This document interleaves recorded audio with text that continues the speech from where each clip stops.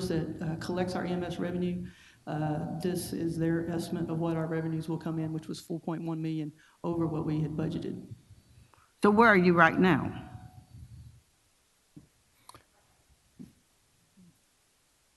Excuse me, you mean we're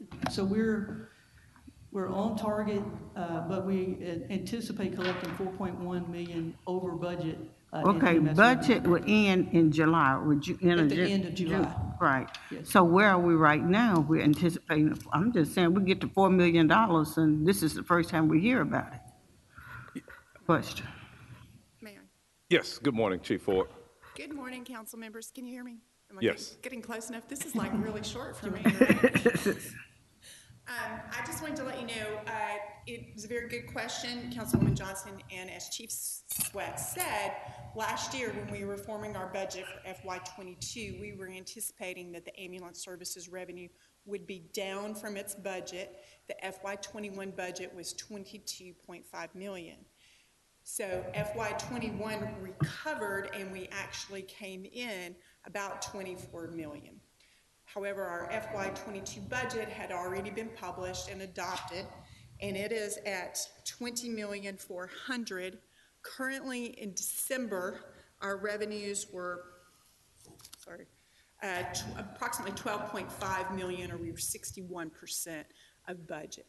And given that revenue, we anticipate that we will hit that $24 million mark for the year FY22. The 24, but I thought you said your budget was 21, if I remember correctly just then. So in FY21, Councilwoman, our budget was 22.5. Okay. When we were forecasting, back in March and April, we were not expecting to hit that budget number, and therefore our FY22 budget was based on what we thought was a reasonable expectation of revenue. So the FY22 budget was based on the forecast of where we thought we were going to be in FY20 at the end of FY20, which was 20. Yes, 20. We actually ended up at FY21 at $24,030,000, which was even above our original budget for FY21. In FY22, with a budget of $20,400,000, we are currently at 61% of budget. Okay, so this $4 million, will it be used immediately? What are you going to be using this $4 million? I heard you talk about the ambulance. Are we actually going to be using it right now, or you anticipate the need to use it in the future? Yes, ma'am. We will be using it this fiscal year. The bulk of that will go for overtime cost, about a little over $2 million. And the other major category is medical supplies. The cost of medical supplies has increased exponentially, even greater than we had anticipated. So that's the two main categories that those will be the expenses that we'll need to cover. Also, our utilities have come in higher than anticipated, and there's other various M&S supplies that we use, cleaning fire stations, cleaning supplies, all of those things have come in higher. The cost of those have increased greater than we anticipated. Okay, I guess I'm a little confused in the sense that it doesn't sound as though you need the money right now. You're anticipating a need, but yet at the same time, you're going to have revenues coming in. If I may, Councilwoman Johnson, please. As of December, the overtime for fire was $9,888,000 against a budget of $11,053,000. So we were already at 89% of budget at the end of December. Yes, ma'am. Okay, I'm sorry. I just wanted clarity. What's the emergency, and how did we miss it by $4 million under these circumstances? Those are my questions, Chair, and I thank you. I thank you both for your answers. Thank you. Thank you, Councilwoman. Thank you, Councilwoman Johnson. Councilman Warren. Yes, I just wondered, so the revenues are going to be what people are paying us for ambulance service? Is that where our extra revenues are coming from? It's so like when we perform the service, we bill their insurance company, we get paid by that? Yes, and so I guess the question, and sort of echoes a little bit, we just didn't think we were going to have that much business. and that's why we projected lower, or we didn't think people were going to be able to pay us. And that's why we projected lower initially. I'm just wondering. I think what we were looking at is, at the beginning of COVID, we had decreased run volume, which caused us to put that our revenues were going to be lower last year. Then at the end of the year last year, our business picked up. Our EMS run volume has actually increased about 8.6% this year. So that as well brings in some extra revenue. So I think that's interesting, because I think part of what's going on, and the reason we had this deal, is that we had a shutdown.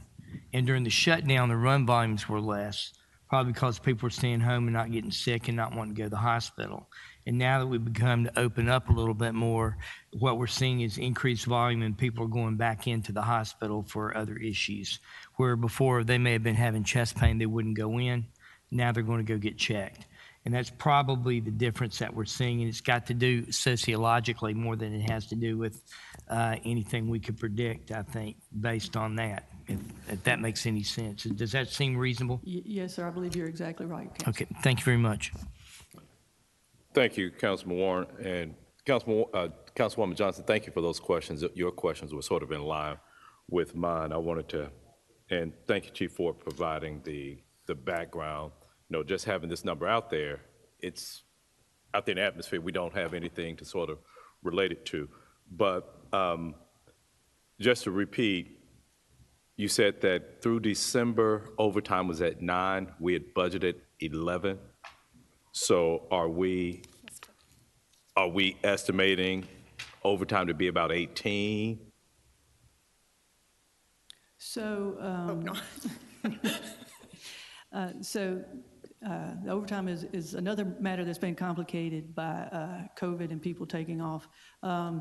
So we just graduated a class, and we just started a lateral class. So it may not be exactly 50-50 throughout the year. So I'm hoping that this $2 million that we're here will help cover us through the rest of the year.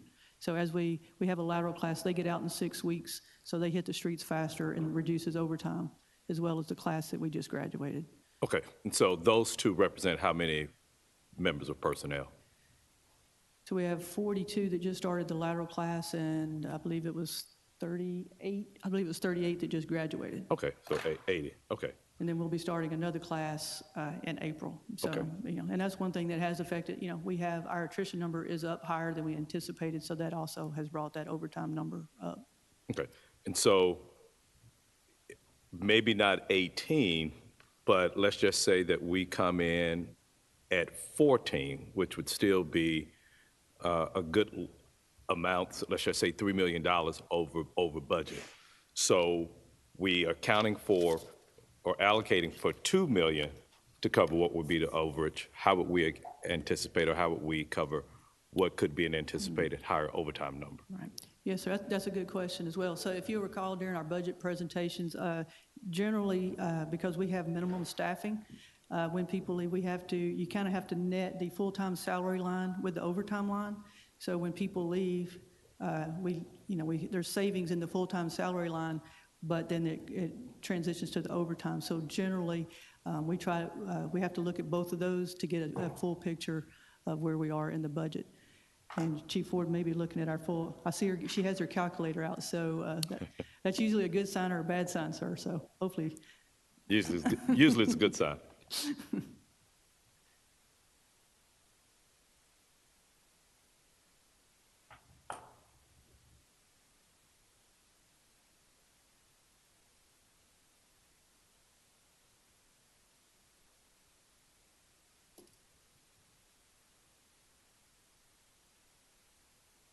So currently, we are running just a little bit over 40% of budget on the full-time salary personnel line. Okay. So as we look through those, we kind of look for that offset, and I just wanted to make sure the numbers are right, because it's always on that one line number. But we should be fine, because as of December, we're running under on our normal salaried line, but running extremely high on our overtime. So if we look at December in total of all the personnel expense, we are running about 51%, which is about what you would expect at the end of December. However, there are elements in there that are obviously higher. Okay. Yes, sir. And so,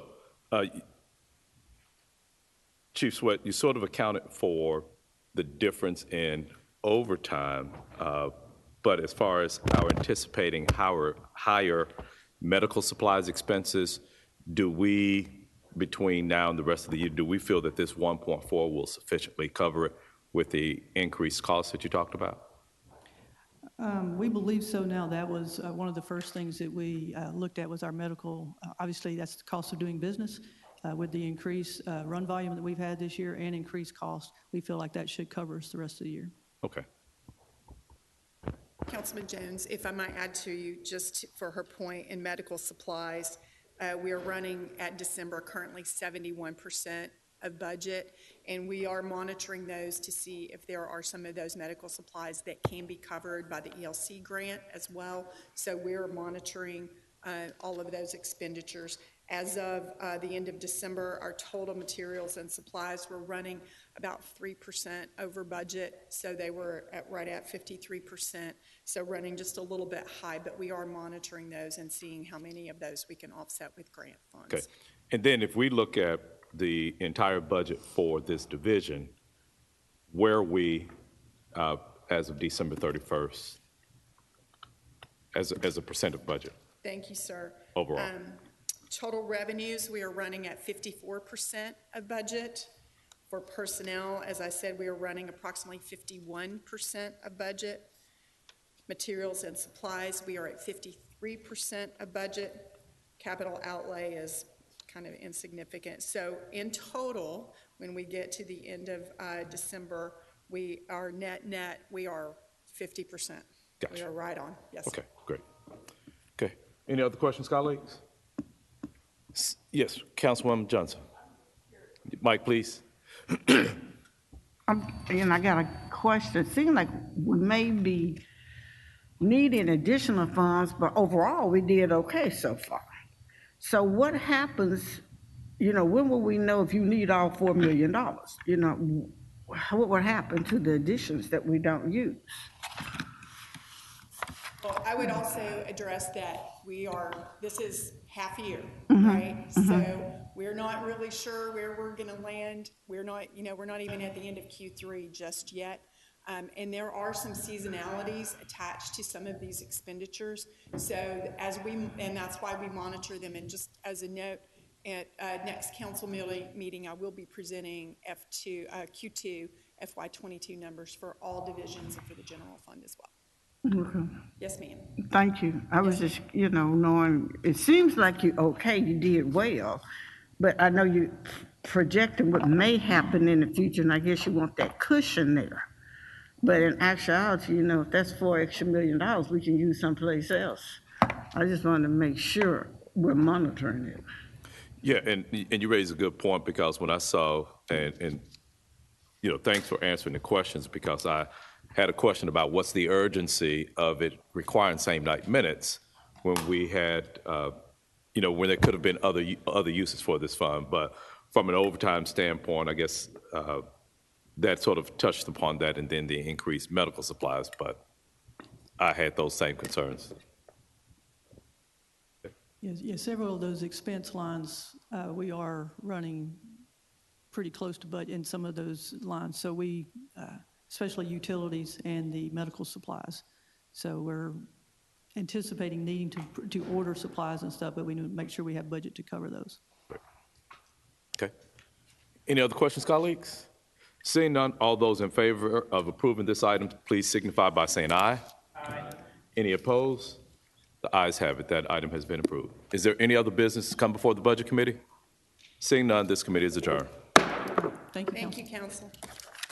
Chair, question, when do we expect the budget process to start? I've had some citizens want to know. Well, did you hear that? No, I'm sorry, Okay. sorry. Citizens asking, when are we starting our budget?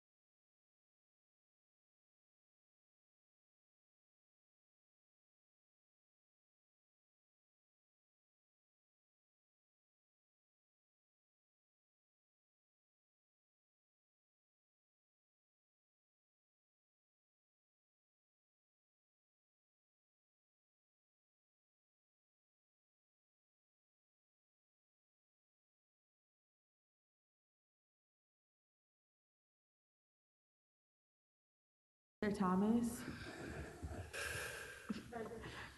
Councilwoman Johnson. Councilman Jones. Here. Warren. Present. Chair Ford. Present. Okay, we have one item, and that's an update on the historic Claiborne Temple restoration progress, District 6, Super District 8, requested by Councilman Jones. I'm going to turn it over to Councilman Jones right now. And whoever we have here, please come forward and give us your name and address, please.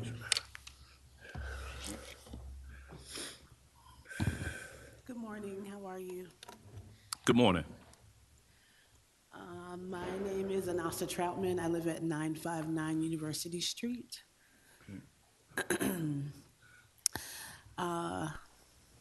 We're really here primarily to give an update. Several years back, many of you took a tour of historic Claiborne Temple when it was first purchased and intended for restoration. And there's been a lot of changes over the last few years that we wanted to come and share with you. Wanted to say thank you first to the chair, to all the council members, and of course to the mayor for all the support that we've gotten over the past 2 years from the city. The first, I think, and most important update to give is there's been a change in ownership for the building. We started a new organization in 2019, April, called Historic Claiborne Temple, and in December of 2019, we purchased the building from Memphis Leadership Foundation. And so there's been a change in ownership and management, and a change in direction and mission for the building, which I think is really important to note. We are now planning to reopen in a couple of years as a cultural arts and community center. Of course, at the border of downtown and South Memphis. We will have a performance venue inside the building. We will have a museum space to tell the story of the sanitation worker strike and the story of the building. And we will also have community space that's committed to the work of economic development in South Memphis and across the city. We have, since 2019, purchasing the building, have gone into construction officially. We've raised about $4 million for phase 2. We've started community programming. We've had consistent programming for the past 3 years. And we are now preparing to move in to phase 3 of construction. We're now probably halfway through phase 2, which is fixing the roof and the truss and restoring all of the masonry, the bell tower, and most excitedly, we are in the process of reimagining and reconstructing our wonderful stained glass windows. We worked with local artists here. We have 2 African-American local artists who are redesigning our stained glass windows and are working with a company in Mississippi to construct and reinstall those windows before the end of the year. So phase 2 is on track to be done in November, December of 2022, and we're hoping to be able to roll directly into phase 3 in December or January. Phase 3 will be the interior of the building, the sanctuary, the basement, the museum space, the restoration of our organ, which the organ community is actually really excited about, which is exciting for us too. We are led by our building committee and our construction team that includes Grinder Tabor Grinder, All World Construction Management, Tony Bologna Consulting, LRK, and Self Tucker Architects. So we really wanted to, one other thing about funding for phase 2, we were able to secure funding in $1 million from the National Park Service, $1 million from Shelby County. We have $100,000 in a HUD grant from you all at the city, and the city has been our partner in our National Park Service grant, so all of the $1 million that we have from the Park Service, we're actually the sub-grantee. The city is the grantee, so we've been partnering with the city for the last 3 years on those grants. They're about to be spent down in a few months, but and then we got $50,000 from the Downtown Commission. We're just now starting our fundraising campaign for phase 3 for the interior and the sanctuary. and again, are here just to give you an update and to ask for your continued support and partnership as we work to reopen this really important building. One thing that's been really fun for us is, even though we've been closed since the end of 2019, even pre-pandemic, we closed for construction, there have been highly increased traffic at I Am Man Plaza and at the building. We now are on track to be the second most visited civil rights destination in the district, and we are getting more and more people every day trying to come into the building, especially now that there's activity now, there's construction there every day. So the increased demand for folks to be able to come in and tour the building is evident, and we're clear that once we open, we won't have any issue with, traffic and visitors and all those things. And we just, April the 1st, we will have our first traveling exhibit completed, which is really exciting for us. And so we'll have a 10-panel exhibit talking about the history of the building, the history of the city, the history of civil rights here in Memphis, and the strike. And we'll start to tour that around the city and hopefully be able to get a second set to tour around the country to be able to share the story of Memphis and the story of the sanitation worker strike in the building. Okay. Got anything else? Councilman Warren? I just wanted to point out, as you mentioned the history of the building, Yes. that was a church that was originally founded by First Presbyterian Yes. Church, Yes. which is just right across the corner and where I go. Oh, so, good. and it became Second Presbyterian Church and then became Claiborne Temple. But it's got a long history, and I'm just wanting to know that it's one of those other things besides MIFA that started at First Pres. 100%. We have a really beautiful relationship with Second Pres. I go and see the pastor every 6 or 7 months just to check in with him. But most recently, around our organ, your organist Samuel has been really helpful and supportive as we've been thinking about the restoration of our organ.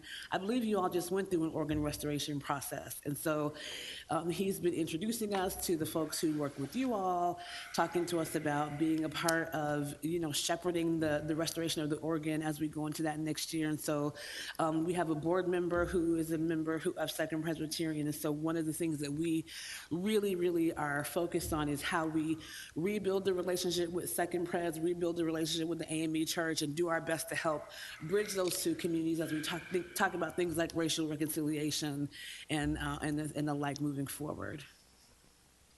Thank you. But I just want to make sure that you understood that I said I went to First Pres, and we started Second Pres. Yes, got okay, it. so it's Got it. There are that organist community that you talk about is very tight, and they know what they're doing. Yes. We just had to restore our organ in First Pres, so I think you'll find that when that gets going, you'll be really happy. It's been a really Thank you, interesting Mr. process. Chair. They tell us we have the Rolls Royce of organs in our building, so we're all super proud of that. Get anything? Yeah. Because I'm gonna, once you finish, I'll end it out, because I got to tell y'all a little bit. You said First Presbyterian, but I need to give y'all some more history, make sure that Please. once you all finish, y'all put it in there. Please. Yeah. Well, yeah, colleagues, my office has been next to Claiborne Temple since 2003. And for most of that time, it was empty.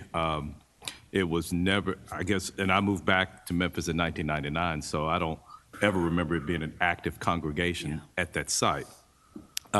However, I was the only one of those that are on the dais here, because it was June of 2016, my first year on the council, Yes. that we visited. I have pictures that I can share of just this. You can imagine a building being abandoned for so long, the state of disrepair under which it would fall. But even being next door to the building, I had no idea about the change of ownership.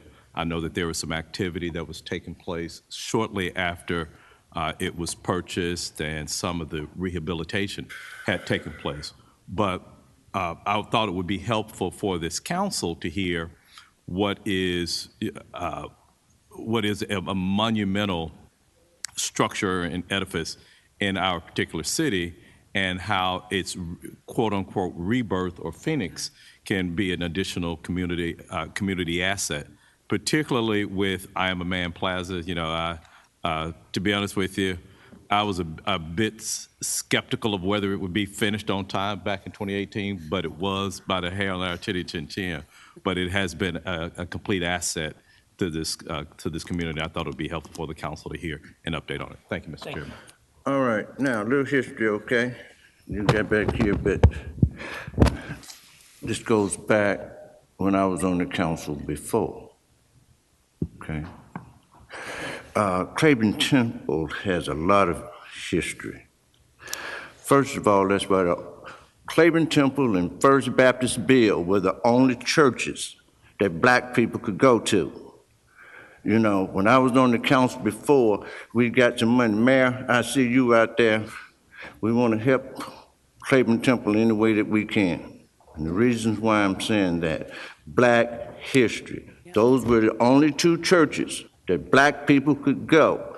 I had, excuse the expression, hell with the council when I was trying to get some money before for them, okay? Because half of them sit there and says religious. It may have been religious to somebody, but it was our history. We were not like whites. The only two places we could go to do anything that we needed was Claiborne Temple Church and First Baptist down on Beale Street. They wouldn't let us go nowhere else. We got them $100,000 doing that time. Well, I really asked for 50, but they pissed me off so bad I went up to 100. I understand. For both churches. I understand. We need to help them. That's our history. Yeah. It goes way beyond the sanitation strike. Yeah, that's one of the Okay, reasons why that's why I say I want you to go way back in the history, starting where you were saying it was First Presbyterian to where the AME, and I'm an AME Zion, so I got history with that too. Okay, but let's go back to all of that history, because like I said, that church and First Baptist were the only places that we could really go and talk and try to get some things done. So if you need anything, I'm gonna be begging you, ma'am, put it in our budget to help that. Huh? We control the purse. We control it, yeah, but hey, bring to whatever they need, get with them. Well, hey, we can make sure everything happens for you because we really need to preserve our history. I know you were saying when you got back, it was kind of not there. They were there for a while. It just, AME Zion Church kind of gotten smaller, and smaller, you know. Because when it come down to churches, when you assess, you're this, you're that. Like I said, I'm an AME Zion. It's hard to be an AME Zion, AME, or a CME. Because when you got a member there, you got to pay this, pay this, pay this, pay this. Baptist church, you can go pay some tithe. But we are assessed so much, that's why those churches can't too much survive. You know, we had 5 AME Zion churches, and now we have 2. Yep. CME, all of us were trying to get together, the CME, AME Zion, to make one, because it has fallen, because of what we have to do. We pay a lot of money, you know, to become that. But I just wanted to say that, so go way back in all of the history. Yes. Even when the slave time come around, hey, what we had to do in order to get things done here in Claiborne Temple. That's one reason why when Martin Luther King and all the rest, that's why they used Claiborne Temple Church. We just got 2 really important grants, to your point. One's from the SCC Foundation to begin our museum design. And so we are just now about to start thinking about what story do we want to tell and how far can we go back, because one of the reasons why this building is so special to me is because as important as the story of the sanitation workers strike is, I'm clear that the story of race and class in Memphis is built into the DNA of that building and has been a part of the story the entire time. Very true. And I think it's really important for us to be able to tell that story to Memphians and to folks all over the world, because our story has international significance. Exactly. The other thing that we've been able to do is secure a grant to have an artist in residence. And so we're about to, starting I think next week, we'll be able to bring an artist in who will be able to make a documentary film about the history of the building and the stories that you are telling. And so we would absolutely love to talk to you some more, to be able to help to capture those stories and have you direct us to other folks who know the history in ways that we can't, because there are many people who have worshiped and marched and worked at Claiborne that are still living, whose stories have not been told. And we want to make sure that we're lifting up the stories of those very important Memphians who have shaped our collective history. Appreciate it. So thank you for saying that. We appreciate you for everything that you do. It's my pleasure. And just keep your work going, Thank okay? you. Councilman Warren?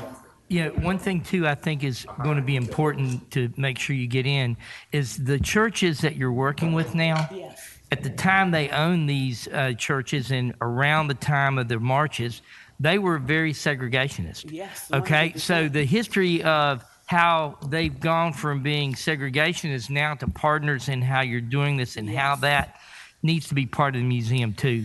We just can't sugarcoat. We got to remember that those things occurred during that time period. If you know anything about me, Councilman, you know I don't sugarcoat.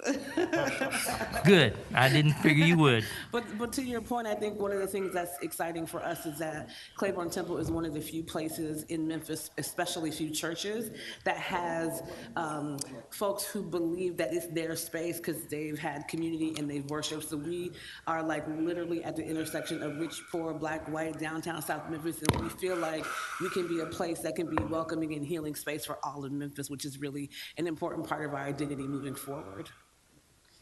Yeah, thank you. Appreciate it. Anyone else? Look, I appreciate you. Keep No that good worries. work Thank up. Okay, anything you need, please come to us. Because so we've much. got to, hey, well, first of all, it's downtown. That's right. Downtown is growing, and anybody that got investments downtown need to help Claiborne Temple. I'm putting that out there for some of these people that want to build.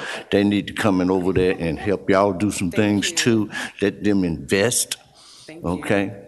And So we'll have I you just all- put that word, throwing it out, hopefully they're hearing what I'm saying, okay? Yes, once we have the roof stabilized, we'll have you all down for another tour so you can see the space and you can see the vision. We have renderings, we've got all, we've made a lot of progress over the past 2 years, and so it's going to be fun to be able to have y'all back down to the building before the end of the year once the stained glass windows are in and everything is all safe for you. So thank y'all for your time. Appreciate you, thank you.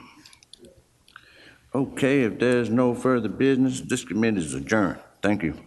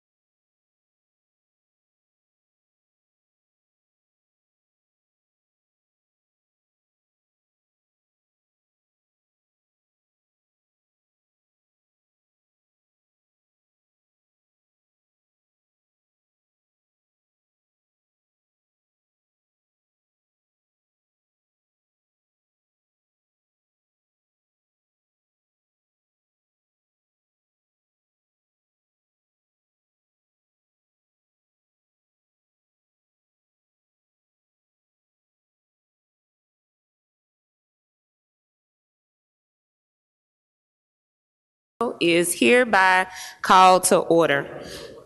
Mr. Thompson, when you're ready, please call the roll.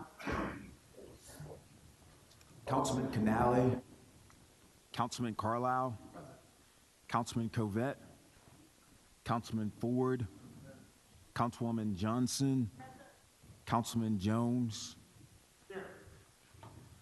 Councilwoman Logan, Councilman Morgan, Councilwoman Robinson, Councilman Smalley, Councilwoman Swearigan, Councilman Warren, and Chairwoman Easter Thomas.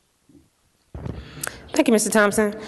Colleagues, we're going to hear item number 7 first, legislative updates from our Mayor Strickland. All council districts requested by Councilwoman Logan. Councilwoman Logan, did you want to say anything? Thank you, Chairwoman, and I just want to thank the mayor for Your mic. to come today. I think you got to cut it on. Yeah. Is that better? I get it. I just want to thank Mayor Strickland for being here today, and as we were discussing, it's just a great thing for us to meet and hear from him often so we can continue to serve the city as a collective and in unity, and the council members and administration having an understanding and clear understanding of his vision and ask questions. And I thought it worked really well with Director Connect and how he came down and we had been able to dialogue and ask questions and put things in place. And so I'm just looking forward to this expanding and being something good for the council as well as administration. So thank you, sir. Thank you, Councilwoman. Mayor Strickland, the floor is yours. Thank you, Madam Chair, Councilwoman. Councilwoman Logan asked me to talk about, in particular, our number one legislative ask, and I kind of want to have a deep dive on that if that's okay. And we've passed out some information on it. We've talked about it before. But the sales tax that we all pay is broken up into two basic components. There's a state portion of the sales tax and a local portion. Currently, the state portion is 7%, and the local portion is 2.75%. And that local portion, Shirley may know, but the city gets a portion of it, the schools get a portion, and the county gets a portion. But that 7%, the state gets it. Traditionally, the state has given cities a very small portion of their pot of money. And when the state sales portion was 5.5%, not 7, but when it was 5.5%, we got 4.6% of their 5.5%. I know that's a lot of percents, but cities got just a very small slice of the state's portion. In addition to that, when you bought a car or something, you bought an item, the state limited, you don't pay the sales tax on the entire like $20,000 car. You only pay a sales tax, used to, only on the first $1,600 worth. 20 years ago, the state was in real financial problem. They tried to pass the income tax, it didn't work, and they were just in real financial problems. So they did two things. They raised the state portion of the sales tax to 7%. And they increased the amount we all have to pay on a big item from $1,600 to $3,200. But what they did was, on those two increases, they didn't share with localities at all. They took all the money because they were in financial hardship. So that amount between 5.5 and 7% of the state portion, we get none of that. And that amount that we pay for big items between $1,600 and $3,200, the state gets their 7%, and this is interesting, the state also gets our 2.75%. So they've made the entire 9.75% a state portion. For years, we've been working with the Tennessee Municipal League, TML, to reverse that trend and go back to the traditional way. This year, there's really momentum on this issue. But there's two bills that address these two different issues, and other cities are very involved, and they're talking to their legislators, and we're talking to our legislators, and we're getting momentum.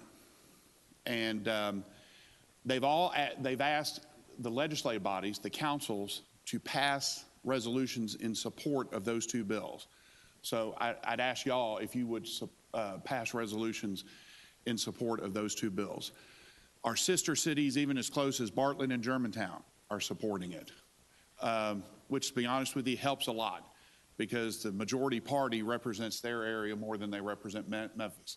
Franklin's all into it. So I think that's a lot of the reason we have momentum on this issue now. So they may start it, and just remember when they got rid of the hall income tax, they did it over 5 years. They slowly reduced it. They may slowly increase this. I think if once we get our foot in the door, that's anyway is great. So that's where we are. I'll take any questions that you may have.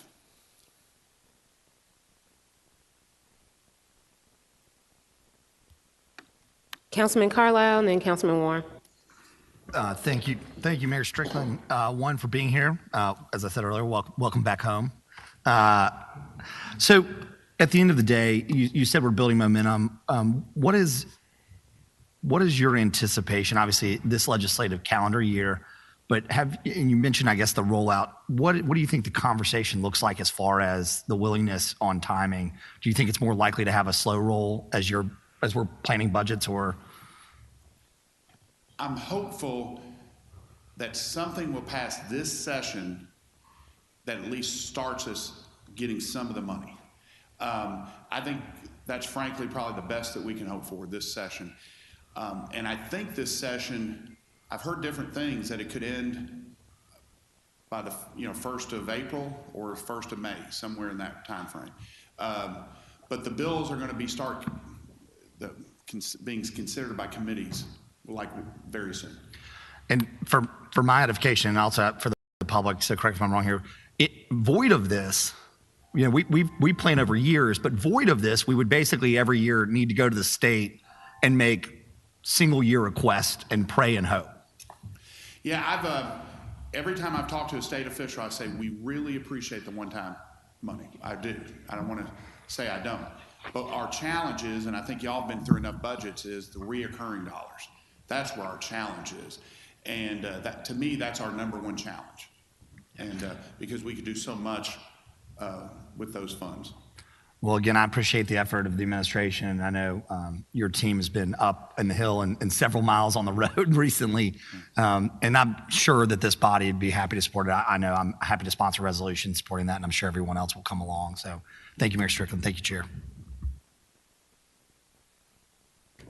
Thank you, Carlisle. Councilman Warren. Yes, thank you. Can you remind us about how much money we've lost from the hall sales tax going away, and can you comment on how this could replace it over time in dollar figures? Sure. Roughly, the hall tax was giving us about $14 to $15 million per year. When they passed the gas tax or the Improve Act, it gave us back about 7.5. So we still have a net loss of $7 or $8 million per year from the loss of the hall tax. And then, of course, I know Chief Ford spoke to you all last week. I think it was last week about the different calculation on our discount rate. We would have saved $8 million this year, but they lowered the discount rate. So the actions up there definitely affect our reoccurring dollars. When you say it lowered the discount rate? Well, the discount rate, as I understand it, is what we can base our investment projections on. And for years, it had been 7.5%. We have to be within 0.5% of the state. They lowered theirs to 6.75%, which means we have to lower ours to 7.25%. Basically meaning we can't say we're going to get so much in the stock market. Therefore, we have to put more cash in now. So that's taking our cash flow. Yes. This year was about a $7.5 to $8 million hit. Okay, and as we look at the projections from possibly getting this bill through, where we start to get back some of that money from the $1,600 to $3,200, et cetera, what sort of income would that look like if it was actually present? What would we be seeing if we actually got that money? If both bills pass in full, it's about $14 million. So if we could get both of them full, we could have actually $7 million more back from the state. Based Yeah, on net what- increase, yes. Yes, sir. Okay. So that's what we need to lobby for when we go to Nashville, is what you're telling us. Correct, I think. Okay, thank you. Appreciate it very much. Thank you. Thank you, Councilman Warren. Councilman Jones? Thank you. Good morning, Mayor. Good morning. Going back to that 4.6, that 4.6 is 4.6 of that 7 5.5. of the 5.5. And we get nothing from 5.5 to 7. Gotcha. Okay. Okay. And so we're trying to capture that increment. Yes, get the 4.6 of that 1.5%. Gotcha. Okay. Thank you. That's it. Councilwoman Logan? Well, I just wanted to thank you for enlightening us on that. And just to say, I know we often talk about recurring funds and making certain that we have enough money to do what we need to do. And these are the types of things that I really like to see, administration and the body do collectively to make certain that West Tennessee, particularly Memphis, that we're getting the dollars and the money that we need and are due. So I'm sure that, as my colleague said, all of us will be in solidarity behind a resolution to do just that, make sure that we get the dollars that we need. So I do appreciate you bringing that information to us and lobbying for that. And if I may follow up, I've asked every Shelby County legislator from Democrat and Republican to co-sponsor these bills. That's another thing you could do. You could ask the folks in the legislature that you know to co-sponsor. And I've heard from most of them, and it's been good. Okay, we definitely will be doing that. Thank you, sir. Now, if there's no other questions about that, and I'm not trying to cut it off, I do want to say one other thing, if I may. And I know you're going to talk about our power outage later today. And President Young and I have spoken, and what we've agreed to do, and we'd like your involvement. If you remember, we formed together the PSAT, and that stands for Power Supply Advisory Team. All right, I think Councilman Jones served on that. All right, I was going to look for his thumbs up on that, but he served on it. That's the group that came up with how to bid out the power supply. It was a cross-section of this city, and I'd like President Young and Doug McGowan to chair it again with the council representative and the community input, and I think for the first time ever, figure out what are our options to avoid these massive storm outages. I was here in Hurricane Elvis, the 1994 ice storm. It happens over and over and over, and frankly, we haven't done much to address those issues. It's time that we do. And I'd like, almost like you go to the Piccadilly Cafe, and there's all these choices out here. I'd like this group to come back and say, well, we can do this with trees. We can try to get some infrastructure money from the infrastructure bill. We can bury the lines, all these options. And then us as a community working with you make a decision on what we do about it. I think President Young is going to speak to y'all later about this and flesh it in a little bit more. But I think that's the way we ought to go. Thank you, Mayor. And I think we had some colleagues that said they were going to follow up on the resolutions that you asked for support for, and hopefully we can have that back again before committee. But thank you for the work that you're doing, and hopefully we get these priorities supported in the state government. Thank you very much. All right, colleagues. Item number 3, appointment to Memphis Board of Ethics. I have that Mr. Crone is not here today. So we will be holding that for 2 weeks, and hopefully he feels better and we can get him back in 2 weeks. Item number 4, appointment to the Blight Authority of Memphis, Mr. Stuart Lott, requested by the administration. Can we get a motion and a second for this item? Motion by Carlisle, seconded by Councilman Warren. Is Mr. Lott present? All right. Hi, Mr. Lott. Can you please state your name and address for the record? And if you would like to say a few words, the floor is yours. Yes, my name is Stuart Lott. My home address is 1455 Timothy Drive.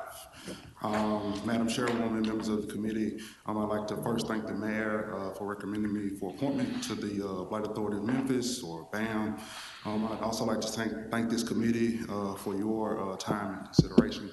As far as my background, I was born and raised in Memphis, Tennessee.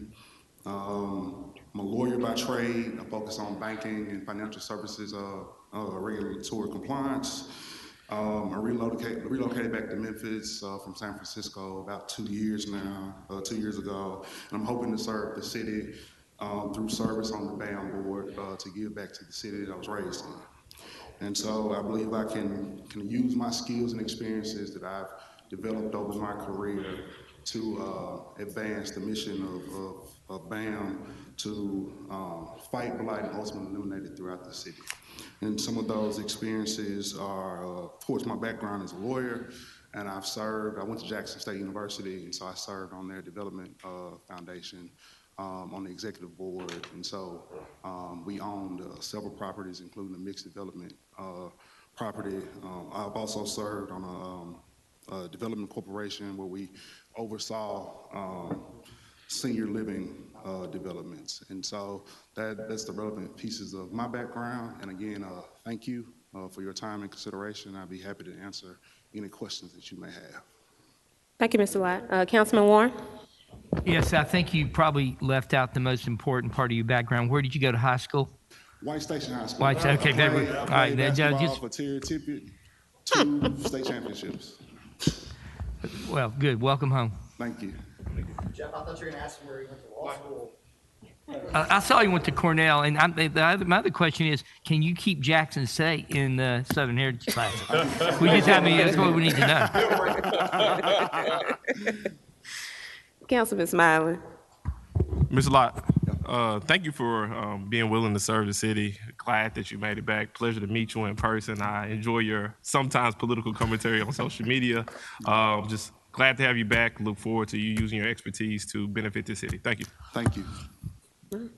Thank you. Mr. Lott, and just one, not a question, but just something to keep in mind. I know that BAM is needing some help and assistance in going forward and making sure that they're an integral part of being funded so that they can do the work continuously and sustainable. So just having that on your mind as you would enter as a board member and how to get that really concrete, just to make sure that BAM can do the work and we don't appoint you and then it's gone next year.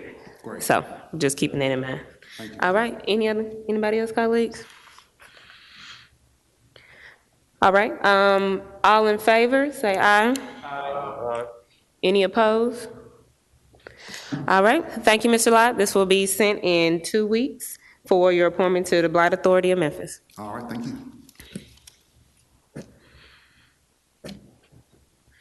All right, colleagues, item number 5, the appointment of Ms. Dorothy Cleaves to the Memphis Housing Authority, requested by administration. Can we get a motion and a second for this item? So move it. Second. Motion by Councilman Jones, second by Councilwoman Logan. Is Ms. Cleaves here? Okay. All right, Ms. Cleaves, you can step to the podium, give your name and address for the record, and also if you'd like to say a few words, the floor is yours. Yes, good morning. My name is Dorothy Cleaves. My address is 322 Lancaster Square, Unit 1, Memphis, Tennessee, 38117. I do have a few words that I'd like to say this morning. First of all, I am a lifelong Memphian, born and raised here. I grew up in the Binghamton community, and I'm a graduate of Tennessee State University in Nashville. I came back after graduation, and I joined the real world of work. I've been very active in the community, serving 2 terms on the board of the Tennessee Housing Development Agency for the state of Tennessee, in which I chaired the board and also chaired the lending committee. I'm also a commissioner for AgriCenter International, and I serve on the local initiative support corporation that just opened their office here in Memphis last year. One board that I serve on that I'm very proud of is the Hookstemic Child Care Group, Inc., that was started by my pastor, the late Dr. Benjamin L. Hooks. I am also a member of Delta Sigma Theta sorority. I am active in my church of Greater Miller Baptist Church, whereas I am the first female chairwoman of the trustee board in the church 185-plus year history.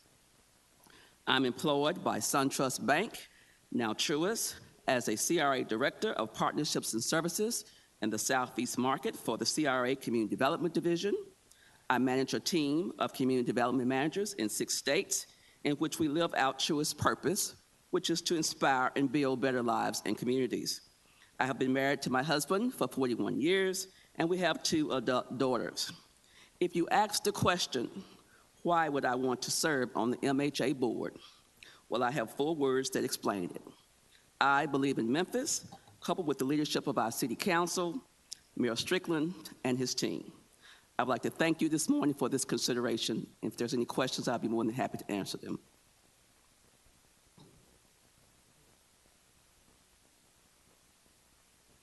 All right, colleagues, no, Councilwoman Logan.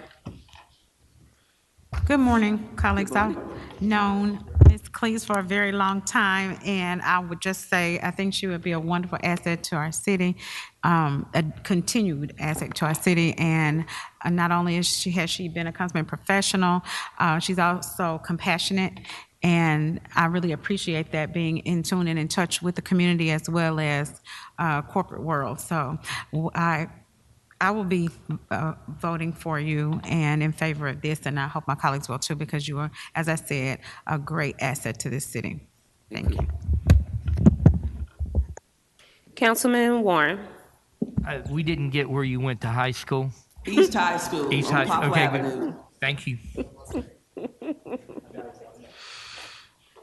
Y'all are funny.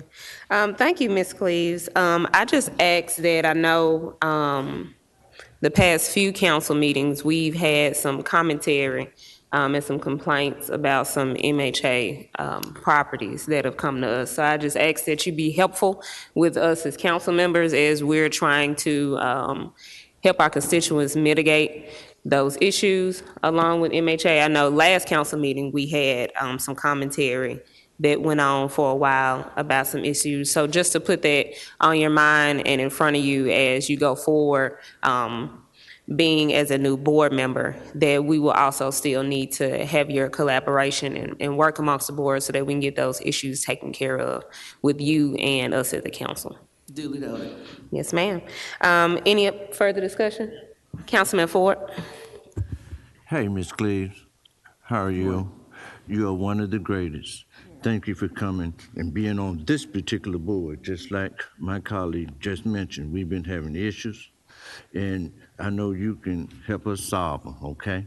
Thank you, and I tell Myrna that you were down here. Thank you, yeah, she's a Delta. Thank you, sir. All right, no further discussion. Let's go to a vote. All those in favor, say aye. Aye. Any opposed? All right, Soror, we'll see you in 2 weeks. You said what? Oh, okay.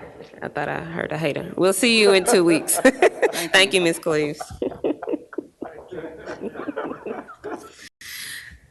All right, colleagues, item number 6. We got a lot of appointments today. Item number 6 is the reappointment of Ms. Blanche Thomas to the Memphis Board of Ethics. Requested by administration, motion by Councilman Carlisle. Second by Councilman Jones.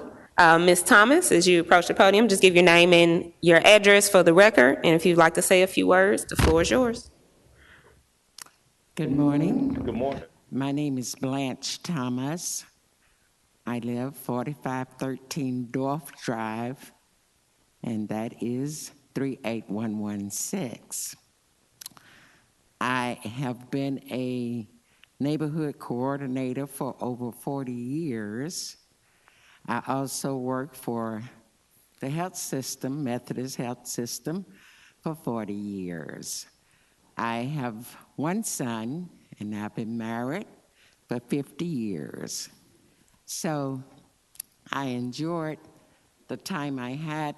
I replaced a person on the ethics committee, and I served out their term, and now I'm up. This will be my first time as a full-time.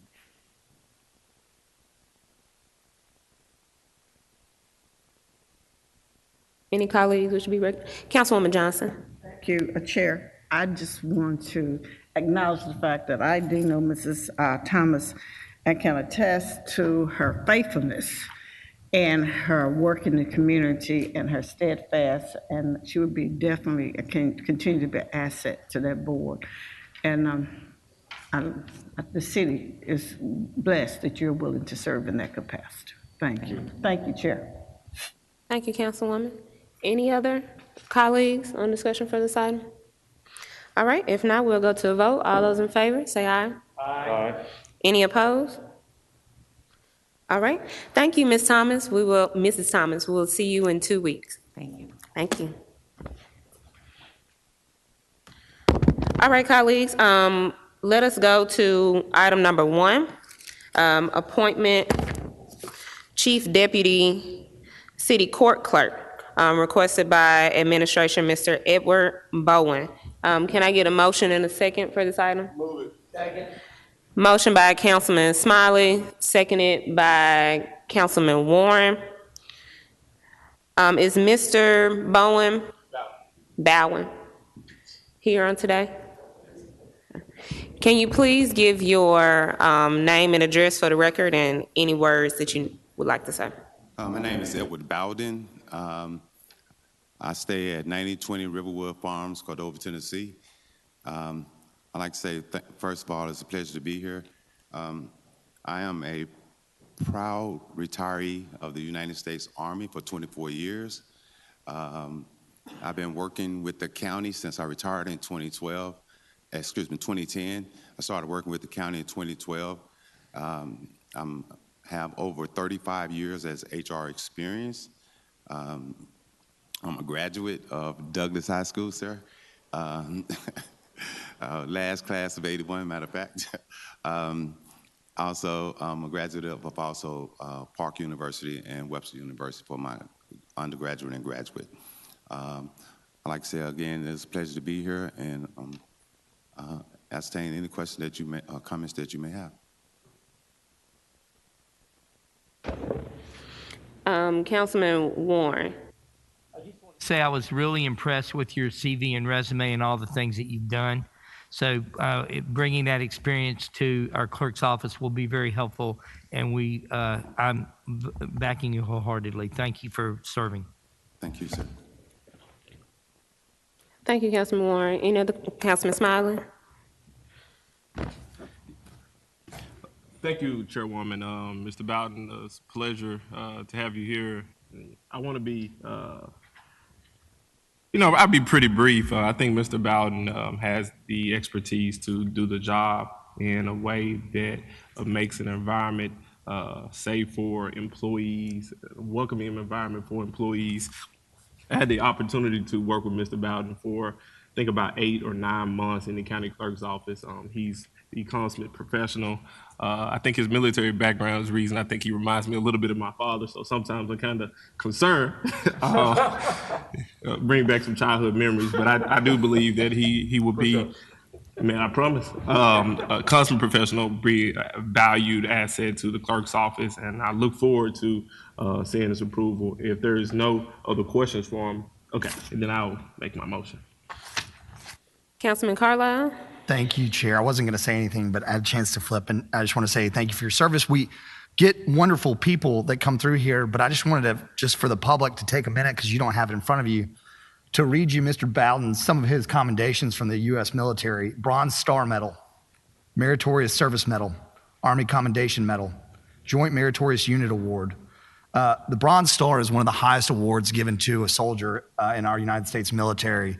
And so it goes above and beyond your heroism and service to this country. And I just want to say thank you. Thank you, sir. Definitely. Thank you for your service, Mr. Bowden. And my questions, you may be able to answer them, but they're about the position, not so much as you yourself, Mr. Bowden. I know we have 2 appointments for Chief Deputy City Court Clerk. Is there anyone from the Court Clerk's office, or maybe you're knowledgeable, to just be able to let us and the constituents watching know why there are 2 appointments? And is that normal? And originally, how many are there? Is this a fiscal item that's already laid out in the budget, just letting us and the public know? Yes, it is normal. Last year, I had 1 chief deputy for 10 months, and he left. So I've not had a chief deputy since November. It is in the budget. The charter calls for 2 chief deputies. And I've only had 2 at one time in the last 2 years for about 6 months. So the money's there, and I've selected 2 great candidates, and I'd appreciate your support. Mr. Larry, can you just say what are the differences in 2 of those chiefs? Are they overlapping in duties? What are their main foci in the court clerk office? The charter does not specify that. Well, I ain't asking about the charter. Yeah, I mean, like, what do they you- do? So we can just understand why they're 2. Again, there are 2 because the charter calls for 2. I will divide their duties appropriately. We have a call center where we have 4 or 5 people answering the phones every day. We have a data center where employees key in the tickets given out by the police department. We have someone in the red light camera area. We have 3 people who are involved in the Drive While You Pay program. And we have 9 court clerks who work every day with the 3 judges as their clerks. So I will divide their duties among those areas. Thank you. Any other colleague? You're good, Mr. Larry. Any other colleagues on this item? Councilman Smiley? You're good, Mr. Larry. We can have Mr. Thank Bowden you. I back would up. appreciate, if possible, if you would do same night minutes on both of these. Mr. Larry, Yes, ma'am. we're going to have Mr. Bowden back at the Thank you. podium. Thank you. Councilman Smiley? Well, thank you, Chairwoman. Thank you for the comments, Clerk Lowry. Thank you, Mr. Bowden. I think we understand how important these city functions are and the need to have people in place to make sure the roles are effectuated as efficiently as possible. We know that we heard the comments from Clerk Lowry. He has not had the luxury or the need filled in his office in quite some time. In light of that, I will ask this body for same 9 minutes on this item. Any objection? Councilwoman Johnson? I did not hear the comment. I'm sorry, I didn't hear the comment. Councilman Smiley, yeah, asked for same 9 minutes, and Carlisle said without objection. Okay. I thought he said object. He said without objection. Although it was for John. All right, so let us vote on item number 1, appointment of Mr. Edward Bowden, Chief Deputy City Court Clerk, with same night minutes. All those in favor, say aye. Aye. Any opposed?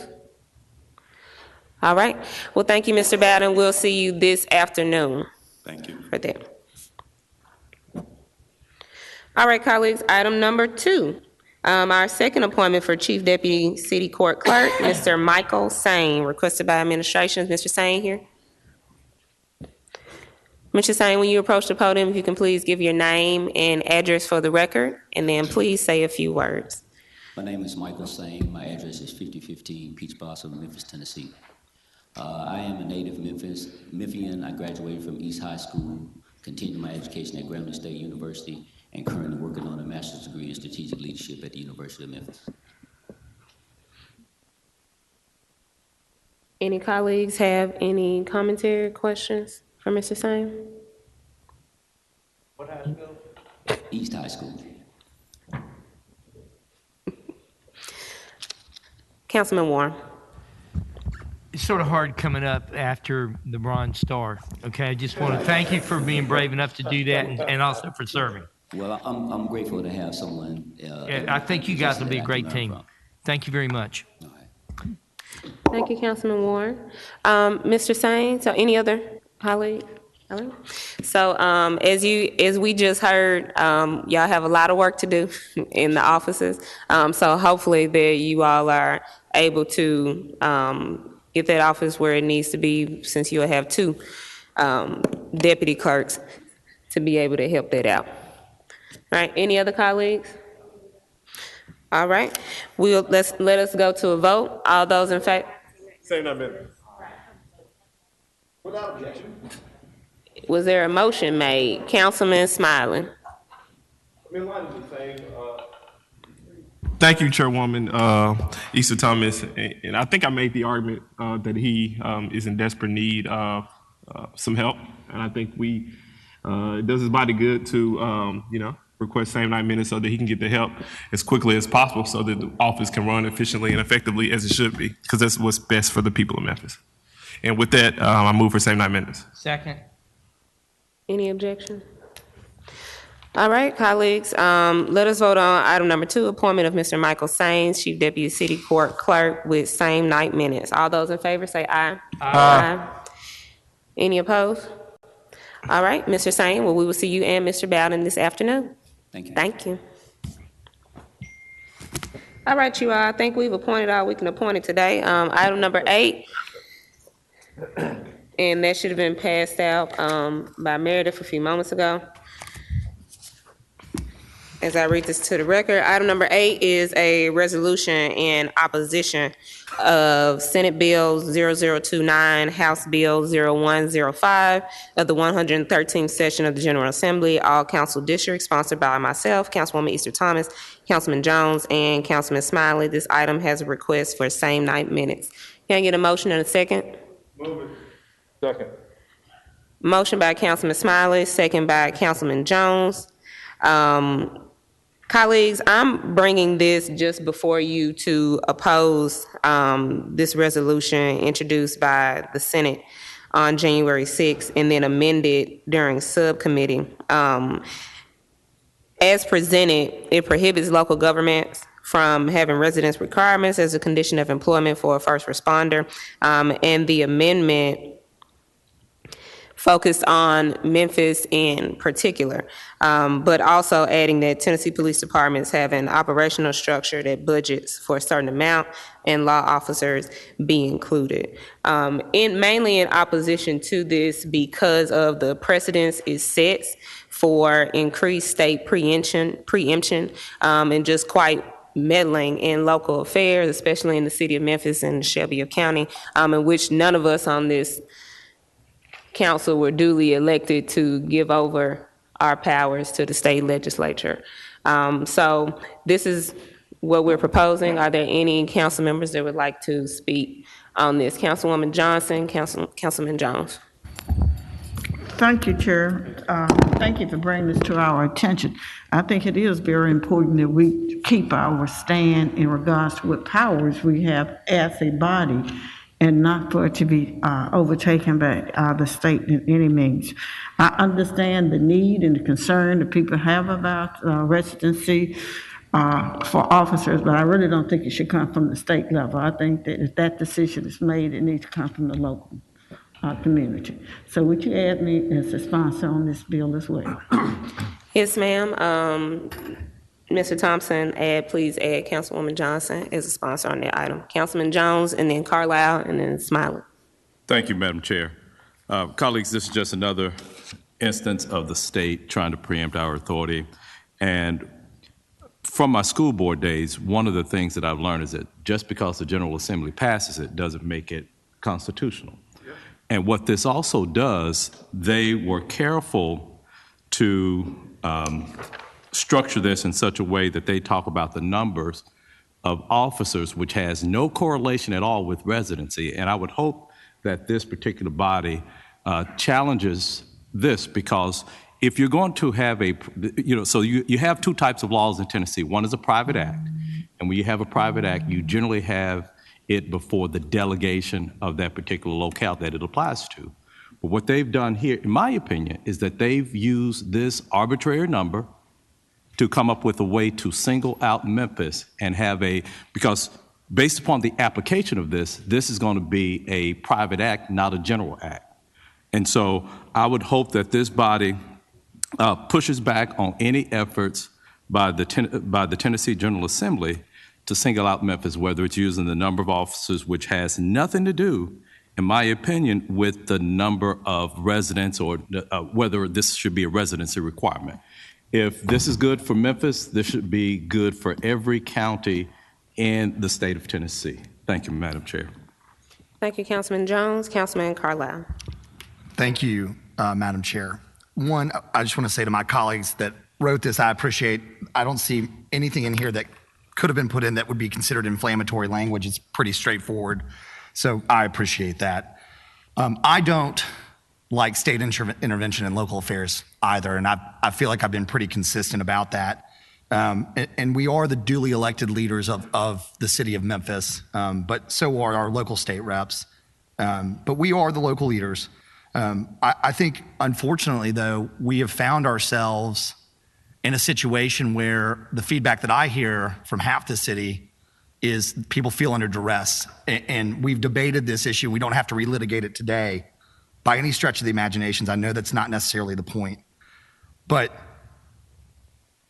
when we talk about the expressed needs and values of our residents, we haven't allowed them in this one unique opportunity to speak for themselves on the matter. And we've talked about surveys and samples and questions. All we really needed to do was put one simple question forward to roughly the 150,000 people that vote, which is, do you or don't you want to allow your first responders to live in Shelby County? And even though that's not every single person, man, woman, or child that lives in the city, 150,000 people is a pretty good sample of the population. And it wouldn't pass when 63% of the city is African American without Black support. So my response is if we want to oppose this and we say it's about local control, then let's let the people speak and sponsor that bill. I will say, I actually disagree with Councilman Jones on a competitive issue, which is if they're gonna loosen residency requirements, I'm glad they're not letting the rest of the state do it, because it gives us a competitive advantage over every other department that wants to hire first responders, because their first responders have to live in their local municipalities, and it gives us competitive advantage if our first responders want to live somewhere else, because that may be exactly what we needed to get them over the hurdle to want to work in the city of Memphis.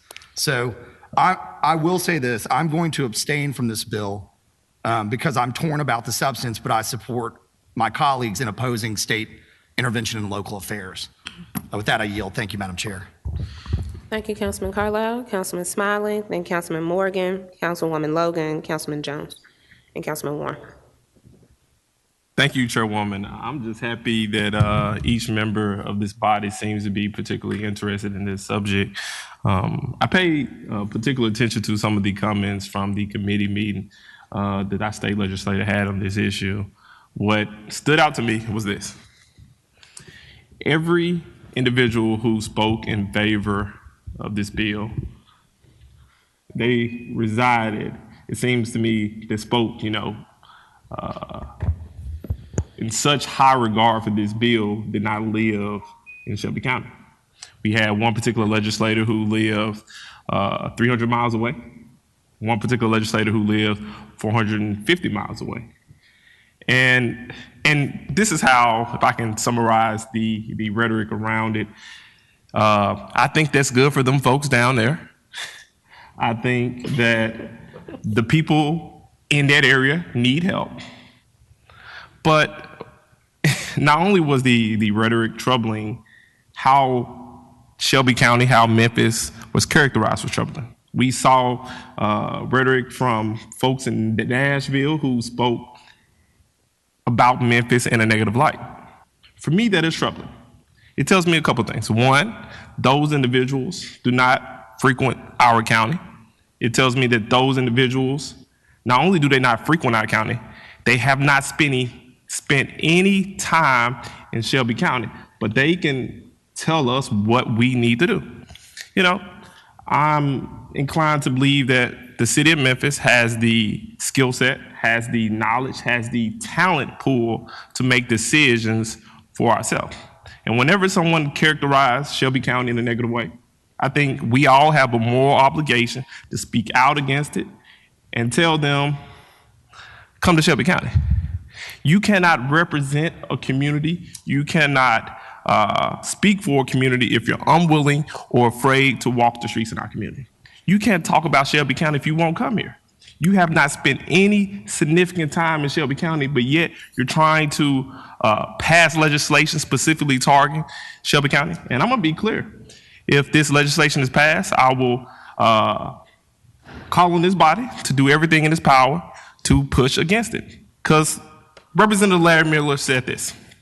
A representative from Shelby County said this. He said that once again, our legislator who looks down upon Shelby County is trying to pass a particular legislation targeting Memphis. And he said it so eloquently, a constitutional question once again. They're passing an unconstitutional piece of legislation specifically targeting Memphis. Why? And, you know, I'm not sure if Councilman Jones is ready to go here, or if Councilman Johnson is ready to go here, or if Councilman Easter Tummer is ready to go here. But I think this body, as soon as this piece of legislation is passed, and if it is passed, targeting Shelby County, we should be filing suit. Yep. And with that, I yield. Yep. Sound like somebody who knows state politics, what's going on. All right, thank you, Councilman Smiley. Councilman Morgan. Thank you, Madam Chair. If this body had taken care of our own affairs, the state wouldn't be involved. I think that's almost the bottom line. The other bottom line is if this passes, the people of Memphis will be safer. Good for the state legislature for recognizing the need of the people and responding. They have elected representatives that we send to Nashville on our behalf. And in the subcommittee, there was debate, there was discussion, and there were people from Memphis speaking in favor of this, including our own police chief. And when they asked for opposition in the subcommittee, there was silence. People from this body didn't go up there and lobby on behalf of the city of Memphis.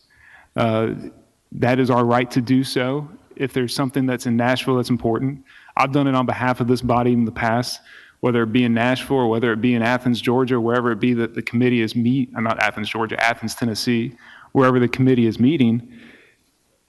And I'm honestly, this has been one of the most disappointing moments of my 6 years on city council, is when this body stripped the opportunity for the people to speak up on this. This was a simple question to put to the people that they could have understand, and the outrage that it was already gone through the political process of being put out there for a referendum question, and the council to rip that away from the people as an option. I think that is what the state is responding to. That and the need for safety in the city of Memphis. And we are in a different circumstance than other counties, other municipalities, and jurisdictions around the state. It is a more desperate situation in Memphis. The people know it, the numbers reflect it, and the state's responding to it when the city council did not. Thank you, Madam Chair. Thank you, Councilman Morgan. Councilwoman Logan. Thank you, Chair. I just want to add that, you know, we've had a lot of discussion about the state speaking on behalf or in preemption. And regardless of the content, I do feel that this is blatant in its disregard for the local body. And whenever this happens, we must shut that down. You know, and my colleagues from on different occasions, we all have stated that and been strongly opposed to that. So regardless of the content, I think we need to recognize that that's what this resolution is about, making certain that East Tennessee, Middle Tennessee, and everyone else understands that here in Memphis and locally, West Tennessee, you know, we have to change that narrative, and they need to understand that we were elected for this city, and what we decide here is what should happen, and they should not be able to, they shouldn't feel that they can just, you know, come in and tell us what to do. And I think that we have to guard that with everything in us. And so, moving forward, that, you know, if you, how you look at it now, make certain that that's how you're going to look at it moving forward, because if we allow it this time, we're going to see it again I'm sure we'll see it moving forward on more than one occasion. So I would just ask colleagues to really consider the resolution and not so much the content,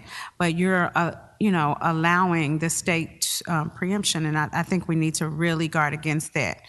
So I do appreciate you are bringing this and want to be added as a sponsor. Thank you, Councilwoman Logan. Mr. Thompson, please add Councilwoman Logan as a sponsor, and also let the record show that Councilman Police Canale residency state. has joined us as well. Councilman Warren, and then Councilman Jones, and then Councilman Smiley, and then that'll wrap it up. Okay, this is a complicated situation because we've got about 3 or 4 different things that are involved here.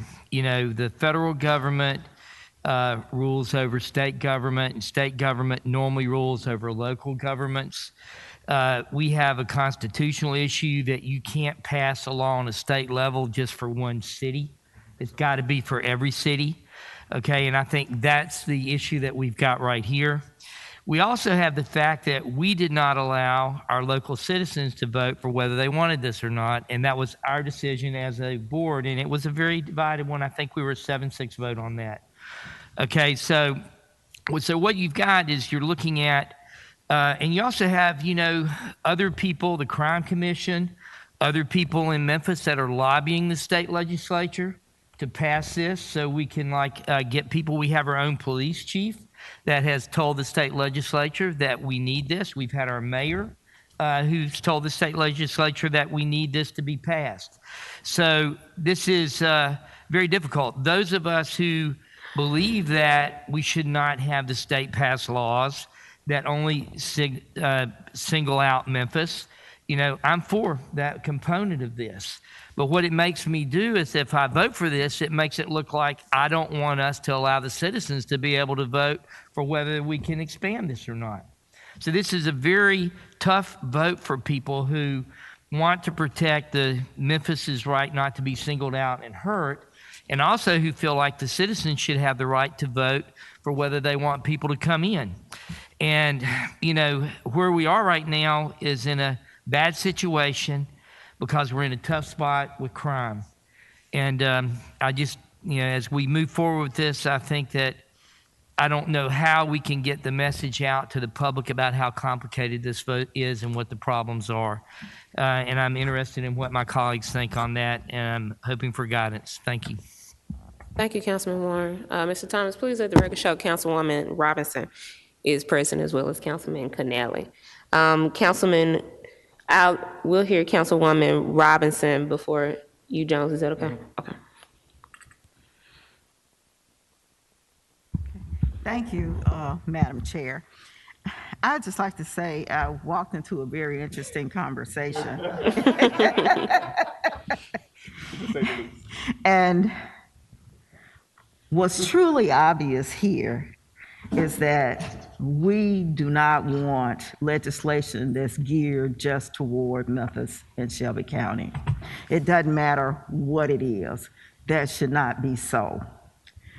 It should be for the state, not for the local area. And if we aren't doing what we should do as council members, we have a remedy for that. When people go to vote, they determine whether they like what you say or what you do at the polls. That's how they make those decisions. And to me, some of the decisions that we make, it's a cop-out to say that we need citizens to vote on it because they voted on us to represent them. And we know the hearts, the minds of our communities if we're out there with those people on a weekly, daily basis. And sometimes we do get to a place that, you know, we really don't understand, or the community, we have not communicated all the issues. And to hear, I believe that we do need to increase our police force. But if we had one person for every house, it's not going to stop crime. we've got to change the hearts and minds of people, and we can't do that as council people. We can start the movement about caring for one another. And I thought about back in the 70s, you all remember the people started in California, what were they called? The little flower people, where they went around talking about peace and love, power children, that's what they were called. I wasn't there, Councilwoman. Flower child. What I'm trying to say today is that we can't change the hearts and minds of people until we as a community decide that we want to live in peace. And I do believe that at some point we can backfill our police department with our own programming. To get us there, I do believe that we may need to allow other people to come in and help us. But the problem is we do not have a program that's extensive enough in training so that we can train people to work with the people in our community in the way that we want them to work with them.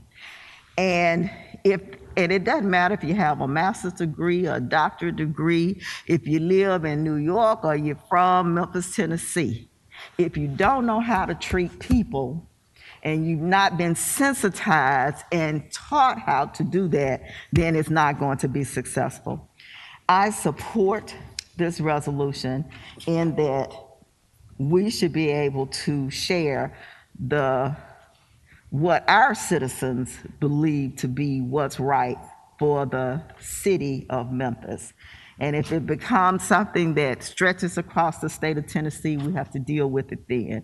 But if it's local, I do not agree that the state should tell us what to do, because then they become council members rather than state representatives and senators. Thank you. Thank you, Councilwoman. Last we have Councilman Jones and Smiley. I asked, since you've been before, just try to limit your commentary to 2 minutes, and then we'll call for a vote. Thank you, Madam Chair. Colleagues, the voters have spoken already. You act like this is an item that did not go before the voters before, but it has. It was one to where it was expanded, and then the voters spoke that it should only be Shelby County. The fact that the police chief went up there really undermined the decision of this council. The council has spoken. Whether they like it or not, we are the legislative branch, and the legislative branch is the one who determines what the laws and ordinances are for the city. And so any attempt by the administration to go against the council, that is disrespectful to this particular council, whether it's the mayor or whether it's the police chief. One of the other things that I'd add, you have one mayor, you have 13 council members. Who do they call first, and who will they likely get an answer from first? Everybody's calling the mayor at once. But from the standpoint, we are just as much representatives of this city as the mayor is. And so from that standpoint, colleagues, the same calls that you guys may get in favor of it, I get the same calls saying that they don't want it. And there was a comment, Ms. Carlisle, that you made about all the training in the world. And people are highly trained. It was a committee meeting, and you ran out before I had the chance to say this. All the training in the world can't change somebody's heart. And if I look at unfortunately, what could be, and I'm not making a blanket indictment here, but there are instances you cannot change somebody's prejudicial and racist heart with all the training in the world.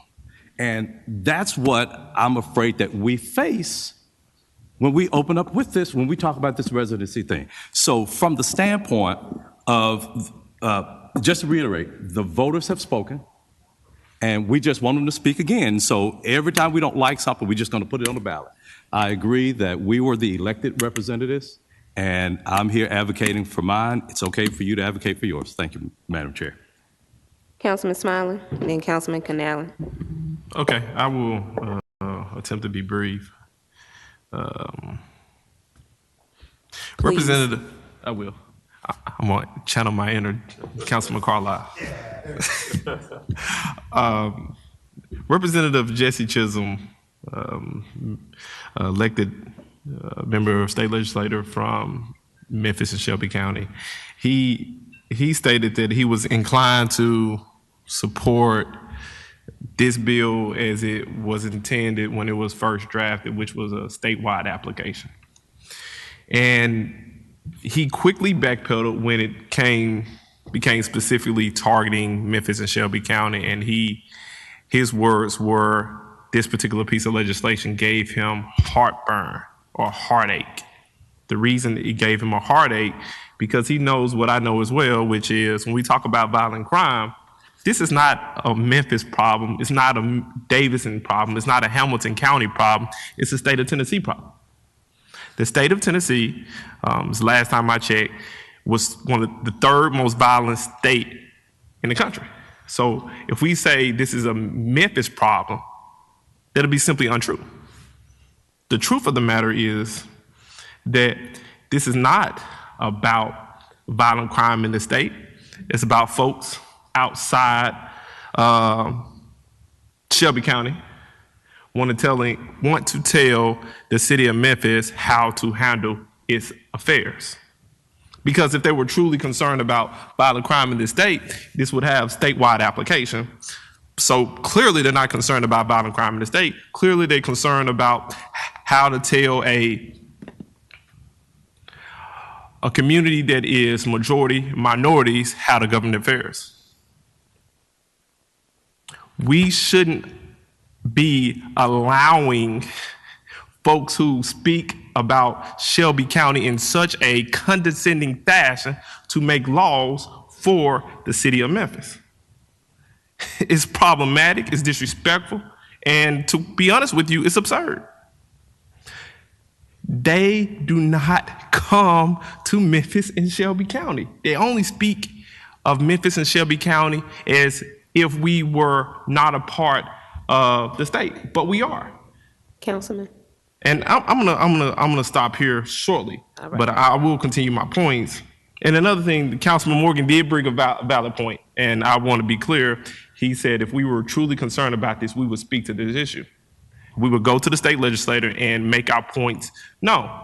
And Councilman Morgan, you're absolutely right. And I reached out to our state legislator and I asked, when's the next meeting on this issue?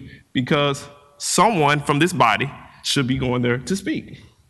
And when I inquired about that, I was told that it was so conveniently placed today. Why did they place the committee today at the exact time that the Memphis City Council, who has spoken on this issue numerous of times? Because they knew there would be maybe not just one, because I was going, maybe two, or maybe three members of this body who've spoken on this issue coming before them and tell them, to be honest with you, mind your business. We are good in the city of Memphis. So I was more than willing to go down there to speak to that issue. And you're absolutely right. We have the right, and we should go speak for the folks we are duly elected to represent. And my last point. Last point. Come on now. My last point is this, and I'm going to say it until it's time for us to tap Attorney Wade on the shoulder. Whenever you have a law that disparately impacts people, a law that specifically targets a group of people, you have what Representative Larry Miller said was a constitutional question, and I will implore this body, if this legislation is passed, to tap Attorney Wade on the shoulder to let him do what is due best, show the state they don't know what they're talking about. This is a constitutional question, once again, wasting taxpayer dollars once again, and we have a responsibility to uphold our Constitution. Thank you. Thank you, Smiley, for the 2-minute brief commentary. With good points, by the way. Councilman Canale. Thank you, Madam Chair. Colleagues, I've gone through a wide range of emotions on this issue since 2019 when we voted to put it on the ballot, and then it was repealed. I said then, I'll say it again, and the police chief, two police chiefs in a row have said it, that it may not be the only answer to solving violent crime, but it's a piece of the puzzle.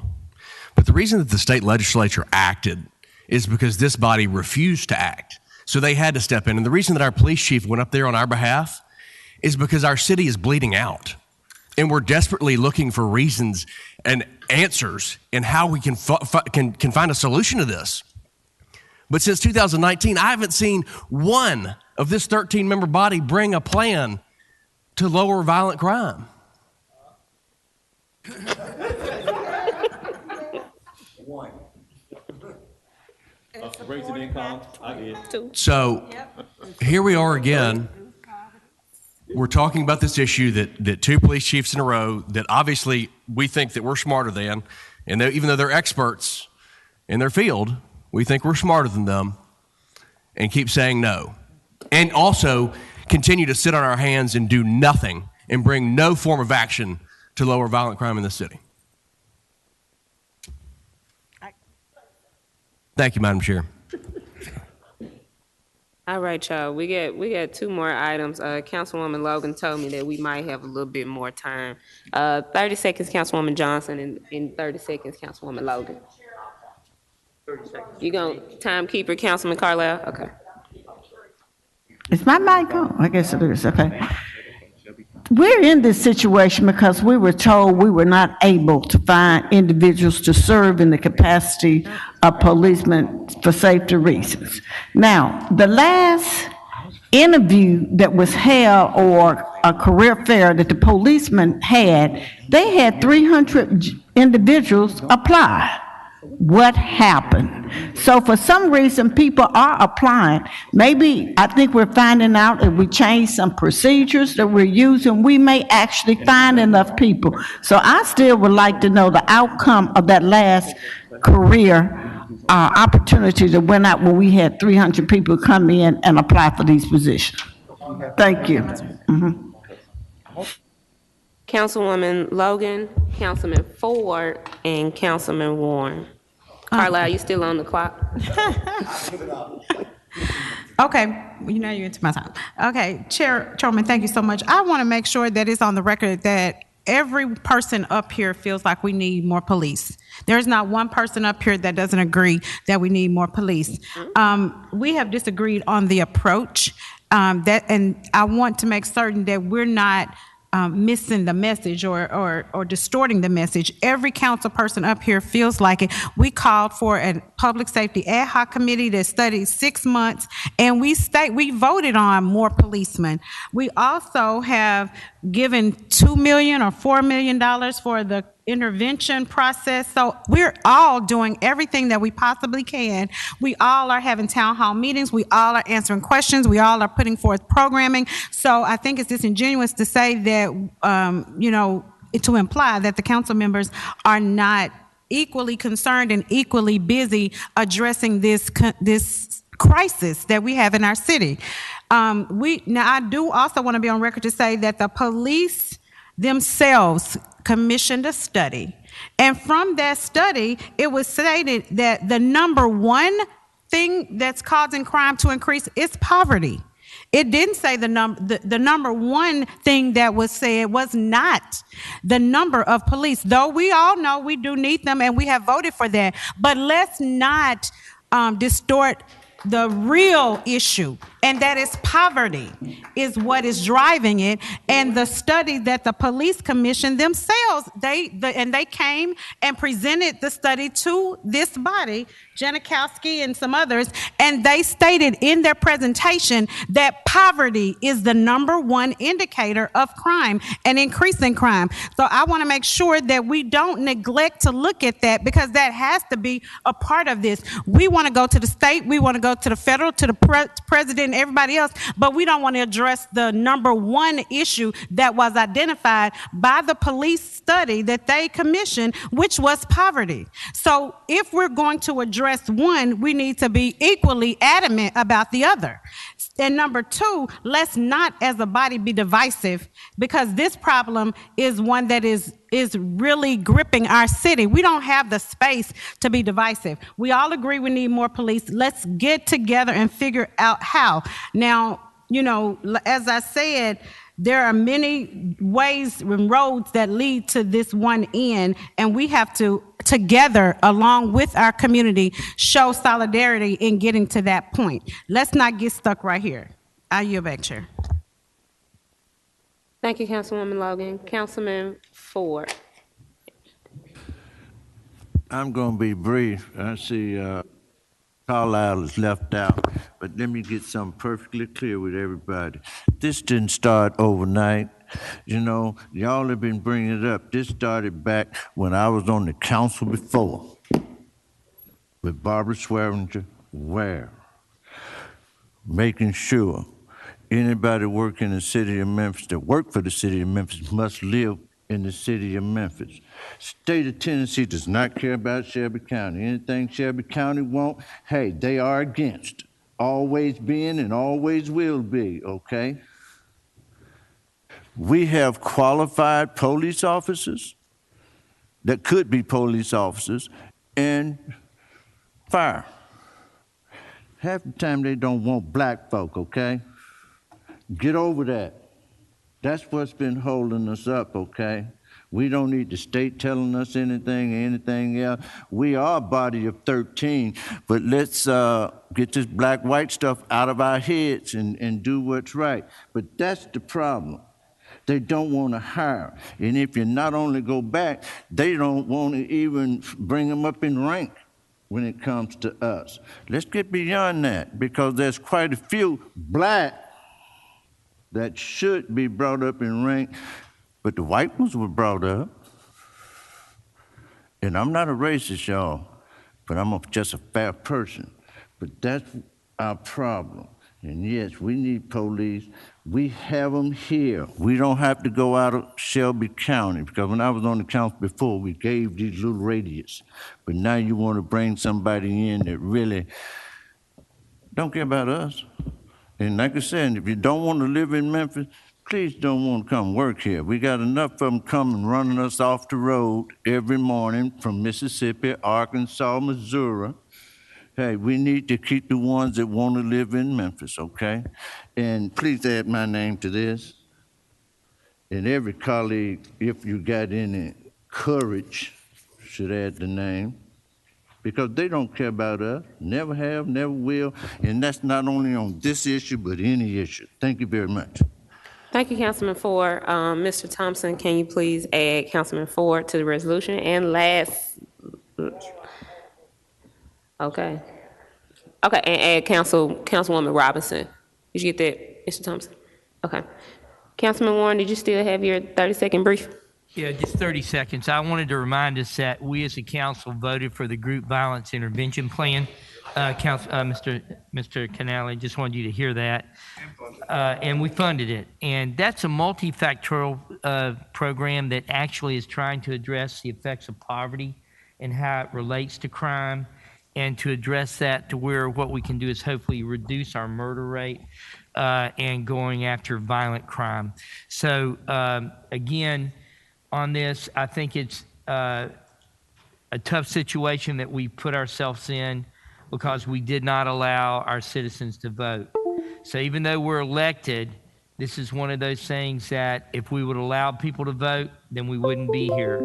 So that's all I can say. And you can add me to this as a sponsor, but I'm a sponsor based on the fact that I think this is a bill that only isolates us as a community. I really think the citizens should have had the opportunity to vote on the issue. Thank you. Again. Thank you, Councilman Warren. Mr. Thompson, please add Councilman Warren as a co-sponsor. I think we've had a great discussion, and I'm glad that Councilman Warren brought it back to the intention of the resolution is just to say that singling us out demeans local legislative privilege and responsibility. So, Mr. Thompson, can we do a roll call vote for this resolution, for this item? Councilman Canale. Councilman Carlisle. Councilman Covette, Councilman Ford, Councilman Councilwoman Johnson, Councilman Jones, Councilwoman Logan, Councilman Morgan, Councilwoman Robinson, Councilman Smiley, Councilwoman Swearigan, Councilman Warren, and Chairwoman Easter Thomas. Aye. Colleagues, that item passes with same night minutes. So that'll be going the same place downstairs at 3:30. Item number 9, resolution in support, and I think Meredith and Liza is passing that around. Resolution in support of House Bill 2829, Senate Bill 2766 of the 113th session of the General Assembly, all council districts, sponsored by Councilwoman Logan. Request for same night minutes. Can I get a motion and a second? So moved. Second. Motion by Councilman Smiley and seconded by Councilman Jones. Councilwoman Logan. Thank you, Chair. I too just want to share with you, colleagues, that this piece of legislation, I received a call from colleagues at the state level, reached out to me about the proposed legislation. Instead of telling us what to do, they reached out to ask for support, and it'll allow local governments to establish grant programs to incentivize critically needed professionals to live within the boundaries of local government. I've written a resolution in support of the legislation as it offers choice to local governments and an option. I've heard many of my colleagues on the council communicate their preference of state laws that offer choice and autonomy to local governments over mandates and restrictive laws. Whether or not Memphis' current residency requirements remains or is superseded by state law, I believe the city of Memphis having the option to create a grant program is only a good thing, and so is supporting state laws that offer individual choice to local government. And with that, Chair, I so move. Thank you, Councilwoman Logan. Do we have a second for this? Seconded by Councilman Ford. Any discussion? Councilwoman Johnson. Need clarity on how you are saying that it's limited to the property taxes due on the professional principal resident. How would this grant work?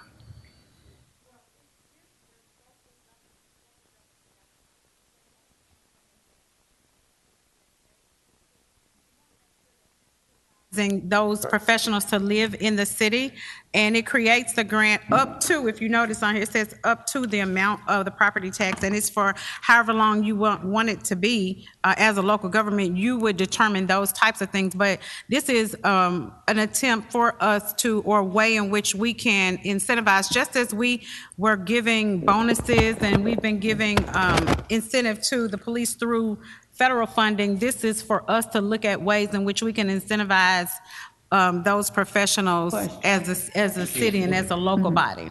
Again, I'm not clear, where does the grant money come from? Huh? Oh, the state is going to provide the money. It will not be taken out of our general funds from the property taxes. No, this would be for us to decide, our local government to decide that, and that would be something that we would get with the administration to let us know where it can come from. But we do need to begin to look at ways that we can fund and incentivizing them. We had some funding, federal funding, but that won't last forever, and so we need to make certain that we are putting in place measures as an ongoing measure to incentivize not only those professionals for being here, but it would offer them living in our cities. So that would be up to us to come up with that as a local body. Point of information, I think that currently it is illegal for us to do this, and this would pass a state law that would allow us to have the option to do these grant programs where now we can't legally do them without state authority. I believe that's the issue. Is that correct, Ms. Logan?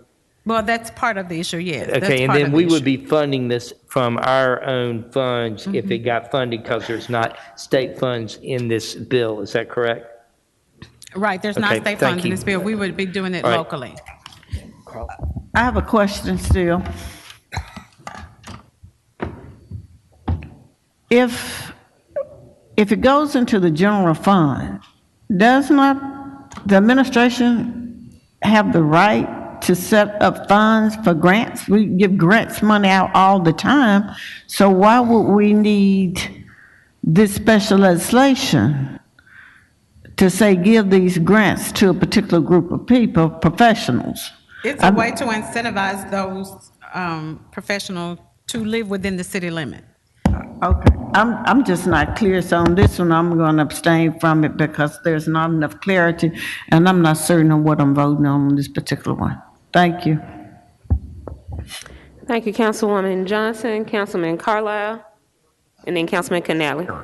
So I'm not necessarily as confused. I think for me, so I'm okay to send 8, what did we just do? 8, the residency one with same night minutes?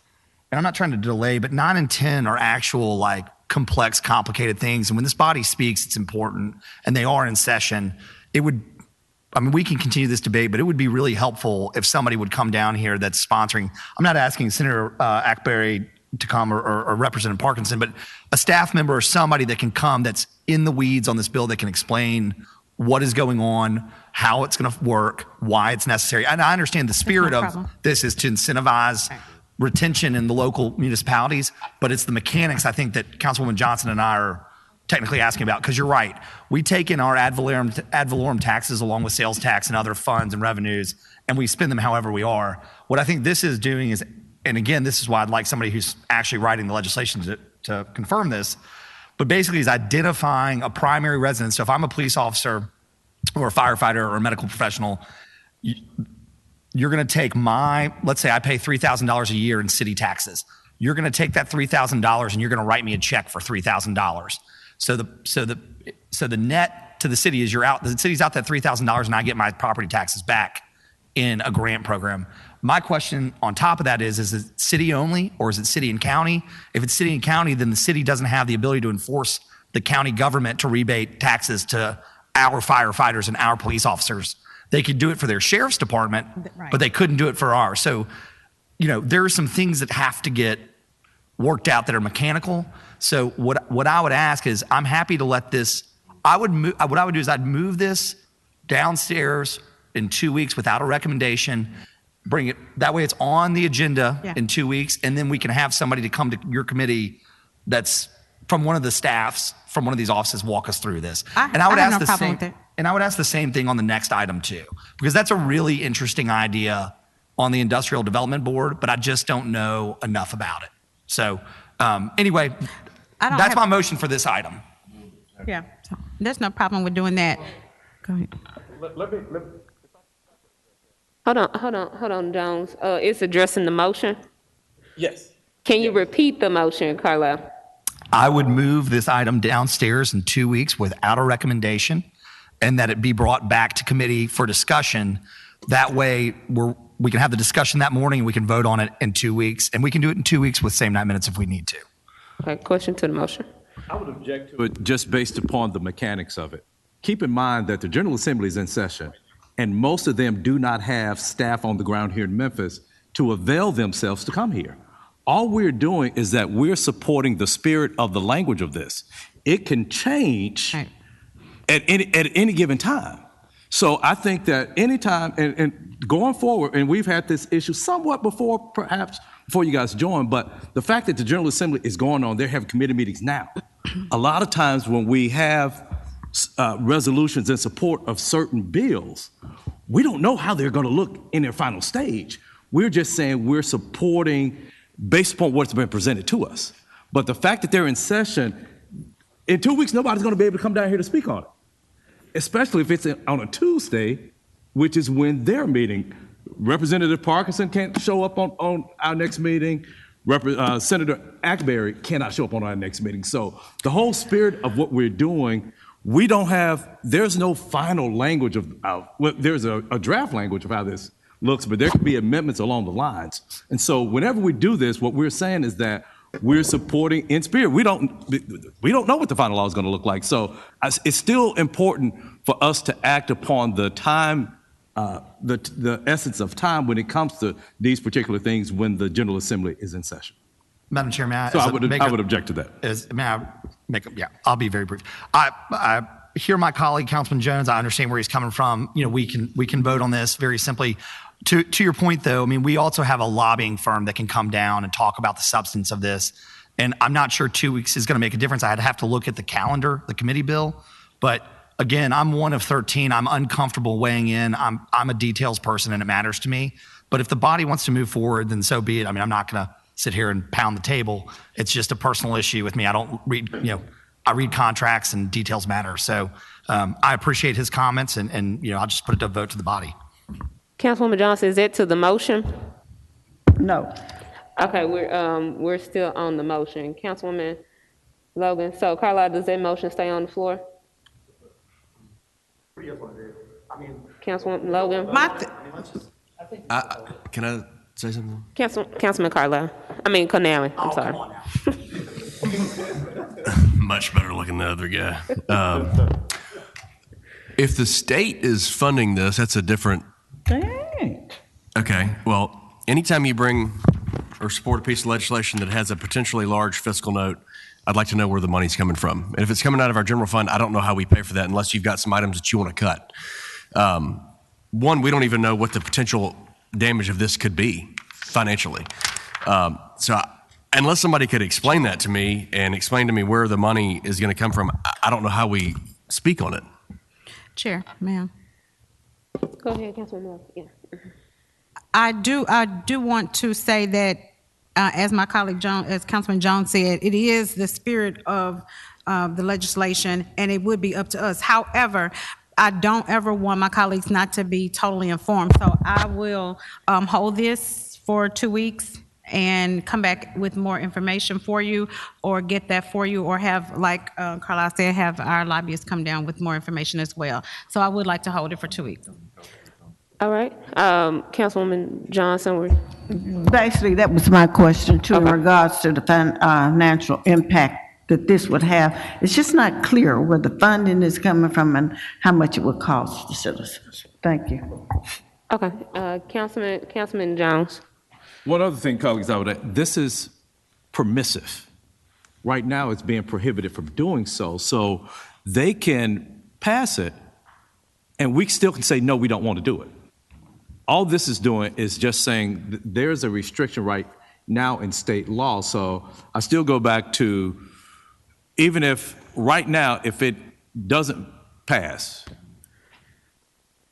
there's no funds lost. Even if it does pass, and then the will of this council says, this is financially unfeasible to us, we don't have to adopt it and we don't have to do it. Thank you, Councilman Jones. In the request of Councilwoman Logan, we're going to hold item 9 for 2 weeks when we come back in beginning of March, Mr. Thompson. All right, lastly, item number 10, resolution in support of House Bill 2812 of the 113th General Assembly, all council districts, sponsored by Councilman Smiley and myself, Councilwoman Easter Thomas. Can I get a motion in a second? Motion by Councilman Smiley, seconded by Councilman Carlisle. Councilman Smiley, you have the floor. Okay, thank you, the Honorable Chairwoman Michael Easter Thomas. I appreciate that. Specifically, I think we have a lot of responsibilities as a member of this body. I think this may almost be more appropriate in Councilman Ford's committee because it's about economic development. I think there's been a lot of conversations among this body about the viability of EDGE, whether EDGE is doing its carrying out its function appropriately. Councilman Jones spoke specifically as relates to, raising the floor of wages, business that are incentivized, that come before EDGE.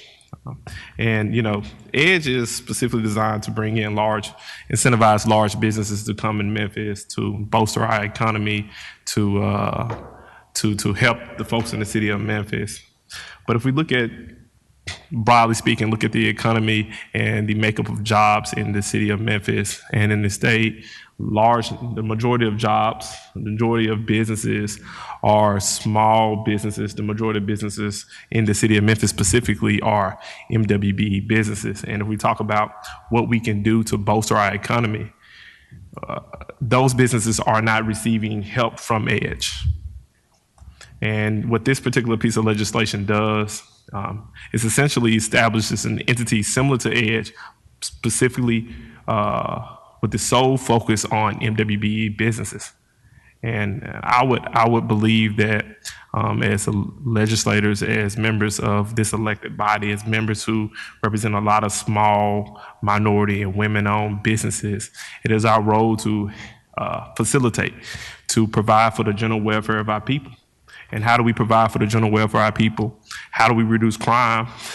We address poverty. How do we address poverty? We put dollars in people's pockets, and what the number tells us, they're less likely to commit crime. This bill will give those small businesses, those entrepreneurs, it will allow them these similar access to resources, incentive programs that entities that present before EDGE would get. And I think this is a no-brainer here. It's a no-brainer, just more minority and women-owned businesses in the city. And Councilman Canale asked the question, as it relates to the previous question, where did the funding come from? Not us this time. The funding comes from the state. So why would we do anything but support a particular piece of legislation that will add value to our community, add value to MWB businesses? We work hard here to increase the number, and Mayor Strickland works hard here to increase the number. Marvell Mitchell works hard here to increase the number as relates to participation of MWBs, how we give them the ability to scale up. Well, here is a particular piece of legislation will give them the ability to scale up by receiving incentives from our state, incentives from this body. I don't think I need to go further. I think it's pretty clear that we need to be supporting this particular piece of legislation because it's what's good for the city of Memphis, it's good for the businesses here, it's what's good for the entire state, if I can be honest. With that, I yield. Thank you, Madam Chair. Councilwoman Johnson. Thank you, Chair. My question is, I think was answered. You clearly stated that the funding for this bill will be provided by the state completely. Mm-hmm. And if I may, Chairwoman, so it is sponsored by Representative Hardaway. I know we all know Representative Hardaway. He would do everything he can to make sure this bill and give us updates on if there are any changes. I know the question came, stated by Councilman Jones about potential changes. This bill could change, but right now, in terms of what Councilman Jones suggested, we're saying that we believe that giving small minority and women-owned business an opportunity to apply for incentives, just like the larger corporations here who have no significant interest in our state other than our dollars, it would give them the ability to apply for those incentives. I think it's a no-brainer. I don't think we need to spend any significant time talking about it. We support MWBs on this council. We support small businesses on this council. This particular piece of legislation does just that.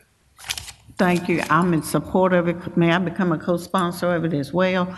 Long as the funds are strictly coming from the state. I support anybody giving us money. Well, we know with our legislator, anything can change. Anything can change, but okay.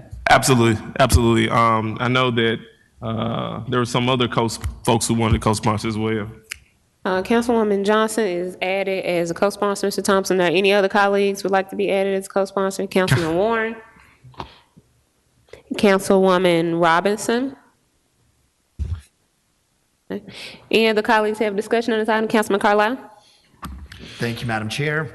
Again, I won't make the motion hold. I can kind of see where it's going, so we don't need to go off on a tangent debate. But I'm going to abstain again. I just don't have enough information or understand it, and details matter. And the spirit of it's interesting. I don't understand necessarily the need. Like, would it be its own organization? Would it be set up under EDGE? So the point is, so now you've got all that extra infrastructure you have to pay for. So you've got, there's the details of it matter. I recognize the spirit of the line, but when you're setting up entities like this, it matters. So I won't make a motion to hold it, although I'd prefer more information. So I'm going to be abstaining from this as well. Thank you, Madam Chair. All right, Councilman Carlisle, Councilman Smiley, anything else? Quick question for the chairwoman, because this is her committee. That is a great point, Councilman Carlisle. I just want to make a request on the record for us to hear from our lobbyist, Mr. Frazier. I have no idea. Jigsaw. Hear from Jigsaw about these particular pieces of legislation, because it'd be interesting to hear how the bill changes and, you know, what potential financial impact it could potentially have on the city of Memphis as the bill change. So I would love to hear from Mr. Frazier at an appropriate time. Well, Jigsaw at an appropriate time. So are you trying to hold till you hear from Absolutely him? not. Just gonna, okay. Now I want to hear from. I just want to make a public request to hear from Jigsaw, because I'm pretty sure he's listening to us. Okay. Mr. Thompson, can you do a roll call vote, please? Councilman Canale? Yes. Councilman Carlisle? Councilman Covette? Councilman Ford? Yes. Councilwoman Johnson? Yes. Councilman Jones? Aye. Councilwoman Logan? Aye. Councilman Morgan? Councilwoman Robinson? Aye. Councilman Smiley? Councilwoman Swearengin? Councilman Ward? And Chairwoman Easter Thomas? Yes. All right, you all. So that item passes. It does not have same night minutes, so we'll hear that in 2 weeks at 3:30. The ayes have it on that. I think we've had it with this committee. Any other items? All right. This committee is adjourned.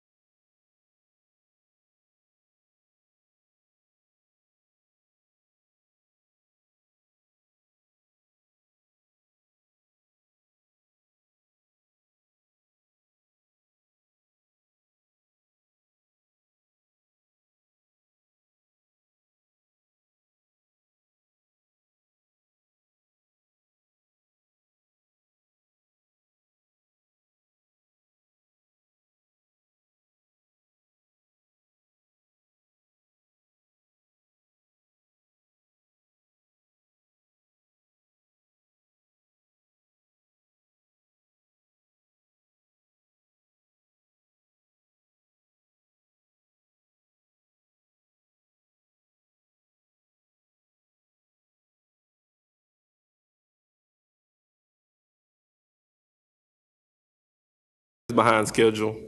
It's 10:30, and with that, I call the Public Works, Solid Waste, and General Service Committee to order.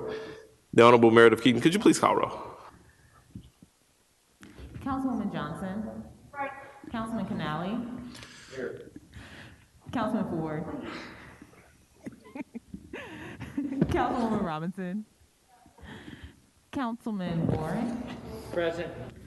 Councilman Jones. Here. Councilman Carlisle. Councilwoman Easter Thomas. Chair Smiley. Thank you, Ms. Keaton. Colleagues, if you will bear with me, I would like to take a brief moment of personal privilege. Our fine staff, Ms. Lakevia Perry, told me a couple things. One thing she told me, that it is apparent that I had way too much coffee this morning.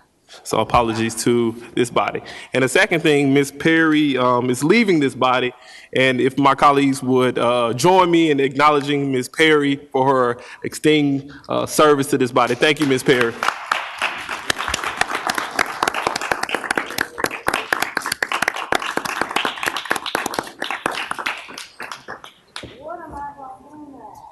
We're going to pray that we get help really soon. Ms. Perry has worked for this body for quite some time. She's provided wise counsel to many of us. Now she's leaving us to secure the bag elsewhere. So we wish you the best in securing the bag. I believe you're going, I'm not going to say where you're going, but we thank you for your service. We look forward that you're coming back to visit us. And, you know, if you get tired of where you're going, there's always a place on this body for you. With that, I would go ahead and go to item number 1. Ms. Perry, please don't get me. Item number 1, resolution requesting approval of the sale of city-owned property known as 1417 Nicholas Street, Memphis, Tennessee 38107, parcel ID 039019 to the adjoining property owner for $3,000, District 7, Super District 8, sponsored by the administration. Can I get a motion in a second? Moved by Easter Thomas, seconded by Councilman Jones. Ms. Osborne, the floor is yours, good sir. All right, Carlton Osborne, manager of real estate, 125 North Main.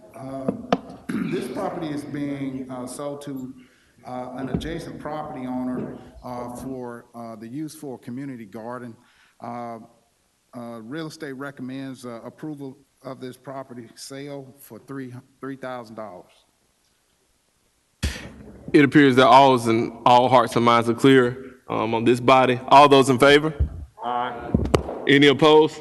It appears that the ayes have it. Thank you, Mr. Osborne. Item number 2, resolution requesting approval of the sale of city-owned property known as 0 Marjorie Avenue, parcel ID 034063000040, Memphis, Tennessee 38106, South Memphis. The adjoining property owner for $4,000, District 6, Super District 8, sponsored by the administration. Can I get a motion in a second? Moved by Easter Thomas. Moved by Easter Thomas. Second also by Easter Thomas. I'm seconded by Councilman Jones. Ms. Osborne, the floor is yours, good sir. This property is being sold to an adjacent property owner who has a proposed use of developing for residential use. The property is being sold for $4,000 and real estate recommends approval. Thank you, Mr. Osborne. Appears that all hearts and minds are clear. All those in favor? Aye. Any opposed? Ayes have it. Thank you, Mr. Osborne. Thank you. Item number 3, I want to make note that item number 4 is held. Item number 3 is held. All right, thank you. So we're going to item number 4. It's a discussion on Shelby County Lead Prevention, Sustainability Commission's environmental justice concerns and viable solutions. All council districts requested by Councilwoman Easter Thomas. And with that, I will turn it over. So good to see you. I will turn it over to the Honorable Easter Thomas, the Queen of North Memphis. The floor is yours.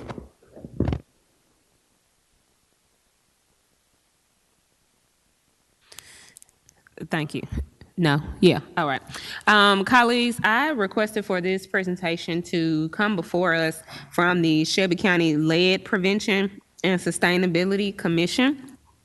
This commission was, I'm sure Ms. Adams will give you more details, but this commission was established out of the dire need for us to really put an integral eye on the progress or lack of progress, as we'll hear, on what's going on our lead pipe replacement all over the county. This body is made up of community and legislative individuals. I'm not sure if anyone from the city is representative on there. However, just keeping up with Ms. Adams and the commission's work to really see what strides we can make and what important decisions that we may have to make as a body soon to support just the helping of our environment and how we get our access to continue to get our access to clean water in every part of this city. So thank you, Ms. Adams, for coming to share this information with us. And I give it back to the chair and Ms. Adams. Ms. Adams, the floor is yours. Thank you, Councilwoman Easter Thomas, for requesting this item. I think it's important for this body to know where we stand and how we can improve as it relates to environmental justice. Go ahead. Good morning. Thank you so much for providing me the platform and opportunity to speak to you all today. So I will not belabor you with reading everything, but I do want to make some highlighted items. So thank you for that introduction, Councilwoman Easter Thomas. In addition to my role with the Shelby County Lead Prevention and Sustainability Commission, I am also an appointee for the White House Environmental Justice Advisory Council.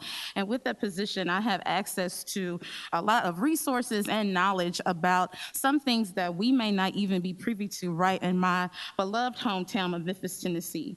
So going through the presentation, and I want to pause, Chairman, does all council members have access to this presentation before I continue?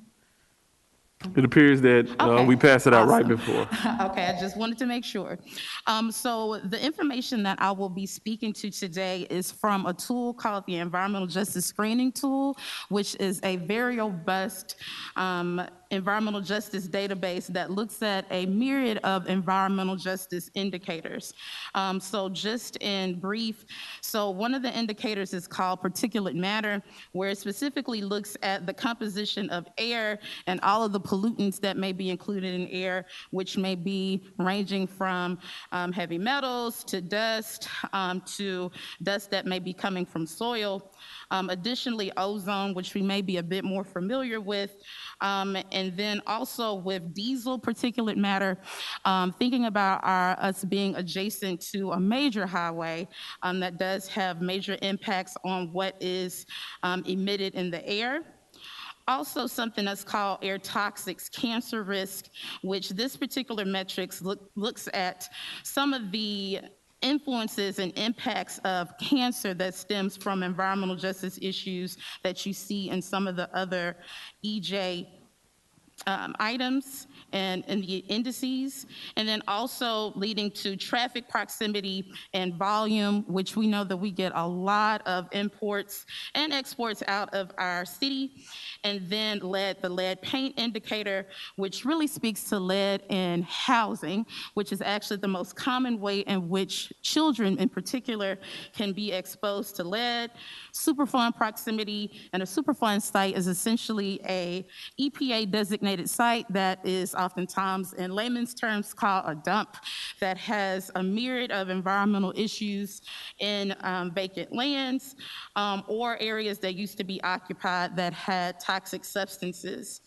And then lead it into the last three. So with risk management, proximity is a bit similar to Superfund sites, but it pertains to some of the reporting that comes from locations from chemical facilities. And then hazardous waste proximity is pretty straightforward, meaning proximity to things such as incinerators. And then the last one is wastewater discharge. So this speaks to the impact of these environmental pollutants that impact our wastewater systems throughout the city. So if we go to this next slide, where you'll see on your slide, it is an overview of all of these respective environmental justice indicators, and you see that they're broken down by district. And so for each respective district, you'll see the breakdown by EJ index, and then you see a composite score. The composite score is an average of all of the indices. You'll notice that you see a range. 0 is the least severe, and then 100 being the most severe. So the higher the number is, the worse that it is. The lower it is, the better that you're getting. So we see in District 1 and Councilwoman Logan's district, we have a composite score of 88. In District 2 with Councilman Colvette, we see a score of 74. That's still moderately lower, but still an area of concern. In District 3, Councilwoman Robinson's district, we see a composite score of 93, which is significantly high. In Councilwoman Sarajan's District 4, we see 77, still moderately lower, but still a cause for concern. Moving forward to Councilman Morgan's district is the lowest with a rate of 28 for composite score. Moving to Councilman Ford Senior at 91. And District 7, Councilwoman Easter Thomas at 92. Moving into the first set of super districts with Councilman Smiley, we see a composite score of 88. an adjacent super district with similar indices at 88, and Super District 8.3 with Councilman Jones, which is my councilman, we see a composite score of 83. And then leading to Super District 9.1, on the lower end, but still a cause for concern with Councilman Carlisle's district at 71, Councilman Canale's district at 85, and then Councilman Warren's district at 75. So I want to reiterate with this data, again, this was all extrapolated from the EJ screening tool. Again, this is an EPA designated tool. It's free, it's public domain, where you can access any of this information. You can type in any zip code within your respective district to learn about these various statuses of these EJ pollutants. If you go to the next slide, you'll just see an overall analysis where it essentially assesses all of the various EJ or environmental justice indices based on district. And you see a trend. We see that specifically with District 5 is where we see a dip with some of the lower end issues around environmental justice, but we see across the board, it's really sobering to look at where you see the majority of these indicators are getting very close to 100. And so moving a bit further to speak in general about some of the issues that are pervasive, that are causing some of these environmental justice issues. The first one is we have a huge lead problem in the city of Memphis, which I know that we are aware of. This is not the first time that I know that this has been brought before this body. We're in a very good situation from a federal perspective where the Biden-Harris administration has committed to a 10-year plan that specifically speaks to lead poisoning prevention as it relates to lead service lines, as well as lead-based paint and housing. In Memphis, just to give you some numbers, there's over 13,000 lead service lines. Memphis Light, Gas, and Water initially committed to do 2,000 lead service line replacements back in 2016 and 2017. They discovered that they didn't have the capacity to move forward with being steadfast with that goal, but as opposed to building up capacity, they lowered the threshold to 1,000 service lines per year. It would take over a decade for that to actually come to pass, to remove all lead service lines, and we know that no level of lead is safe. In addition to some other issues surrounding housing is the issue with Memphis in combination with poverty and not being able to afford modernizations in the home, and that includes replacing lead plumbing fixtures. So it's really important as we assess these environmental issues that we're able to pinpoint exactly where the environmental justice issues occur. And then also something that I would like for this body to take into consideration is the accountability and oversight for city buildings as it relates to lead paint and testing for lead and water. So I'll give you a very quick example. While I'm a native Memphian, I did have an opportunity to work on Capitol Hill, where in our own federal buildings, we did have issues with lead in drinking water, and they had to remediate. Moving quickly through, so in addition to that, we know that climate change is upon us. It is not a hoax. Everything that we see with our EJ indices impacts is exacerbated by extreme weather like we just saw with power outages. The main recommendation that we have from the community is for there to be an establishment of a climate resiliency and infrastructure plan. All the things that I spoke to is a part of infrastructure. Sometimes when we think about environmental justice, we only think about environment as it exists by itself, but not the impact that it has on human beings. So the recommendation is for all stakeholders, not just this body, but a collaboration with all legislators, both at the local, state, and federal level, as well as Memphis Light, Gas, and Water, come together to develop this 10-year infrastructure and climate resiliency plan. And I think that I went over time, so I'm going to stop. Thank you. Thank you, Ms. Adams. I think that there are several questions by members of this body. I think a lot of the council members are going to have the same questions, and Councilman Jones is first in the queue. I'm going to let you know it's probably specifically related to the scores and how we got there. With that, I'll turn it over to Councilman Jones, and I think pretty much every other member of this body has some questions. Thank you.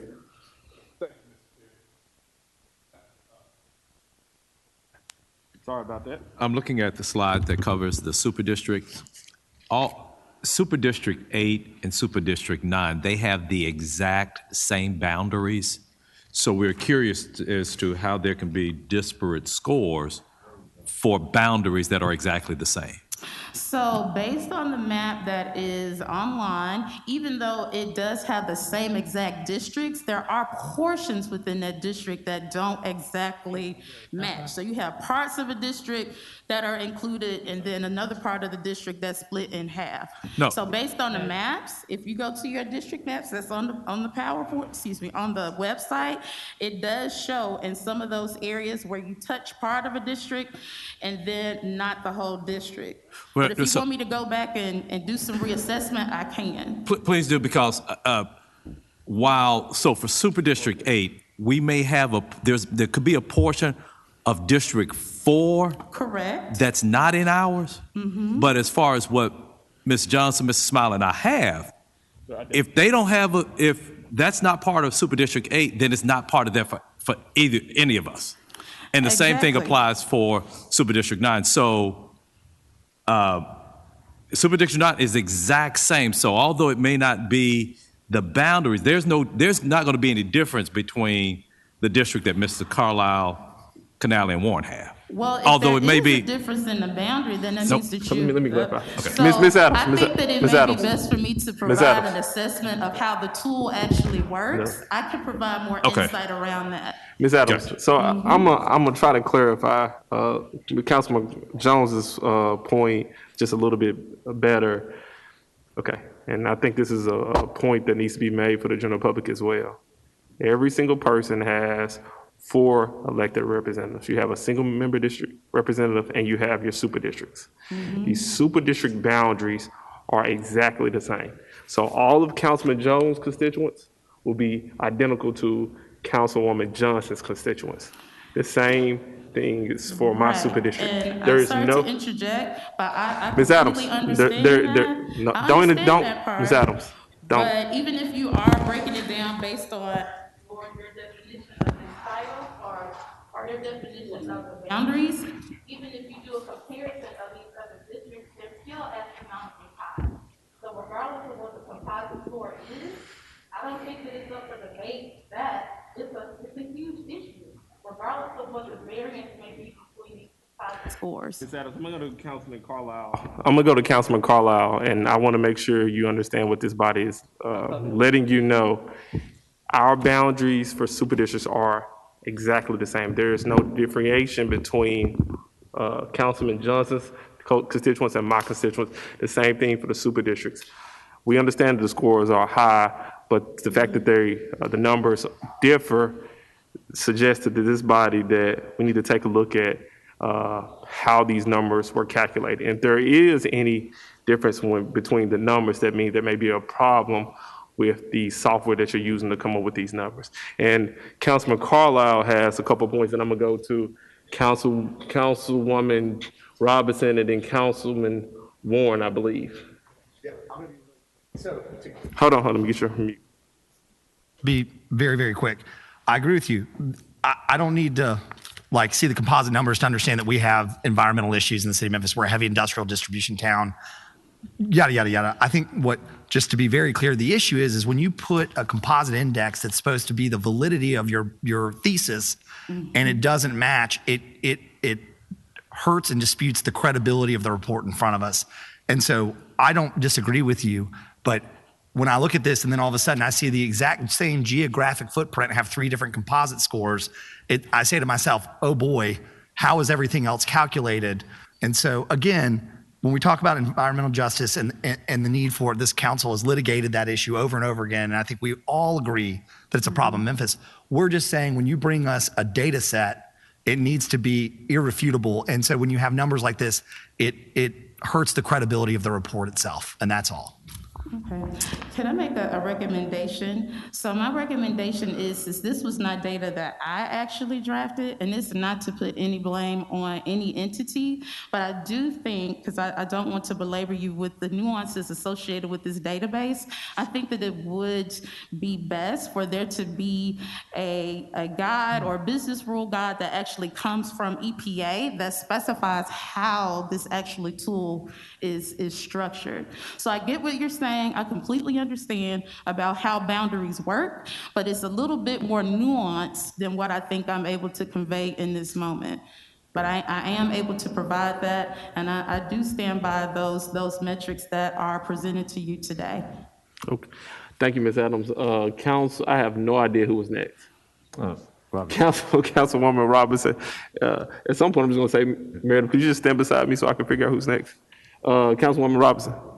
So I see that District 3 at a score of 93, and I understand that I have a lot of industrial. About 42% of the whole cities is in my district. I have the airport, I got every trucking company, so I know, and I've got a gas plant, a natural gas, I got all kind of things. So what is the recommendation is what's most important to me at this point. So that, and I want my council members to know when I'm saying I don't need another dump, I sure don't need any more coal ash in my district. You all see where I am in numbers, whether this number is correct or incorrect, it is too high. I don't need anything else in my district because it's gonna kill us. So if you would give me the little more detail about what we can do to remediate the problems that we have in District 3. Thank you. Thank you. And I just want to go on record and say thank you to Councilmember Robinson, who's been very steadfast from a community perspective with trying to determine how to address these very severe environmental justice issues. So thank you, Councilwoman Robinson. So the recommendation is actually for experts in the field to come together as it relates to air pollution as well as water quality. So we have a superb university here, the University of Memphis, that has a very strong environmental law and environmental justice program that speaks directly to those solutions that can really help to remediate and mediate some of the issues that we see across the city of Memphis.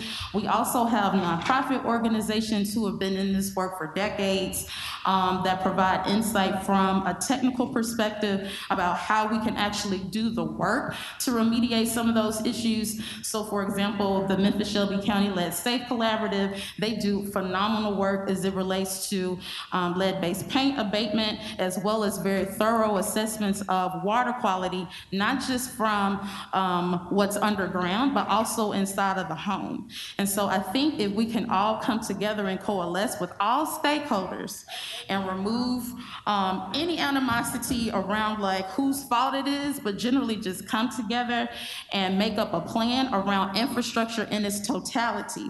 So not just electricity and energy, but also those things where we eat, live, work, and pray. If we think about what we need to do to get those things back up to par where they're safe, then I think that that will be the first step, is to bring people together and to come up with a plan. But it can't just take this body, it will take everyone that's involved in decision making. It will also take resources to ensure that we can get these issues taken care of. But it has to start with a viable plan, and it takes all of us to get there. Thank you.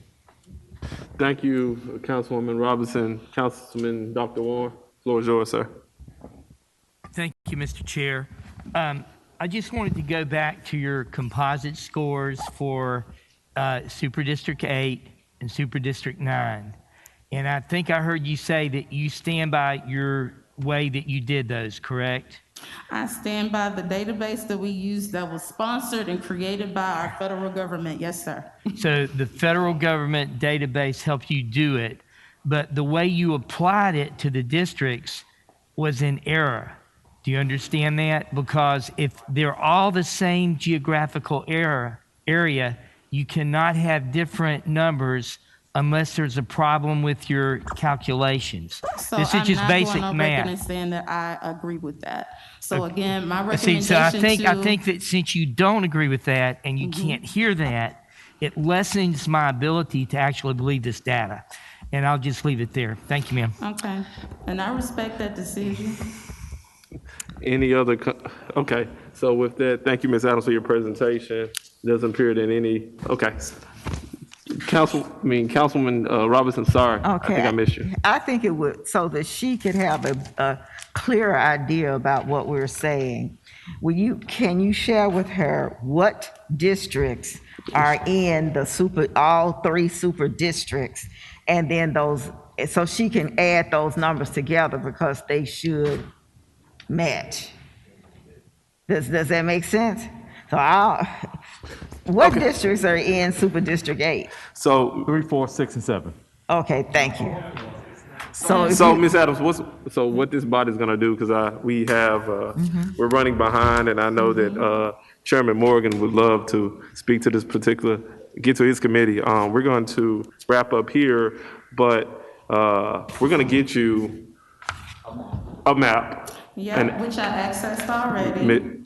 Okay, we're gonna get you a map so that you can see the clear breakdown, and I guess we may not be articulating it in a fashion that makes sense, but it makes sense to every member of this body. We're gonna make sure you understand, that it's clear from what we present to you. Ms. Keaton, I'm so sorry to give you more work. Make sure it's clear from our perspective when we talk about geographical locations as it relates to Super District 9 and Super District 8, why the numbers should be identical. And with that, I'm going to, there's two other council members that want to speak, and I do not want to overlook the Honorable Councilman Ford, and then we're going to allow Councilwoman Easter Thomas to wrap us up, and then we're going to go straight on into Councilman Morgan's committee. Councilman Ford, the floor is yours, sir. Look, I'm going to be very brief. You put super districts in there, that's your mistake. Yeah. Okay? I know. Now, I will go on record to protect myself. Ma'am, I didn't please want to put let them me- in there. I did not want to put them in there. Okay, there are 7 districts. Just stick to that. You should have went 1, 2, 3, 4, 5, Yes, 6, sir. 7. But That's when you right. went, let me finish, please, ma'am. Yes, sir. When you put super districts, and you can understand them, that the super districts represent the same areas, okay? Leave them out, then go back to your drawing board and make sure 1, 2, 3, 4, 5, 6, 7 is correct, and leave them out. You might be okay. I don't always agree with Councilman Ford, but he is absolutely right. I'm through. He is absolutely Easter right. Thomas, can I go on record and say that was my recommendation to put districts 1 Miss through 7? Adams. Ms. Adams. Okay. I wanna Councilman maintain my Ford is absolutely correct in his assessment. I think that will solve a lot of the issues that the council members are having here. And Councilwoman Easter Thomas, please close us out. Thank you, Chair. Thank you, Ms. Adams, for coming and giving us this presentation on just your findings, federal data, and then us having an introductory look. And as my colleagues have said, no, we don't need a presentation to know the issues we have in our districts. However, we don't get many chances to start the discussion. And so I'm glad that Ms. Adams was able to come down here and to place it on our minds, because I know we deal with so much with our constituents and with our city, and just the fact that us remembering we do have these environmental issues as well as others in our district that we need to keep on our mind, especially as we get to financial allocations and things that we can do to support our constituents and making sure that we have healthy Memphians in our city. So thank you, Ms. Adams, so much for bringing that. I think that, I think we've all seen some stuff where we've had to come back with data. This is not the first time. I'm sure it probably won't be the last time. We might have something in somebody else's committee today. Coming up. So just keeping that in mind as you give these commentary to Ms. Adams for this commission. And I do believe that this commission, when it meets, it is public. Is it, Ms. Adams? When the Shelby County Lead Prevention and Yes, Sustainability ma'am. Commission. So I encourage you all to look at those updates, to look at what they're discussing. You have school board members on there, county commissioners on there. I do not believe any city council member is on there. Councilwoman Easter Thomas is volunteering. I I got a lot going on right now. So if you would like to volunteer yourself to be on that commission, and then just also looking at those updates, that'll just keep us all more intricately woven as legislative bodies and informed on these issues. I know words, Councilman Smiley. Okay, so giving it back to the chair. Thank you, Ms. Adams, so much for your presentation and for putting this on our minds on today as we talk about other Ms. environmental items. I'm sorry, I misspoke. I thought we were done. I We would have just two add- council members that Okay. want to speak, Councilman Ford, Councilman Carlisle, then I'll. Y'all work with Shelby County too, right? Yes, sir. Go back to the drawing board. That's where your calculations are coming up wrong, okay? Thank you, Councilman. Because you're working with, if it was just the city of Memphis, would be kind of different. That's why you got these different calculations with our super districts. That's where your calculations are coming up wrong, okay? Thank you very much. Councilman Carlisle. Thank you, Chair. I would just move that Councilman Colvette serve Absolutely. on that body. Do I have a second for that? Second. All in favor? Thank you. Ayes have it. Thank you, Ms. Adams. Thank you, Ms. Adams. I do appreciate you coming before this body. It looks different when we all speak to environmental justice issues in our community. It looks a lot different when we see how pervasive the issues are on paper. So thank you for presenting to us. And with that, the Public Service Committee is adjourned. Thank you.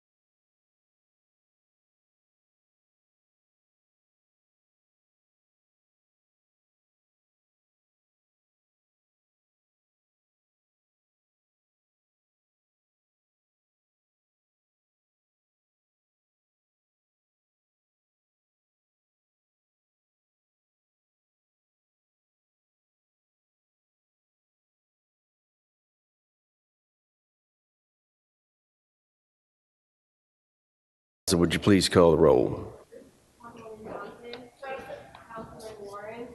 Present. Councilman Ford. Councilwoman Easter Thomas. Chair Canale. Here, Chair observes a quorum. Colleagues, we have one item on the agenda today. It's just a presentation discussion item. It's our monthly MATA update. Mr. Roosevelt, I'll turn it over to you, sir. To be with you today. It's always a pleasure to be here and provide you with great information about our transportation programs in our community. I'm going to turn it over to Bakara Malden, our Chief of Staff, for the presentation, and then I'll be available for any questions that you might have after. Thank you.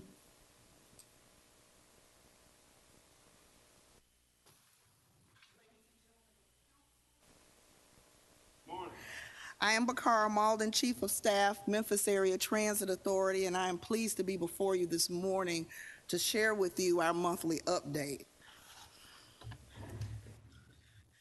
Continuing on down the roadmap that we've established for how we operate our service through the pandemic.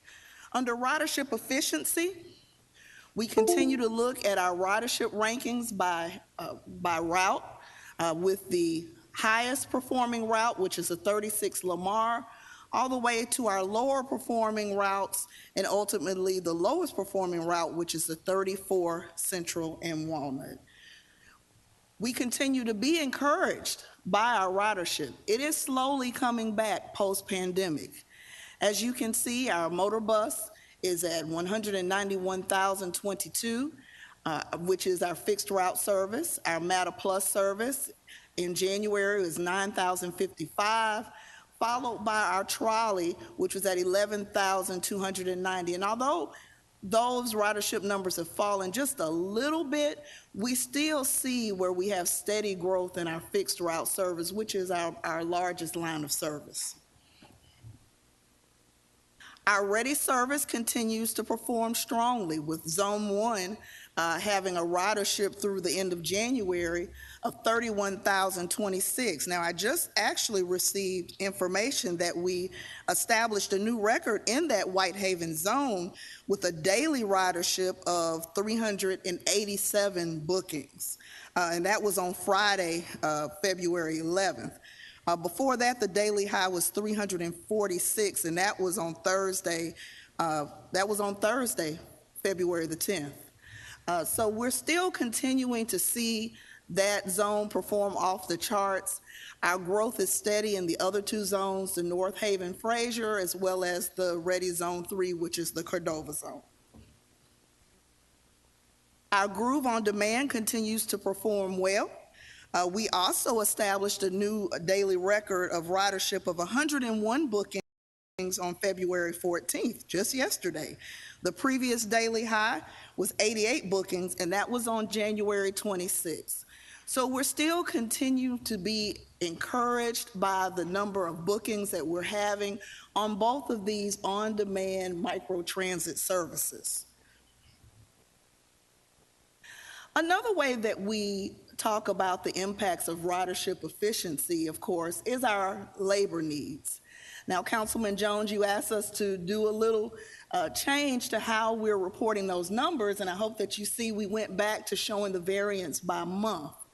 But I just want to call your attention to just one thing. I know that if you look at the number, it would look to the naked eye like if we hired 12 bus operators, all would be well in the world. But when you look at that 12, what you may not see is the impact of attrition, the impact of absenteeism. So in order to get to that level 12, we probably will need to hire about 50 operators in 1 month just to be able to be at that level 12, just because of those variances. So we're continuing to work very strongly and very hard as an agency to recruit the best and the brightest to be amongst our ranks. Now, we do have a recruitment bonus program. We talked a little bit about that last month, but we wanted to put some information in front of you about specifically what that looks like.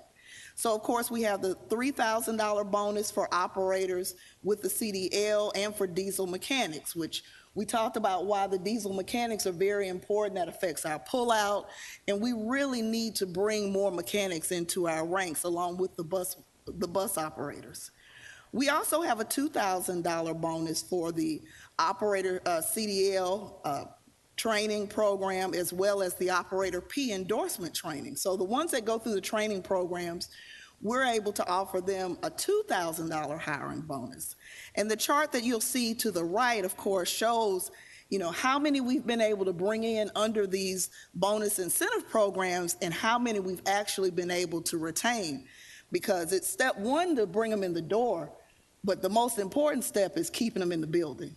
And so you'll be able to see that in the chart that is to your right. We also have partnerships to help us meet our recruiting challenges.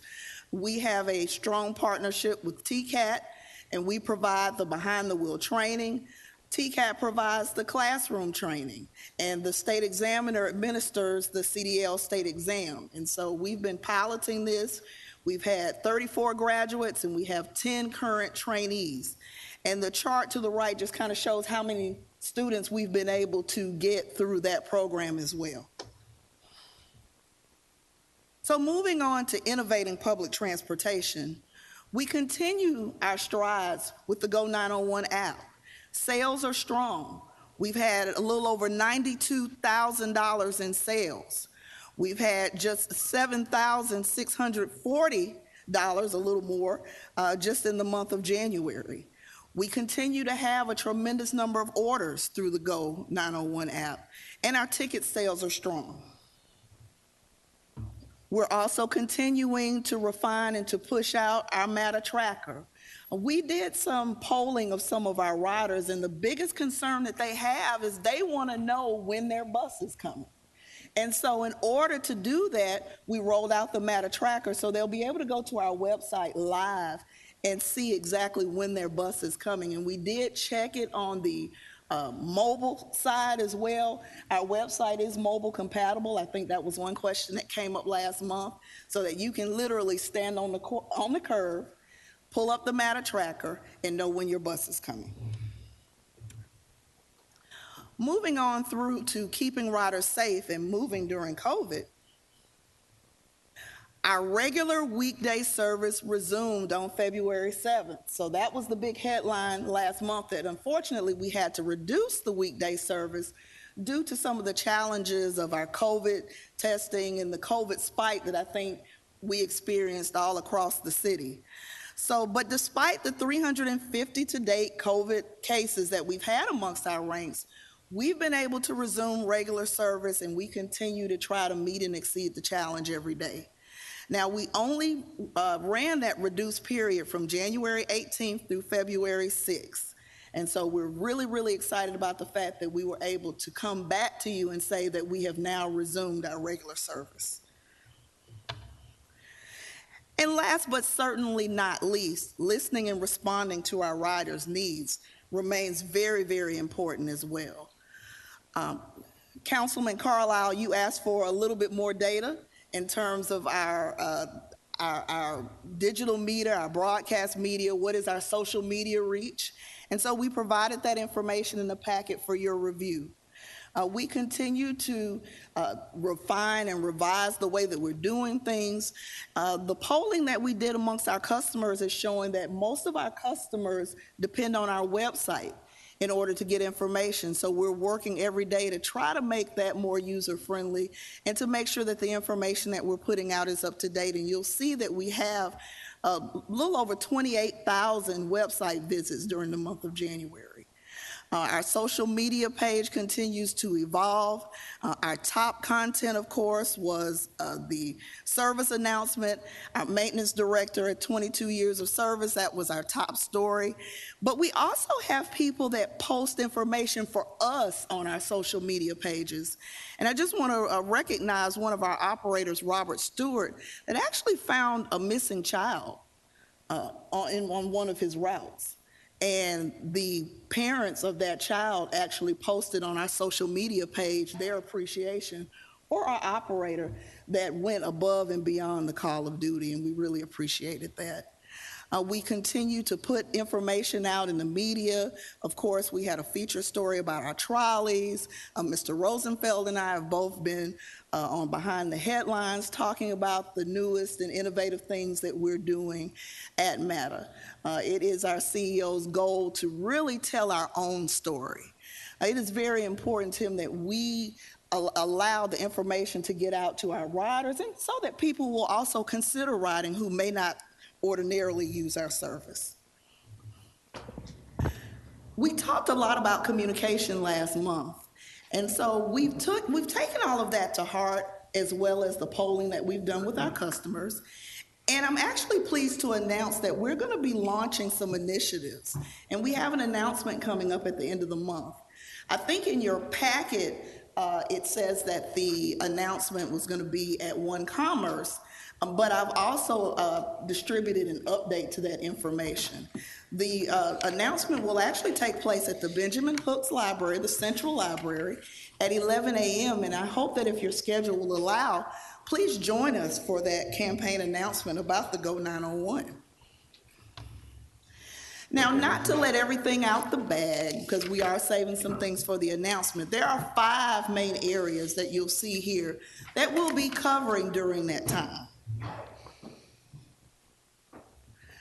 So in addition, as we work to refine our communication, we've been really busy in our own right, doing things and raising awareness in the community.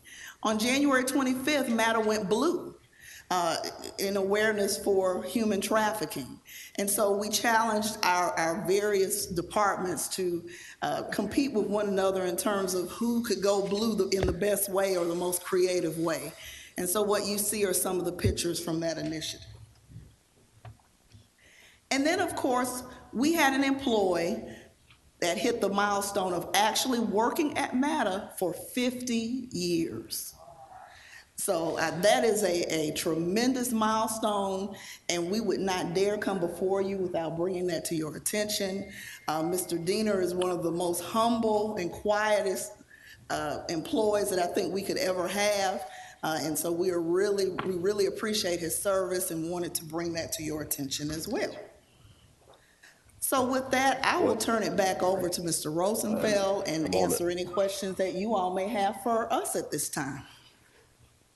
Thank you, Ms. Malden, for your presentation. Colleagues, we'll go to Councilman Carlisle first. Thank you. Hold on. Am I hot? All right. Thank you for your presentation, the update. Some really encouraging trend lines on the My Ride, on the on-demand service. Like, that's really, really encouraging stuff to see. I look forward, especially as you start scaling that out, now that you know that there's drive and demand for that. What I'd like to talk a little bit, since you're here today, is the labor, your labor model. So you've got a 6-month trend that kind of teeter-totters up and down. Is that typical or atypical? Because it's kind of a short window. Is that an annual seasonal cycle thing, or is this a unique time in say like a 24-month span? Councilman, yes and yes. We are responding to changes in the workforce as a result of the pandemic, but we're also recognizing that there's been a shortage of CDL trained and certificated drivers for the last 4 or 5 years. And industry trends indicate that we'll be going down that path for the next 10 to 15 years. So it's about, like Ms. Mullen said, it's about how we get them in the door and keep them once we get them. And as long as we have competition in the local area that is willing to match rate, offer better working environment from the perspective of Monday through Friday, 8 to 5, as compared to Monday through Sunday, 24 hours, those are very, very different perspectives that people take. So we have a ways to go in ensuring that our wages and benefits are at the peak that they can be and still live within our budget, but at the same time massaging those things to meet the needs of the new workforce that we're seeing as a result of the pandemic. Thank you. That's very helpful, especially specific to CDLs.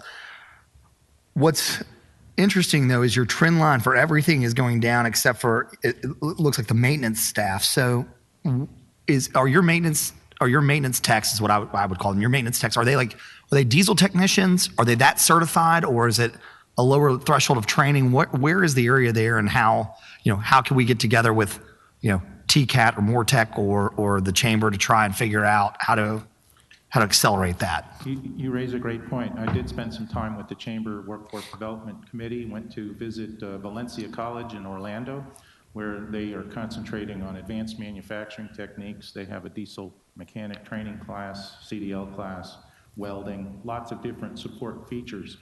And I'm happy to say that we support those efforts, working with Workforce Mid-South, working with TCAT and other organizations.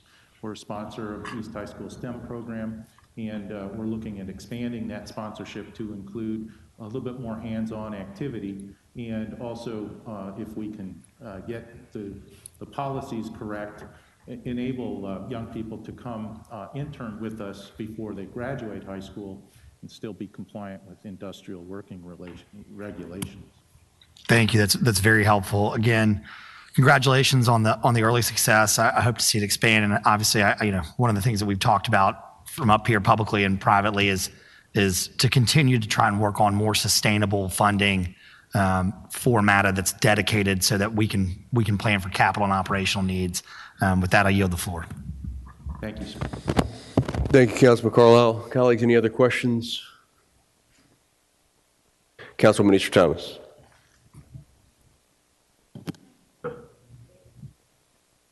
Yeah.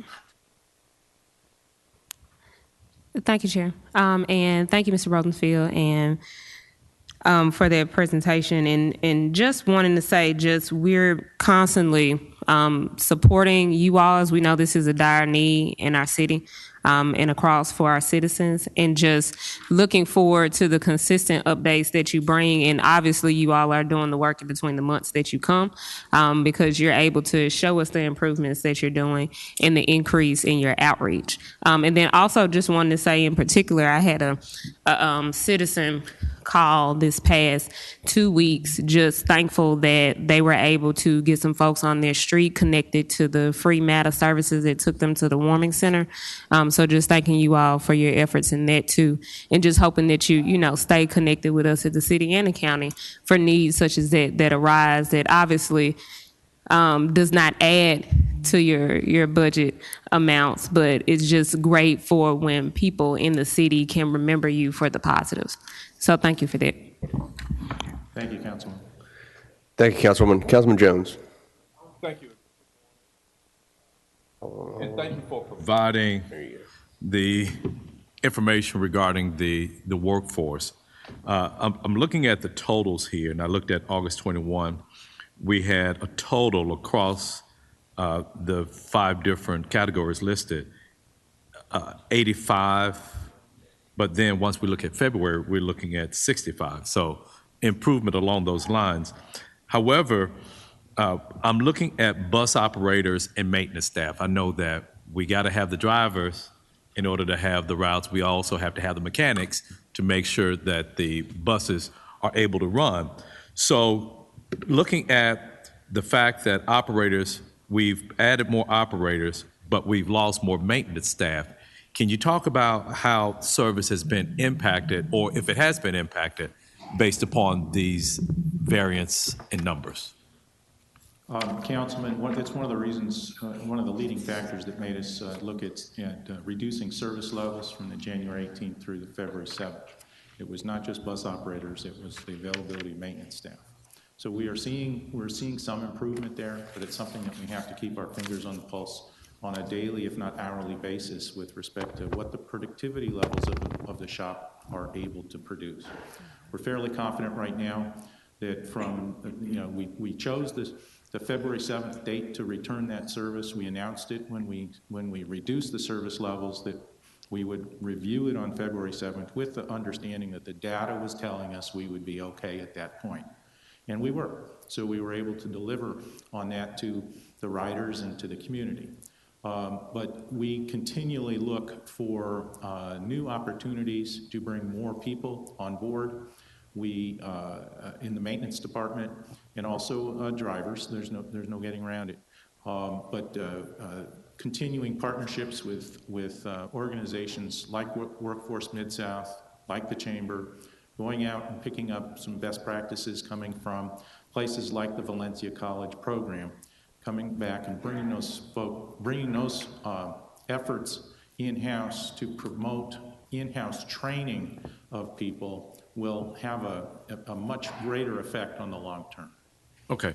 And then I didn't hear anything, and I'm hopeful that Shelby County Schools is part of that conversation, particularly if you're going to be providing in-house training where, it used to be a time when there was a greater emphasis on vocational education.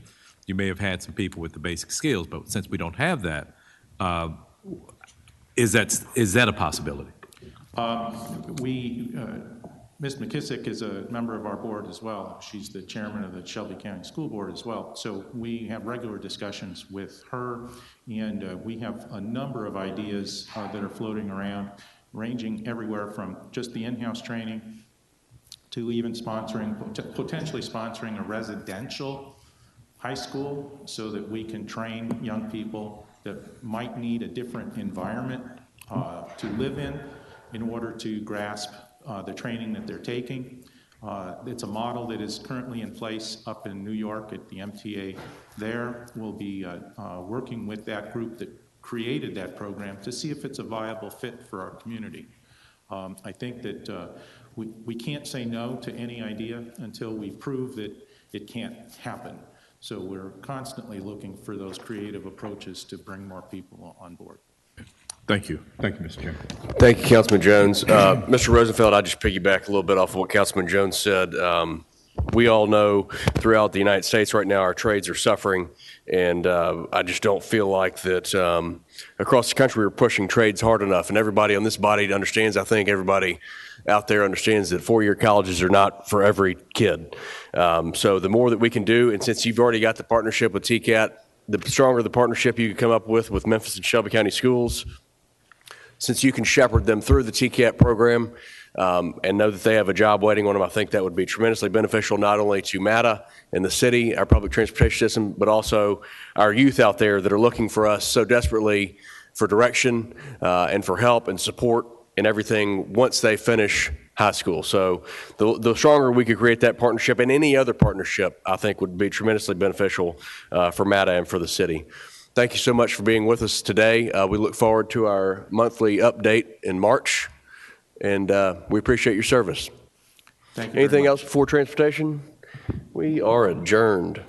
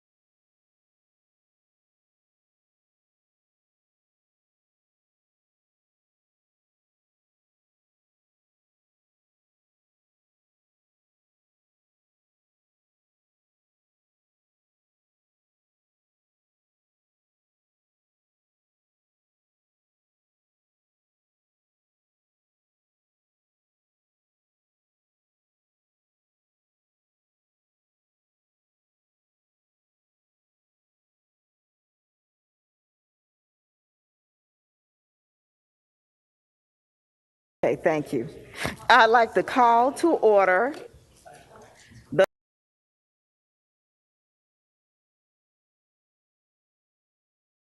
Memphis Light, Gas, and Water Committee meeting. Today is Tuesday, February 15th.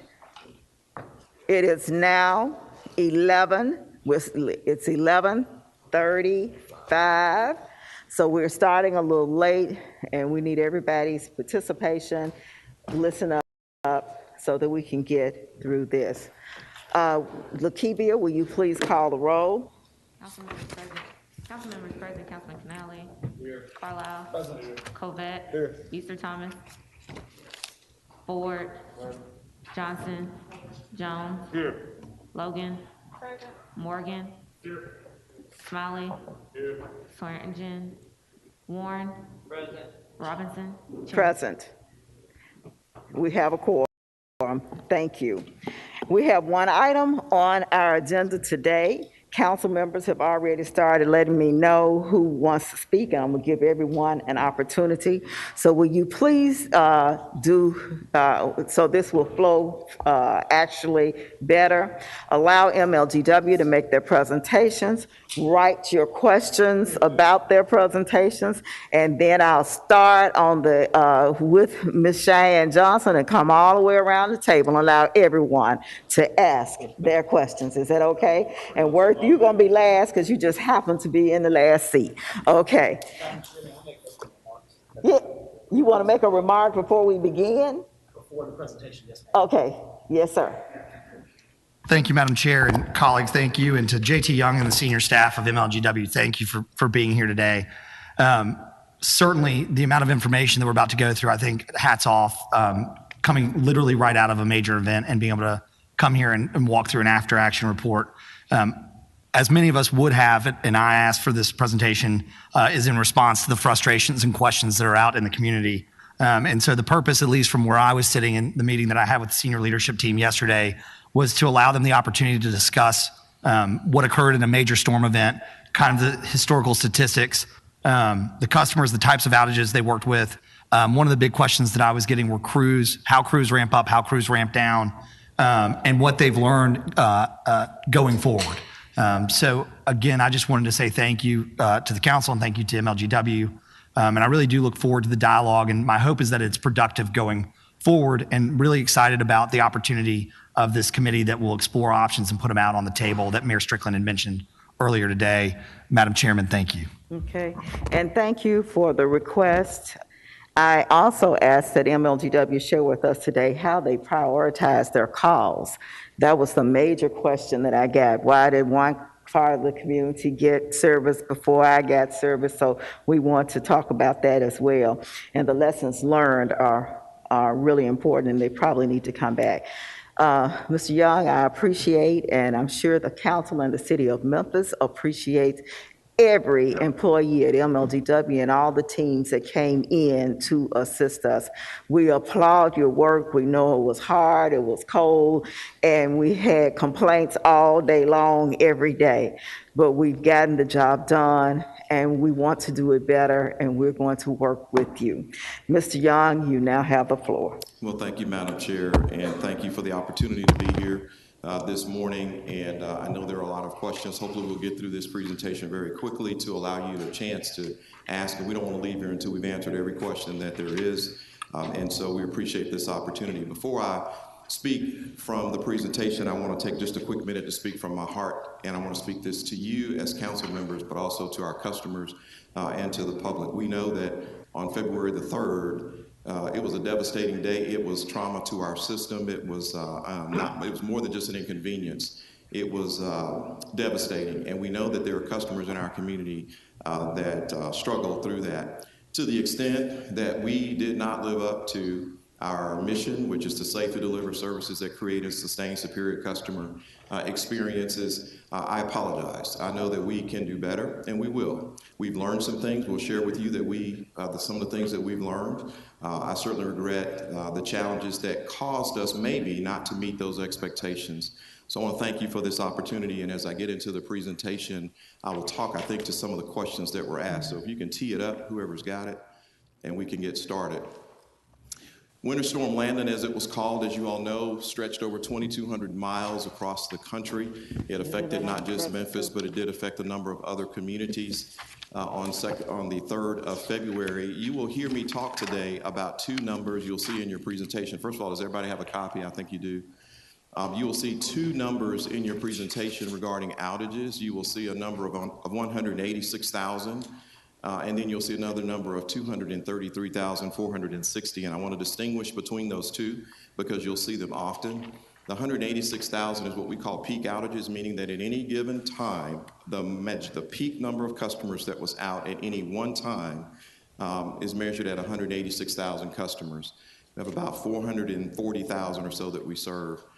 The total customers that were affected over the span of the storm is what you will see in that 233,460 numbers. And those are customers that experienced an outage over the period of that time. And some of them may have been restored before that peak number was measured, but I just want you to see that. And then you'll see the total restoration time of 272 hours. Of course, this got national attention. We will talk later about some of the media requests and impact that we had that this storm brought. I also want to speak to the historical context. It's one of the things to remember, and as we look at the historical context, it's highlighted on this page 5. You see that it is the 4th largest storm in recent history that has affected our community, and it's right behind the Tom Lee storm that occurred just before I arrived.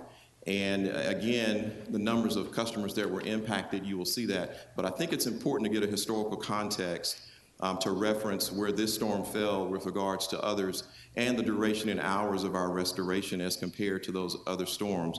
We know it was challenging, and again, certainly know that we've got things that we can do to improve on that, but I'll tell you a little bit more in a minute about some of the significant challenges that were faced. I do want to talk about our preparation efforts. We have a emergency response plan that is updated routinely, and that emergency response plan kicks in when we have situations like this. I won't go through all those bullets, but there are a number of preparation activities that go on in advance of a storm. And so that includes reviewing that plan, putting crews on standby, getting ready. And I tell you today, I stand here, and there are team members here with me. We all stand on the shoulders of those folks that I call heroes, that were the ones that you referenced earlier, who were out there doing the things that they did to get us back restored. And even some that you didn't see out in the field that had to get those folks ready and get them supplied are our heroes in this event. There are a number of things. I will point out that about the 5th bullet down, the storm kits that we have to put together is important. That's for our contract crews that come in so that when they get here, they have what they need to go out and do restoration to help expedite that. We have a crisis team that meets. This crisis team met in advance of that storm. We met on the 2nd to discuss preparations for that storm. And of course, we activated the team on the 3rd. This is not to go into any detail, but I do want you to see that there is a structure that follows the NIMS model that we have, the National Incident Management System model. That is what we use, that we implement when we're dealing with a crisis. We have a command staff. We do this now virtually, of course, and it actually has made it a little bit easier because we don't have to physically get together, but we did stand that team up. I just want to take a quick minute to show you, I know some of you have seen this, but there are some photos I want you to see of the actual damage and the restoration. You will notice here, some of you may recognize some of these areas throughout the community where we had significant damage, where trees came over due to the weight of the ice and limbs came down on power lines and poles snapped. Again, you see that significant challenges that we were all traumatized with, if you will, throughout the community, and certainly our customers were. And so it was a very, very challenging. These pictures began to look at the restoration efforts on the right. That's Kimball Avenue. Some of you are familiar with that area. We had a triple circuit down Kimball Avenue that came down due to a tree falling into that circuit. I spent a couple of days actually out there with those crews in that situation.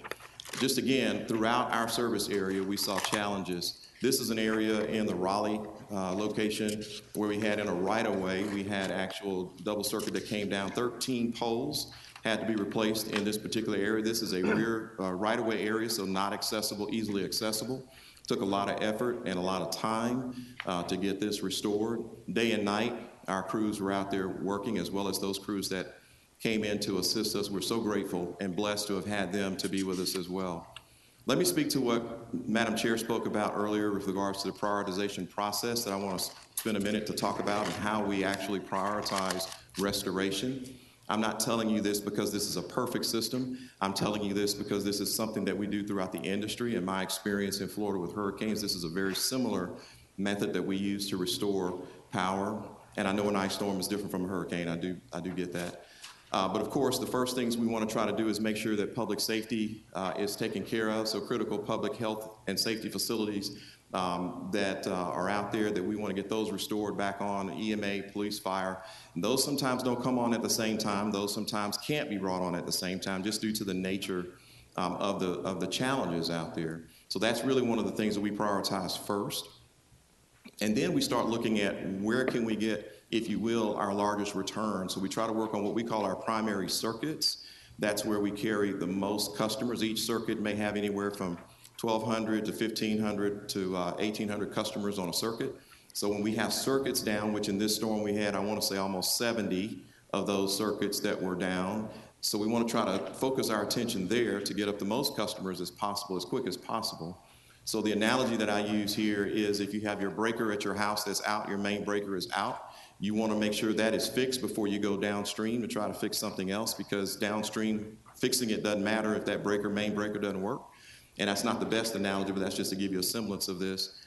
And then after we get the circuits back up, we go downstream and start looking at things where we may have fuses or other tap circuits where we have other lines that could be affected. If we spent all our time on those first, back to my analogy, we would not be getting back the circuits that we need. And so this is just an illustration of how that works. Restoration timeline, just to give you an idea, and I want to kind of level set, if I might, for just a moment and give you some factors to consider as we need to think about.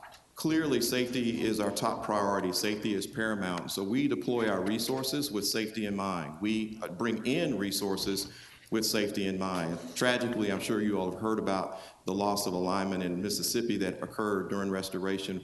I've had the unfortunate opportunity to visit with someone's mother, a lineman's mother, after he was killed on the job in a prior role that I had. I don't want to ever have to do that again. So one of the things we focus on is safety. So we deploy our resources that way. Vast majority of our contract crews could not be brought in. You got to remember this too. They couldn't be released to MLGW until the storm effects were no longer present in their areas. With the widespread path of that storm, we were beginning, as we did our pre-meetings, to discuss outside crews, but of course, it was difficult to get folks to release people because they weren't sure what damage they were going to have. And we do the same thing, so we were aware of that. We did have significant issues, and I'm sure you all are aware of this, with our outage text alerts. We had damage to our infrastructure that was so significant that it was not communicating properly. And we regret that. That has been a major issue, one of the major issues, giving information that wasn't necessarily correct about whether you're on or off has been restored or not. This is a fairly new system that's been rolled out, and in normal circumstances, it will work very well. This system had not been stress tested to this effect, to this point, and it was not functioning right because of the infrastructure that was damaged. So the communication links were not there as they would otherwise have been under normal circumstances. As we said, I said this I think earlier, but we assign our crews to the sources of the problem, which may not always be visible to customers. And so it's really important for people to understand that our crew assignments occur in those areas that I discussed earlier in our prioritization process. And so our network spans across the both easily seen and not easily seen locations. And so there are crews that are working. You'll see a map in a minute that shows that, but they may not be visible, so people may get frustrated because they don't see us and they don't know what's going on. In addition, another source of frustration is that crews may be assessing damage and they may leave, and that damage may still be there, and customers may think, well, why didn't you fix that? Well, we need to make sure, again, that we follow the prioritization process. We have to assess the damage, and we have to correlate that with outages, and so it may not be most efficient for that crew that's there on the site to really fix that because there's upstream issues that are still being dealt with, but that assessment helps us to do that. So we may have crews out there doing the assessment, leaving, and then getting that work done upstream and then coming back. And so that's sort of a tried and true way that we do that across the industry. We always remind the public to stay away from down lines. We don't try to distinguish between them. We tell customers and the public if it's a line that's down, stay away from it and notify us, and to treat that line as if it's energized. Over and over again, we say that. I know this is a bit of a busy map, but what I wanted to be able to show everybody here is a visual of what really happened over the course of the outages, over the course of the 233,000 outages that occurred that I spoke about earlier. This is broken out by council district, and it also shows other municipalities because this storm affected our entire system. And so what we're trying to show here is the impact that this storm had by customer as a percentage of total customers within each of those areas, whether it's your district or whether it's a municipality, and then of course on a total basis. So you'll see that 55% of our customers had some sort of impact from this storm, but that means that 45% of our customers really didn't. And so it didn't totally take out our entire system of customers, but this gives you an idea of where that was. And where you see the heavily shaded area, District 5, Councilman Morgan, is where we saw the greatest number by council district of customers that were out. And you'll also note that that's probably an area that has a lot of trees, and that was probably our #1 challenge in this storm, is the impact of trees, not just on circuits, but trees down the line behind fuses where we had other work. We typically find that when we go downstream from circuits that we have about 50% of the time we put a fuse in and it works. In this case, we had that about 10% of the time. So we had more damage this time than we would typically have experienced in previous storms that our employees, that our crews and others had to deal with. This is just a snapshot to show you the trend line of how the restoration process went. And again, we know the restoration did not necessarily meet the expectations of everyone. And again, regret that and apologize for that. But I want you to see that over the course of the time period, there was a lot of restoration going on, such that by around midnight Friday, early Saturday morning, we were at about 99% of those customers who had been out or who had experienced an outage were restored at that point in time. And that doesn't help the 1%, doesn't help those who are still out. We also had a number of what I call re-outages. That's not the best word to use, but we had a number of outages that occurred behind the outages. Again, so there was an outage, might have gotten restored, and then another outage came about. Or there was an outage, and then maybe you never had an outage at your home, but later you did because tree branches subsequently fell. So there were times when people may have said, you know, I had an outage and now I'm back on, but now it's out again. And so in their minds, they've been out since the beginning of the storm. But we had a lot of that to deal with. But those numbers represent that. It takes that into account. And even with that, you can still see, and I want to just again commend our crews and their leaders for the great work they did in trying to get those numbers down as they did. Again, resources. I want to spend a minute on this. You heard Councilman Carlisle, you talked about this. So I want to talk about the resources that were deployed. I call them boots on the ground. We had a number of our existing crews. We have troubleshooters. These are folks that go out and do damage assessment. We call them like our first responders in situations like this. We had our overhead line crews. We had 40 of those troubleshooters, but then we had 26 overhead crews that were in-house. In total, we had about 1,100 people committed to the restoration in the field, but that doesn't count the number of people that I've talked about earlier that are behind the scenes getting things ready for these folks to do their work. So we had really way more than 1,100. But you'll see contract tree trimming crews, about 78 of those at the peak, 90 outside crews that came in, that's about 450 folks. We had other crews and engineers and retirees that came back to assist. So my point to this is we had a number of resources that just came in on this situation and dedicated themselves, many of whom didn't have power themselves, but dedicated themselves to restoring power as safely and as quickly as they could. And so that's to give you an overview of what happened. The communication effort and community outreach, I do want to touch on for a moment. Our Community and External Affairs group led by Gail Jones-Carson's very engaged with social media, as you can see, very engaged with communicating with web traffic. You can also see here the number of media contacts we had. We had our routine daily press conferences, as some of you may be aware of, at 21 news releases, 81 media inquiries. So we're trying to do our best to communicate with customers. And that's not all. We also tried to make sure that we kept for those who could see it, we tried to keep our website updated with what was really going on with dashboards. And you'll see that here on this next slide. We created some new dashboards to try to help communicate to people who could see it, and maybe they could let others know who didn't have power. Here's what's really going on. It may be hard to see. This is a busy slide. But this was designed to sort of show where our crews located, because a lot of customers were asking, saying, I don't see anybody. And so we want to try to show on the left bottom, those blue dots indicate where crews were. And that's a point in time. That's not necessarily what happened all the time, but that's just a point in time for that date. So we had those maps. The right bottom map, the blue and red map, is indicative of where we had outages, and where the red is the outage and the blue represents where the outages were that had been restored. So we were trying different things to show customers and to show the media and others to be as transparent as we could regarding what's going on with restoration. And so that was another thing that we have not historically done to this level, but we really learned, that was a lesson learned from the water crisis we had last year that we implemented this year in this crisis. And so I just wanted to mention that. Again, a number of other community outreach activities that we did. We had 2 mobile food banks that we hosted last week. We also are in contact with the Department of Human Services, folks who are receiving SNAP benefits, to make sure that they get information they need for those customers who are eligible to receive food replacement after the restoration. This is just another indicator of those folks not counted in the 1,100, but we have folks that are on the phones that are engaged in our customer care organization led by Jim West, and they typically about 4,000 calls a day. That's that red line that you see going across there.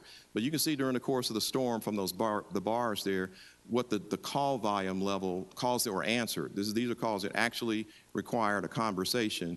This is kind of give you an idea of what happened, and that's just through the 10th of February, so I think that was last Thursday. So that's an idea of that. And then the outage hotline, which is the number we continue to provide to the public for customers to call to report an outage. This is just to give you a trend of what happened with those calls, starting at about 169,000 calls reported on that first day. And you see how they dropped rather precipitously over the time. But nonetheless, that's just to show you the activity that occurred with that. Let me speak for a minute about cost projections. We got asked that question quite a bit. We try to estimate based on historical cost of these types of storms. We estimated and have submitted a $14 million number to both TEMA and FEMA for a disaster declaration request from the governor to the president. If that happens, we should be eligible for a 75% reimbursement of those eligible costs. And just from a contextual perspective, if you look at what happened during Hurricane Elvis and Hurricane, the Tom Lee storm, those were, I think, $14.5 million and $31.5 million. No, the ice storm, I'm sorry, the ice storm of 94 was $14.5 million. And the Hurricane Elvis storm in 03, which was a 16-day restoration, was about $31 million. So that's just to give you a context of that cost. I want to spend a little bit of time on the lessons learned, and these I call early lessons learned because they're not complete. We have not had a chance to come together and debrief fully on the lessons learned. These are some early ones, and I won't necessarily read them all, but I want you to understand that we are trying to do our best to figure out how can we make things better. Let's move forward and make things better. That's our objective. We want to make sure our customer care folks have timely information. That's one of the things that's really important as they take those calls. They need to really understand what's going on in sort of real time. So we're going to work on that. We talked about the text alert, outage alert issue, the texting outage alert issue. We probably should have disabled that sooner, minimize the confusion out there with the public. That's something we thought about at the end. And then our damage assessment strategy, making sure that that's optimized so that we can make sure that it's safe, efficient, timely, and flexible. The prearrangements, these are things that sometimes we don't often think about, but it's important to think about those crews that we bring in. Logistics for those crews is a challenge, and so we need to make sure we have a place for them to stay, a place for them to park, we have food, we've got a lot of things. So we've got some work to do to optimize that. Our crew does a great job, logistics team does a great job of that, but we had a lot of challenges this time. We probably need to do some things different next time. We need to think about other things like ahead of the storm, making sure that I think we told our customers be prepared for a few days. We didn't necessarily say more than a week. So we need to figure out how to maybe better manage expectations with customers. Every storm is different. Every hurricane I've been through was different, and I've been through a bunch of them. Even every ice storm is different, I'm sure. Each storm has its own unique qualities that you may not know until after it comes through. And so had we known what we know now, we might have said something different ahead of time. Our crisis management team structure, we want to make sure that's optimal. If we have to make any changes to that, we'd like to do that. And then we've got to learn some best practices through our partnerships with industry organizations like the American Public Power Association and other utilities. And Alonzo Weaver, our Chief Operating Officer, has already been doing that with other utilities and making sure for those who have ice storm, had ice storm issues, in fact, with this one, making sure that we're dealing with that. From an accountability perspective, again, these are early. We'd like to make sure that on an annual basis that we review with our board and this council our storm restoration plan with any updates that we've incorporated, and making sure that we do the same thing with communicating this to our customers through bill inserts and online. We do it already. We just want to make sure we hone in on that and make sure we refine it and make sure it's what it should be. Our community engagement opportunities, there will be a slew of them going forward, and I'll talk more about that in a minute. I know you've been briefed on some of this. And then once we activate our crisis team, and this is in advance of a storm, one of the things that we want to do is to notify our board, city council, all the mayors, elected officials, stakeholders around the community, and make sure they understand what our plans are, make sure they understand what we anticipate, and then once the restoration process begins, to give them routine updates, whether that's daily or twice a day or what have you. So let me speak to next steps. Now that we've restored the electricity, I think we must work to restore trust and credibility with our customers, with our community, and our stakeholders. And this is how we're going to do this. This is not an all-exhaustive list. We have, of course, announced that we've suspended disconnects for non-payment for a period. I don't think we will restart that before March the 1st, so stay tuned. We will notify customers when that restarts and give them plenty of time. Offering additional bill payment assistance, much like we did during COVID. If there is a need for that, we're evaluating that. We're also considering offering no-interest loans for eligible customers who had damage at their home associated with their electric meter. And we're going to look at doing that and trying to make sure that we're hopefully by the end of the week we'll have this figured out. We're still working through that. But we want to make sure that customers who had those challenges, that we can help them as best we can and spread that out, over a period of time so they can more easily handle that. Mobile food pantries I talked about. Infrastructure improvement plan, that'll be happening. We're going to talk about tweaking that, and I know you all have heard about this already, but it's the formation of what's being called the Outage Improvement Advisory Team. That team is going to be set up and will begin meeting near the middle to latter part of March. That team will likely be comprised of folks that are currently sitting on our Neighborhood Advisory Council. We have a Community Advisory Council. We are beginning to formulate a Business Advisory Council, and we will certainly bring stakeholders in from that. We'll have a representative from this body, representative from other elected officials, our board as well, and look at options for improvement in our outages and just the whole, not just restoration, but just in general. I know you are aware of the 5-year infrastructure improvement plan that we have. We know that we may need to do something different, and the goal for this team really will be to hopefully it's not, and we had some of you remember the power supply advisory team that we put together for the power supply. That team met for about a year. I don't think this will be that long. We're hoping to do this inside of 90 days maybe, or even maybe a little bit, 60 to 90 days, or maybe a little bit longer. But the bottom line is this team will look at options, make recommendations, and we would like to be able to the extent that any of those recommendations have budget implications, like to be sure we get that implemented into our budget, that cycle that comes up in the fall. So we really want to make sure that we get any of those options that are necessary that impact our budget, make sure those get addressed. I do want to spend a quick minute just giving you a bit of a reference on underground. I know there's been a lot of discussion about underground. Just as a reminder, 40% of MLGW's distribution lines are currently underground, 40%. As you see from this chart, this compares us to what's called the Big 8 power companies around Tennessee. We have, as a percentage, more underground service than any of the other in the Big 8. So that's just to give you an idea of where that is. You've heard these numbers, but it's probably in the, we now have updated this, and it's in general, about $1.3 million per mile, and that may be a conservative estimate, per mile to take existing overhead infrastructure and put it underground. It's much easier if you got a greenfield site, you want to put it underground, that's like building a house, that's great. But renovating it, tearing it down, and that's a different story, and that's what we're talking about here. So for the remainder of about our 4,500 miles of overhead line that we have, to do that in total is a little more than $6 billion. That does not include, to be clear, that does not include services that need to be run to homes and businesses that take underground service. Those are additional costs, because that's just getting the lines converted. But to every structure that currently has an overhead line, we would have to trench in underground services. There would be a change out at the meter and a riser and all that stuff. So this just to give you an idea. We can take various approaches of that, but I wanted you to see that as well. So just in summary, quickly go through this. Fourth largest storm that we've seen in our history. Restoration time was similar to the Tom Lee event, those of you who remember that.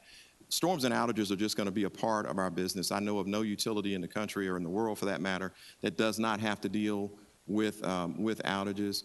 We realize that our customers want to do other things. They don't really want to be sitting around thinking about MLGW, and I get that. And we don't want to be. We want to just them to have the service and enjoy the benefit and all the things that we can do for them. We're going to improve our restoration and communication processes based on lessons learned, evaluating strategic underground, as I talked about. And I just kind of say one more time how much I appreciate everyone who did what they did. And as I went out there and looked at and watched them, just amazing things that was done. And again, my apologies to those to whom we did not meet their expectations, but I want everyone to know that we are committed to continuing to get better. We are not our best yet. Do thank you for the opportunity to spend this morning. Be glad to entertain your questions.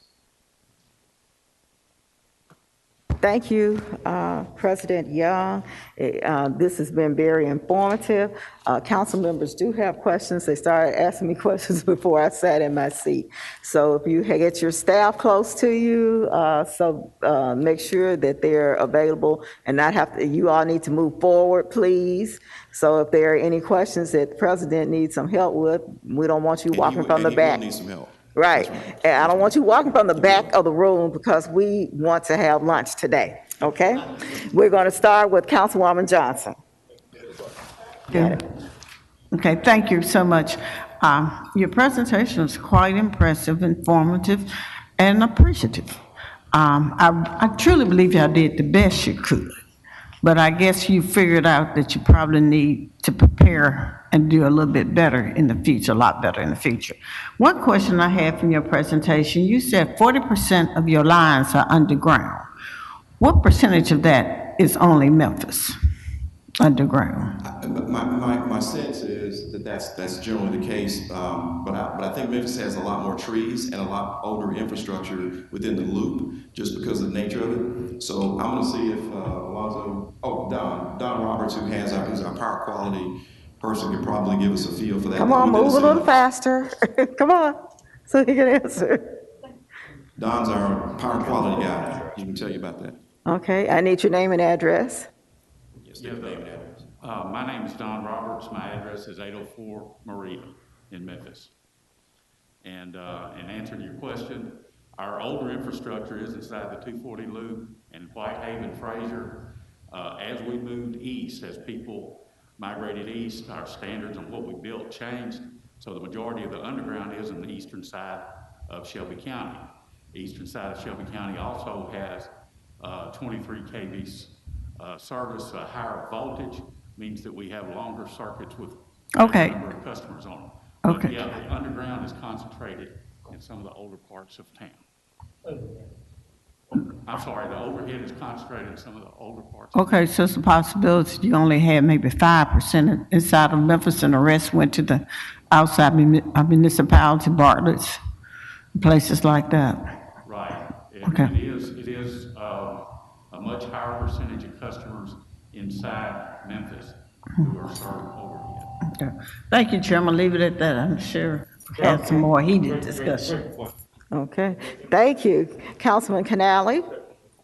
Thank you, Madam Chair. I would like to take this moment just to thank the whole MLGW team and all the outside resources that we had to come in that were actually going out there and doing the hard work in not so great circumstances. And there's two employees that I want to publicly thank. The whole team did a great job at two that I probably wore out a little more than anybody else was Jim West and Frank Fletcher. Were tremendously responsive, and out of the, I don't even know how many emails, calls, texts through Facebook and everything else that I had reaching out from constituents, but they were very responsive and got back to me in a very timely fashion. Two requests. One is for our call center. I don't know how many human beings we have that are actually fielding these calls, but I did get a lot of frustration with people saying that they received, whether it was automated or they just didn't get enough information that they were looking for. So if there's any way, and it's not if, but when, the next storm comes through, that we can beef up our call center so that, especially for those that don't have access to a computer or internet, can call, because maybe a telephone is the only means of communication they have, that they can call and actually talk to a human being and get some answers, or at least the most updated information possible. So if we could somehow figure out to improve that in a way, but then also I think everybody understands that it's wildly expensive to bury all of our power lines, and certainly understand that we don't have the money to do it all at once. But I think what this body and what the city would like is maybe a long-term plan, a strategy. We would like to modernize all of our traffic signals and our intersections, but we understand that we can't do that all in 1 year. So we have a plan to do, as many as we can a year, and we'll get there eventually, just like we can't pave all of our roads in a short amount of time. So if we could look at and especially for the areas that need it the most, getting those lines underground. And I think that that's great that we have 40% already buried underground, and that we rank higher among the TVA customers, but that certainly doesn't help our constituents when they call and say that, they've been out of power and they've thrown out their groceries several days. And those that couldn't afford a hotel room, those who didn't have family, to go stay with, our hearts certainly go out to them, and they deserve an apology, because and a pledge and a promise that we'll do better next time, that they won't have to hopefully experience this again. But again, I want to say thank you for all your hard work. I know that it was extremely stressful, and the amount of hours is numerous that you put in over these last couple of weeks. So I just want to say thank you, and we look forward to some plans in the future on how we can better our services. Well, thank you. Thank you, Madam Chair. Thank you, Councilman. And I will just tack on to that. We did have, I want to say it was over 100 locations where we had underground fuses that blew as well. This storm was no respecter necessarily of overhead versus underground. So we did have customers served underground that had outages during the storm, and some of them, I think, were just restored. Many of them were just restored late in the week to the weekend. So just to be clear, not as many as served overhead, but let's be clear. I mean, there were some underground services that went out, with no doubt. Thank you. A follow-up question. What was the percentage of underground in the Memphis area? Yeah, I think we probably said less than 10%. Is that the number, Don?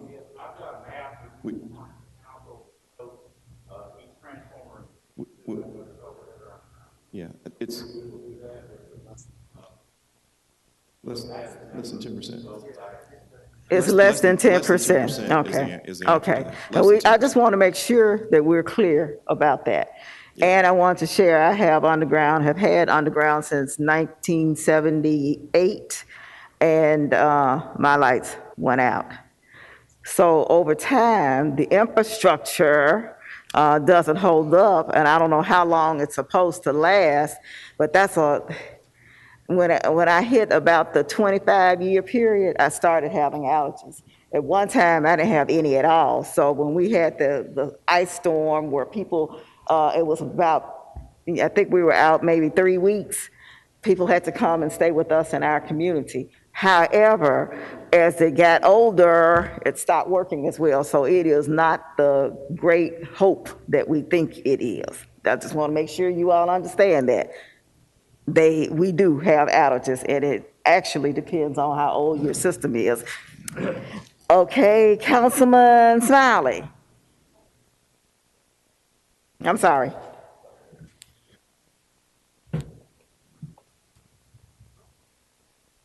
Am I hot?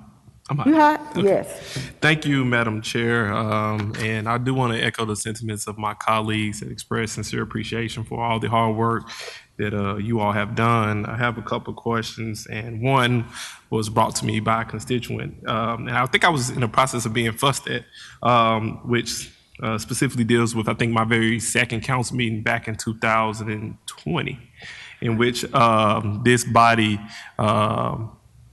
approved certain rate increases that spoke specifically to infrastructure improvement plan.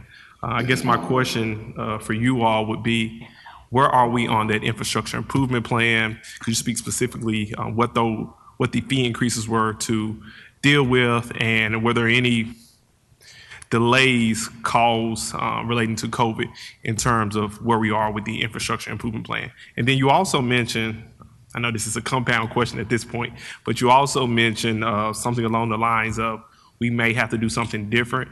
Is that related to the improvement plan that we allow for certain increases, or is it a different type of infrastructure improvement plan? Yeah. And then I have another question as well. Okay.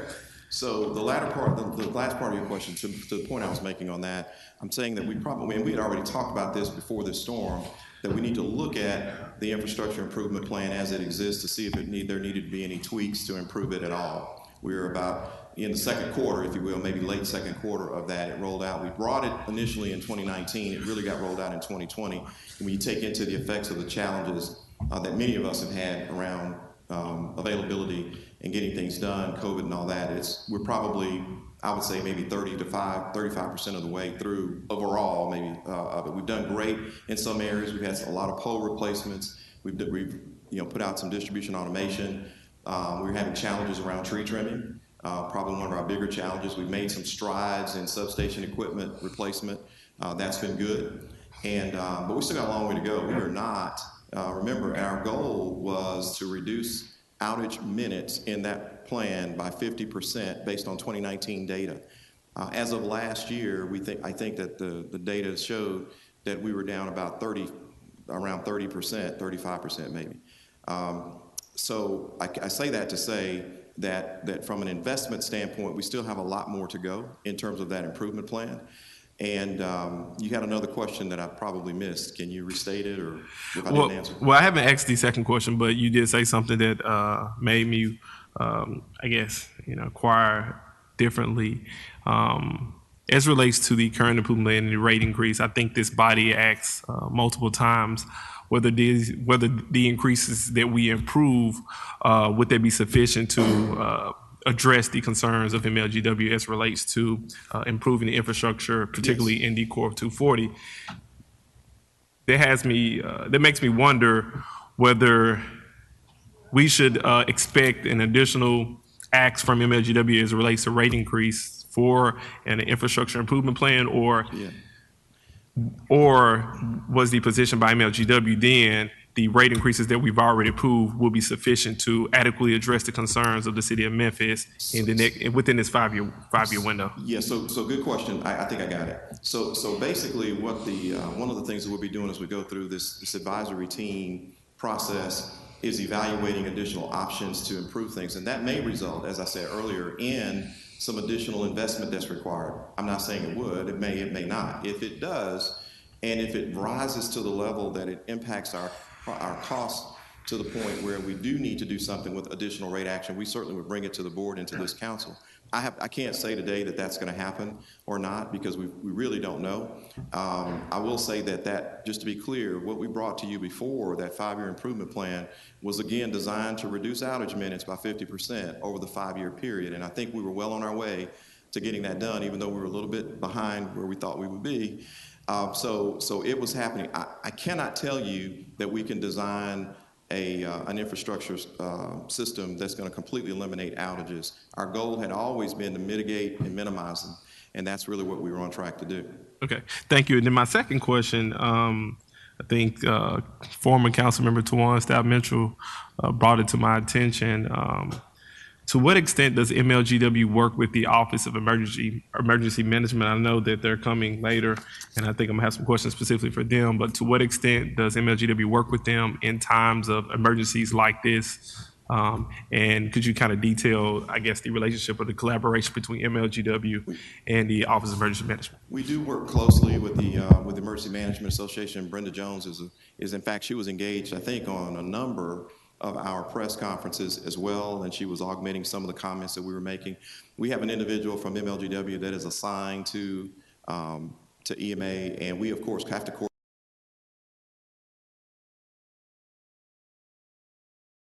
coordinate with them to make sure we understand which sites and locations they designate as critical as part of that restoration process I mentioned earlier.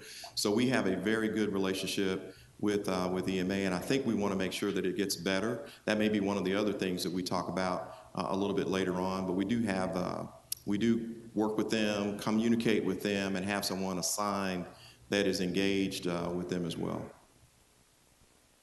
I think that's all I have for you. I think well, let me ask you this question. So I think I was made aware in years past and previous councils when we have large outages like this at some point in time, and it may be a question for the administration. I know Doug was so happy to come speak to us again. In times of emergencies like this, at some point in time, when folks will be out of power, I think is either MLGW in partnership with the Office of Emergency Management would like provide generators, so to speak, to those individuals who are absolutely in need of power, those individuals who are on ventilators, oxygen machines, and things such as that. Are we doing anything like that, or is that a question that should go more specifically to the Office of Emergency Management? Yeah, that's a good question. We still have to huddle. You have to huddle to talk about other things that we can do. Okay. So I can tell you now, we haven't fully discussed that particular point, but that's certainly something to think about. Okay, thank you. And I'll be sure to ask the Office of Emergency Management as well. Thank you. Okay, so let me give you a heads up. If you would call the fire chief, she can explain. We do have some generators at our fire departments, and then we have some customers that have identified themselves, and they do get those generators. So we need to ask the fire director to come and give us an explanation of how they distribute those. Okay. Okay. Councilman Warren. Thank you, Madam Chair. And thank you, Mr. Young, and for the entire MLG&W staff. I was incredibly impressed with the effort. I just was looking over your major storm dates, and out of the 15 major storms, 14 out of those 15 have happened in this century. So I think that one of the things that we're looking at as a community is how are we going to harden our infrastructure to be able to handle more and more intense weather and environmental events. And I think that's one thing we really want to get our communities to understand, that we know we're going to have to start gearing up, and we've been trying to do it. I think one thing people did not understand was when all the people were going around and robbing our tree crews at gunpoint last summer when we were trying to get ahead of this, that significantly slowed down and made this storm much more damaging because of the number of trees we could not trim that occurred this summer. I got a couple questions from constituents, and I don't expect you to answer these, but I want you to take them to your committee. What 10 or 20 circuits would make the most difference if they were put underground, particularly inside Memphis? So let's think about how do we actually go and get the most significant things and get those put underground first? And how do we fix 80% of the problem for 20% of the money? I don't know if that's possible, but that's sure wishful thinking. That's a great question. But I think thinking about specific circuits that may be sort of scattered around town, that if we put them down, that would help us. And I know you guys are going to do that. But thank you again, and thank you for being so responsive. I'm medical director of a nursing facility and a retirement home, and it was without power with a lot of elderly people that needed it, and you guys got on that and got it very quickly, and it was severely damaged all around it. And it was a yeoman's effort. Thank you again. Thank you. Okay. Thank you, Councilman. Thank you, Dr. Warren. Councilman Jones. Thank you, Madam Chair, and hats off to you, Mr. Young, and to your entire staff. We have these things from time to time. We can prepare and plan, but Mother Nature has a mind of her own. So you've answered my first question. It was addressed by Councilwoman Johnson when we talked about the percent of areas that had underground, particularly within this city of Memphis. But now, just to piggyback off of that a little bit, were you able to pinpoint those areas that did have underground utilities, and were they able to come back online sooner? That's a great question, and it's very likely that they could. Okay. But again, it depends on the level of the damage upstream. But I will say that much like any infrastructure, not just utility infrastructure, anything that's been designed everywhere I've ever worked, anything that's been, when you look at the way the community was built and grew, you will find this same situation everywhere. I've seen it everywhere. And so there was a time when the standards were just everything's overhead. Standards have changed over time, and newer standards have come into place, and that's probably why you see that.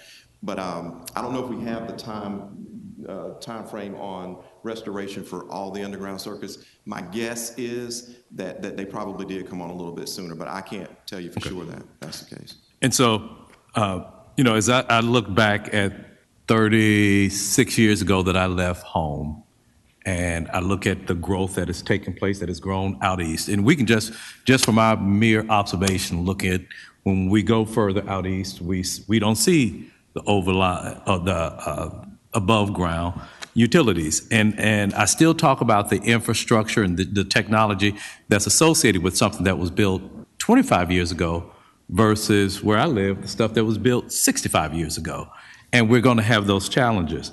But I will say that although this is not a monolithic organization, the Memphis City Council is responsible for this, because infrastructure improvements delayed is infrastructure improvements denied. When Jerry Collins was the president of MLG&W, he came before this Memphis City Council and said, we need these improvements. We punted. We said, well, wait till your replacement, Mr. Collins, you're retiring. Wait till your replacement gets here. Mr. Young, when did you get here? What year? January of 18. 18. Okay, so this council could have acted in 17, 18, 19, 20, 21. We could have been in year 4 or 5 of a 5-year plan, but we punted. So, colleagues, we should hold ourselves accountable. I know where I live, and some of the comments that I used to make, I said it could be a 72 degree day outside, very mild, the wind isn't blowing. I get home and my stove is blinking, meaning that the utilities had gone out at some point. And so, colleagues, when we look at the investments that we have to make for our community, sometimes we're going to have to bite the bullet. And it costs money to do so. We delayed those rate increases to pay for these infrastructure improvements. But we could have been at year 4 or 5 had we acted upon this sooner. And I know that the majority of you, thank you, colleagues that are here now. Because you all came and voted for it. So thank you. But like I said, we're not a monolithic body, but this council right here, this is the one that said, okay, but the prior councils, colleagues, we could have been in year 4 or 5. And it's speculation for me to sit here and say, well, we could have had 20, 30, 40, 50%, but I still could contend that we may not have had the degree of this had this Memphis City Council acted sooner. Mr. Young, does MLG&W have its own tree trimming crew? We do not. Okay. And most utilities don't. Okay. My contention, though, we know that, when you're flying into Memphis, you see how green Memphis is. This is a permanent problem or permanent issue. I would contend, at some point, did we have our own tree trimming crew? I know you may not be able to speak to it, but maybe somebody who has been here for a while. Okay. I would question, though, if we have a permanent problem or permanent issue, why not have a permanent staff to address some of these things? As I thought about asking this question, I didn't know perhaps we had one, but because prior administrations of MLG&W didn't come and ask for the proper investments, it may have been something that was cut 10, 15 years. I don't know that question. But if we know that we have a permanent tree issue, it seems logical to me that we would have a permanent department to address some of those things, and we may not have to face this to the extent that we did this year. So that's something that I would hope that we could take a look at and address.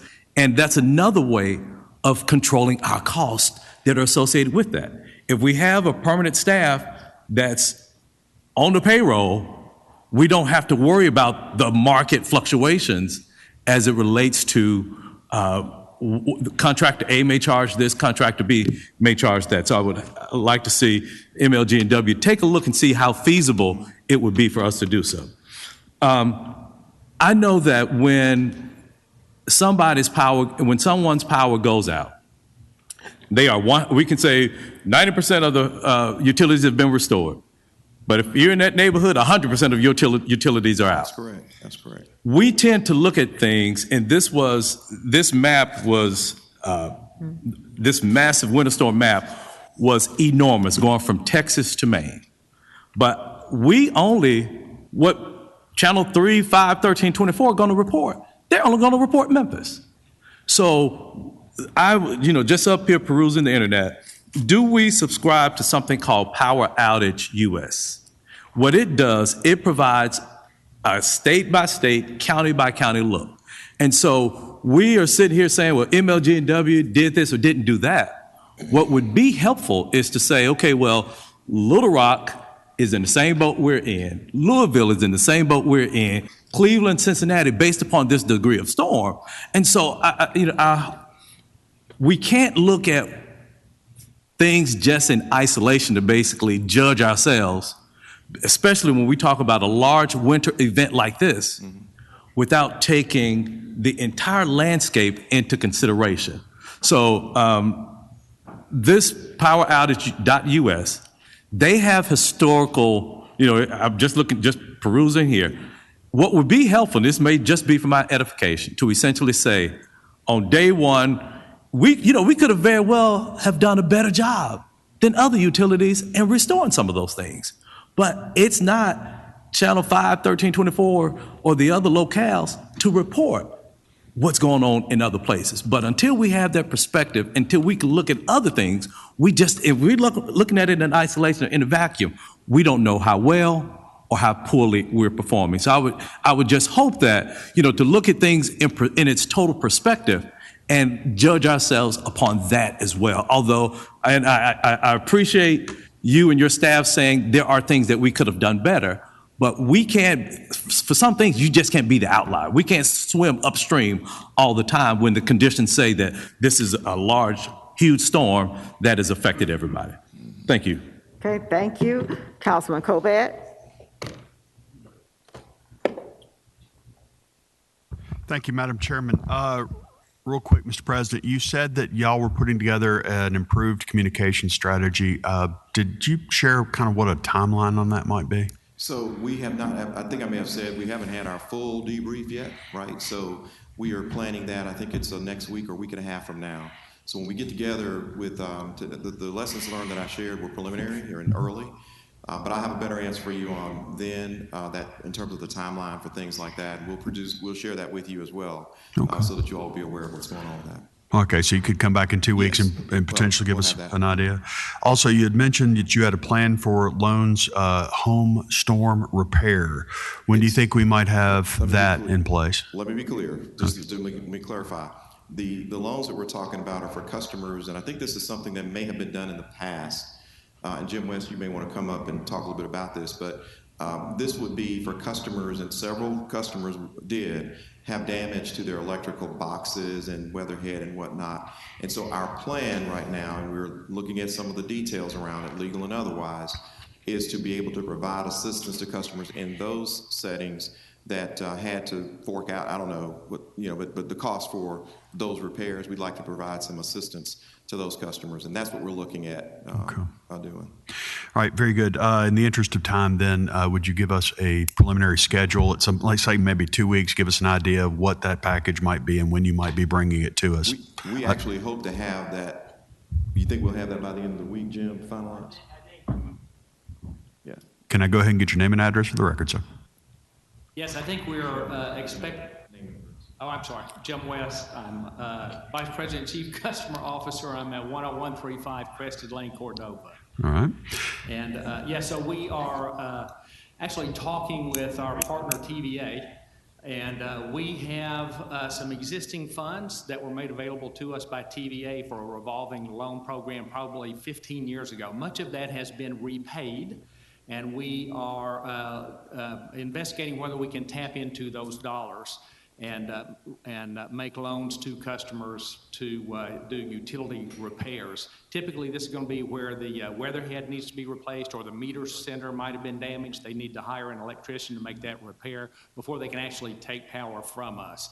Plan right now is to look at something that would be income qualified, which is a way we operated this program in the past, probably using the same income guidelines that our Share the Pennies program operates for. So it wouldn't be available necessarily to everyone, but would be focused on those households that would be most in need. Thank you very much. I guess last question, is there the ability to use potentially FEMA funds for these potential repairs and payback? More just my curiosity.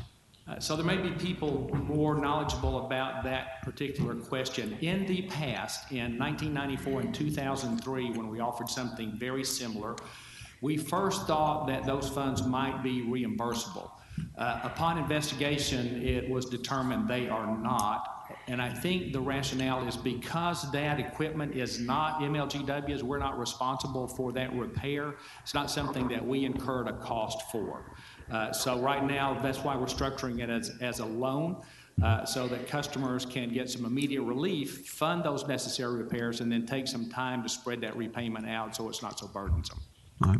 Thank you very much. Madam Chairman, just close out. Thank you guys at MLG&W. If my phone was any indication of how much your system was getting overloaded, I can only imagine. I know we sometimes agree, sometimes disagree, but every time I called or texted you, you responded very, very quickly. I encourage you, obviously, to look at these opportunities to improve going forward. It is, if you don't look back, then we make bigger mistakes next time. But again, I thank you for all of your hard work thus far. Thank you, Madam Chair. Okay. Thank you, Councilman Covet. I got a message that we had a permanent tree trimming crew back in the early 1990s. And I don't know how correct that is. I'm just sharing that information. Councilwoman Logan. Thank you, Chairwoman, and thank you, President Young and your staff. I also want to especially thank those that were out in the cold, fixing, the lines and the linemen and all of those essential workers. We really appreciate the sacrifice that they gave. I have 3 questions, and I know you all are going to go back and debrief and meet and all of that, and then come back and present. And during the time that you all are meeting, if you could consider these things. You mentioned priority in deploying employees. I know a lot of the constituents that call, they would say that they had called the number or they had downloaded the app, and it would always read that there were people in the field assessing the problem, and so apparently you have to send people out to assess before you can even determine how to fix it. So my question was, are we considering increasing the number of certain employees or certain contractors above others? So my question was, do we need more first responders, those that are on the damage assessment team? The second one is, I know in District 1 there are a number of trees, and my colleagues have addressed that as well. The thing that I did want to add was when we are looking at upgrading the tree trimming and tree and vine, there's a lot of vines in my area, tree and vine cutting. When will it start, and will others share in that cost? Others that use the poles like AT&T, Xfinity, those other people. And number 3, when you mentioned safety first was one of the priorities you use in who to deploy. Even if they are categorized as safety first, how do you deploy them? For instance, when you mentioned lines being down, I know there were lines down in my district, a lot of them, and people didn't know if they were hot, if they were not. And so when you prioritize lines down, even inside of that category, how do you prioritize those? If you have lines down all over the city, what is the priority in determining which lines are down? Okay. Thirdly, as it relates to wraparound services and resources that are deployed during a crisis, because I know at some point people, just kind of shifted from I know, it's my power's off. I don't know when it's going to come on. I can't get any answers, but I don't have any power. I don't have any food. I don't know where to go. I need somewhere to stay. So, and no one had a comprehensive, I had, constituents asking, do you have a comprehensive list of resources, of places we can go? So in your deliberating or talking or meeting, going back to assess, I think it's going to be very important that we have a system in place that at some point that system takes, begins to look at where can we send people? Can we come up with a connection or some type of information channel where we can deploy people in terms of getting services, whether they need, because some people, as we said, couldn't go to a hotel. There was only one warming center that I could send them to. So I think that's going to be very key, making sure that we have coordinated those efforts and those community partners and those wraparound services and resources prior to events like this. So we'll know as a body where we can send constituents to, because, once the power is out, and if it continues to say when they call, if it's out, I want to always switch to, okay, well, what do we do now and what can we do next? So when you come back, if you could include those areas in your presentation, that would be great, unless you have some information concerning that now. So you've given us a lot of great information that will need to be a part of our debrief. So I'm assuming we've got note takers. I know we've got somebody watching on live stream that's taking these notes, but great questions. Make sure we get those from you again. I don't know that I can give you 100% answers now. I'm gonna ask Brad Gates to be on his way up here. Brad manages our electric operations. He can give you a response to the question around our prioritization with regards to, I think you were talking about lines down or something like that. And so I want to make sure that he speaks to that. Brad, do you want to come up?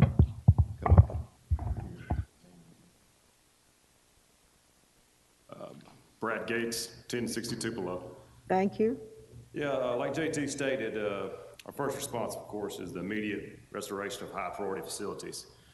And then after that, we respond to potential dangers to public, and then we do the full damage assessment. So stating that, the lines are second, priority in our scheme of things. How you doing, Mr. Logan? It's good seeing you. Got a little history. Well, I guess I'm asking, I know there's second tier, getting the lines, the hot lines or whatever the lines are. And I understand that. I agree. You got to get the hospitals and all those places back up. But even within that second tier, how do you prioritize the lines that are down everywhere? Like, because, you don't know if they're hot. I know there was a main corridor in my district that there was a major, it's on Covington Pike, one of them, and then another one was out, I think, in Cordova, that people were going by all the time. And there was like some lines down and a pole hanging over the street, things like that I felt was like emergency and really serious. So, but I know you all can come through and you may say, oh, that can wait. But how do we know, and how do citizens know that if I drive down the street and this pole falls on me, that, well, this pole's leaning, it's not gonna fall? How do you communicate that or prioritize those areas? Right, some good questions. For the record, we had over 3,500 wire down calls. And as you stated, we do need to increase our damage assessors, our first responders. We had 40 first responders, so if you do that math, it takes days to get those done. An average first responder may do 10 to 20 tickets a day, so some of those calls may not get looked at till the 4th and 5th day just due to the staffing we have. So yes, I agree, we do need to beef that up to look at these dangerous situations. For prioritizing those, it's the circuits. So we had a lot of circuits that had lines down. So we try to get those done first, since that's the majority of our customers out. So that's how some of the lower service drops and whatnot were less, important based on that criteria. Okay, I guess I'm talking about the hot ones. Like, I know that there were lines down on the circuits, but I'm asking if we don't know if the line is hot or not. Are you saying that you're gonna go through and identify or mark all the ones that are hot? Yes, once we make the scene, we'll address and make sure that it's de-energized by switching or whatever we have to do, the taps, or removing the service drops, whatever we have to do. We do put out, and we may need to do a better job of putting out if there's any kind of wires down. If you're not sure what it is, stay away from it regardless, because even if you think it's communication, it may not be. So we do put that out, but we need to do a better job of communicating that to the public. Okay, all right, thank you. Well, just if you all, the questions that I asked, if you all could go, when you come back, if you could bring in-depth look or information regarding those areas. I know it's hard to just think off, but I appreciate what you said, it makes sense. But factoring in everything that I asked, if you could bring that information, I greatly appreciate it. And again, thank y'all so much for, the sacrifice and the time that you did have to spend away from home and all of that. We appreciate being back on and having lights. Okay, thank you, Councilwoman Logan. Councilman Ford? Thank you. I want to thank everybody for all the hard work y'all have done. Thank you. Clarification. I've been in a lot of hurricanes also. My wife is from Mobile. They might have them every day during hurricane season. Yep. Clarification that I need. I know you had grids with down circuits. Where I stay, the area was out. Do you turn everything off even though there's no damage to some homes with no lights? Because I know Mobile will do the same thing. Hurricane, they shut it down, everything, because like she was just saying, live wires, things like that. But that goes back to underground also, where a lot of people may not have lights with underground. Right. But can you explain, do you all shut everything down, especially because you don't want nothing live? Can you just explain all of that? Sure. Well, good, quick question. Brad you may need to come back up here, Brad, to explain this a little bit better, but I will say that some customers may see or hear that we've turned customers off. Like, they turned me off for whatever reason. Well, the reality might be that we are doing what we call switching so that we can pick load up. And so in that switching process, sometimes, of course, a customer's power would go out, but that's to allow us to pick up other customers. So it may be temporary. As far as deliberately turning off customers as a preemptive deal, we don't really do that. But I'm going to ask Brad to come back up and talk about that as well. Yeah, that's correct. We normally don't do that as a practice. We do some switching and trying to get much of the circuit back restored to get most of the customers on. And once we make it to the scene, if we do see it's a safety concern, then yes, we may have to leave the whole entire circuit off, as you stated. But as far as shutting down and then building back up, if I'm understanding your question, no, sir, we typically don't do that. Okay. I just wanted to know, because like I said, I've been in hurricanes. They're going to shut it down. Okay? Average person in Mobile, which is different here, they use gas, not electricity, okay? So that's why I said they're used to hurricanes and things like that, really that whole Gulf Coast. They can still do just about everything, they just don't have lights. We have lights. Majority of people at their homes, they got everything electric. There it's completely different. That's why I said the electric part, they kind of shut things down. My neighborhood, it was said that they shut some lights off in order to get everything done, in order to turn everybody back on. Yeah, that's the reason why, the difference, okay? Yes. Thank you. And I will say to that, Councilman Ford, the day one, I don't think I expressly said this, but I do want to make it clear. On day one, as we were going through that prioritization process, we had a lot of folks dedicated to making sure our water system stayed up. Some people don't know that, but we had to have a lot of folks working. We lost some wells. We had TVA had to sort of shut down some of their activity to help stabilize. Customers never saw this. But because we had some outages that affected some of those pumping stations and we lost wells, we had to do a lot of things in the background. So some of that is what I'm saying could be what people are sensing, but that's not, we don't do that as a deliberate thing. Good. And I just want to say one thing too. We got light, gas, and water. And you can go to some of these other states, right. Everything is completely separate. Right. And our rates are kind of low, y'all, compared to every other place that you go, because everything is separated. Ours are not. Right. Plus, I got to just say this too. A lot of things that's on MLGNW bill is not ours. It's just other charges that Absolutely. We have. Yes, sir. So, everybody really kind of have to look at that also. Yep. Okay. Thank you. Okay, thank you, Councilman Ford, Councilman Carlisle. Madam Chairman, JT, to the team, thank you very much for this update, and truly to the linesmen and those that were first responders in support. I know it's been a long 2 weeks and will continue to be so. Even though we're through what is public facing, I know that there's a lot of continued work behind the scenes.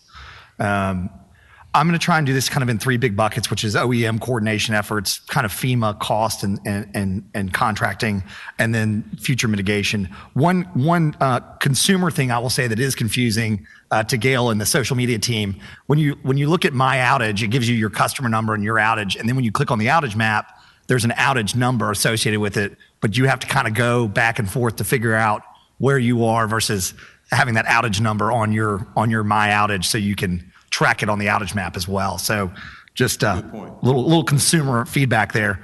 On page 2, you mentioned peak outages, right? 136,000 or so. 186. Thank you, 186.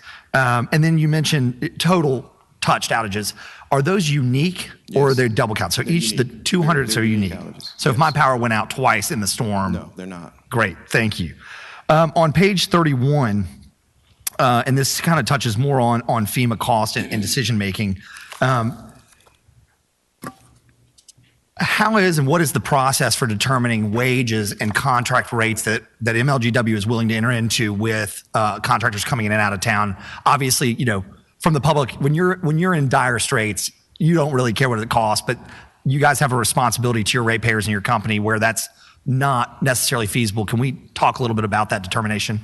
I'm going to ask Greg Deaton to come up. He manages our construction floor. He does that coordination with the contractors. But I will say that we are part of we have a mutual aid agreement that we work together with other utilities on making that happen a little bit easier. But I think Greg can talk about that just a little bit. Yeah, and just as you're coming up, one of the things, obviously, for the feedback that I was getting at least, and I think several others is, yes, we hear contractors are on. When are they engaged in the process? How long are they on? And how do we start ramping them down, even though there are outages here? Some of that is customer facing and some of those are business decisions. And I think having a little transparency to the public. We had 5 contractors that bid on it, so it's competitive bid. We accept all the bidders. We call them in order of cost and the duration for them to get here. So that's 2 of the factors. So we currently have 5. We're going to be bidding it again this year to start in January. So we're hoping to have, I've gotten numerous calls from across the country of different contractors. So I'm hoping to have 10 or 15 contractors bid on it in the future. Sure. And not be limited to the 5 in order to get FEMA reimbursement. When you talk about contractors, you're talking about a larger organization. How many crews would you say the average contractor is able to supply in an event like this? Well, we had one that was supplied 41. I think that was the most. Okay. Yeah, and they usually, and we have them here during the normal year. They're an in-house contractor also. And when you hit what is the threshold for hitting the alarm when you realize, hey, it's obviously, I'm sure notice goes out that says, hey, we're expecting a major storm event. Be on the ready 60. We may need you here, as soon as 2-3 hours. When and how is that decision made? And when are they actually given notice to, hey, we're activating this contract, we need you?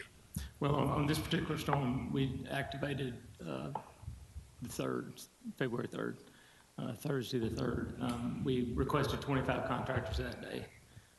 A lot of those we couldn't get because they were not sister utilities, but just their home utilities, where they were in Indiana, Virginia, Texas, various places. They wouldn't release those crews until the storm had passed. So we requested 25. The next day we requested 40. During that day we had 34 here. So within the first 24 hours we requested 65 crews. So. When the crews are on the ground, and we've talked a lot about the process, right? Like the downstream effect, starting with large circuits or transmission circuits, then we start moving down to fuses. Who is the quarterback? I mean, we've got an org chart here, and I'm going to look at it later much closely. Who's the quarterback? Who is quarterbacking the ops teams on the ground on where they're needing to go? Well, there's different managers. I'm over the contract crews. Brad would be over our crews. Reggie Bowen is over operations. So there's 3 different managers. And are you guys in constant contact with each other? Yes. absolutely. Okay, so, and then so are you determined, who is giving you direction on where to go next as it relates to, and then who's giving you your marching orders as you're giving them to your teams? Is that coming down from the senior leadership team? How is that decision matrix on where to deploy being made? Yeah. Good afternoon, sir. Lonzo Weeper, Senior Vice President, Chief Operating Officer, 1540 Central Avenue. Our System Operations Manager is the quarterback as far as where crews are deployed. They have the circuit information, they have the fuse information, they have all of that information as far as determining, we're going to send these trouble tickets this direction, that direction. And the group works really, really closely together. Our conference calls, they're all together. When we're in our meetings in person, they're at the same table. So they work very, very closely together. Thank you. That's very helpful. So moving on from, those are my questions as far as it relates to linesmen and things like that. We are going to have a conversation later today about the OEM and coordination for non-electrical needs such as tree trimming. What is the determination between, or coordination between, and Councilwoman Logan touched on this, right? Like, I don't think MLGW is going to be super excited if there's a tree on a power line and I go out there with my chainsaw and start hacking away at it, or call my local woodland tree service to come out. So because Chief McGowan and I were, we weren't joking, but we were like, why don't we have a Cajun Navy here? Why don't we have a ready group of trained, certified volunteers to do certain aspects of emergency response, such that they do in Louisiana and throughout the Panhandle in hurricane season? Obviously, this is a much more significant, serious situation when you're talking about industrial power. And I'm just kind of curious about, are there opportunities in coordination with private contractors to try and mitigate some of that, and how that would work?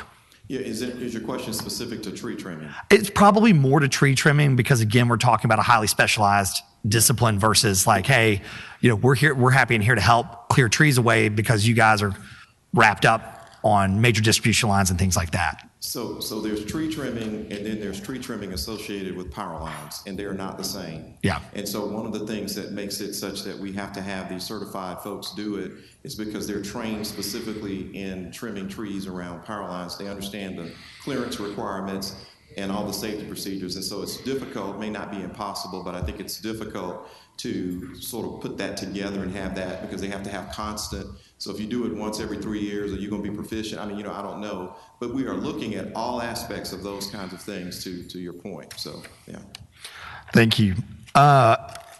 Moving kind of into the FEMA bucket and talking a little bit more about the contracting. You mentioned eligible cost in an elevator sentence. What typically would be deemed as an eligible cost? I want to ask either Dana or Rod. Rod, do you want to address that? We got that for you. Yeah, and as you're coming up, I'm gonna widen it. Really, there's MLGW's eligible cost, and where I'm gonna pivot to, and it's been talked about a little bit, is we're talking about this loan grant program, right? Like we have the cost to the institutions.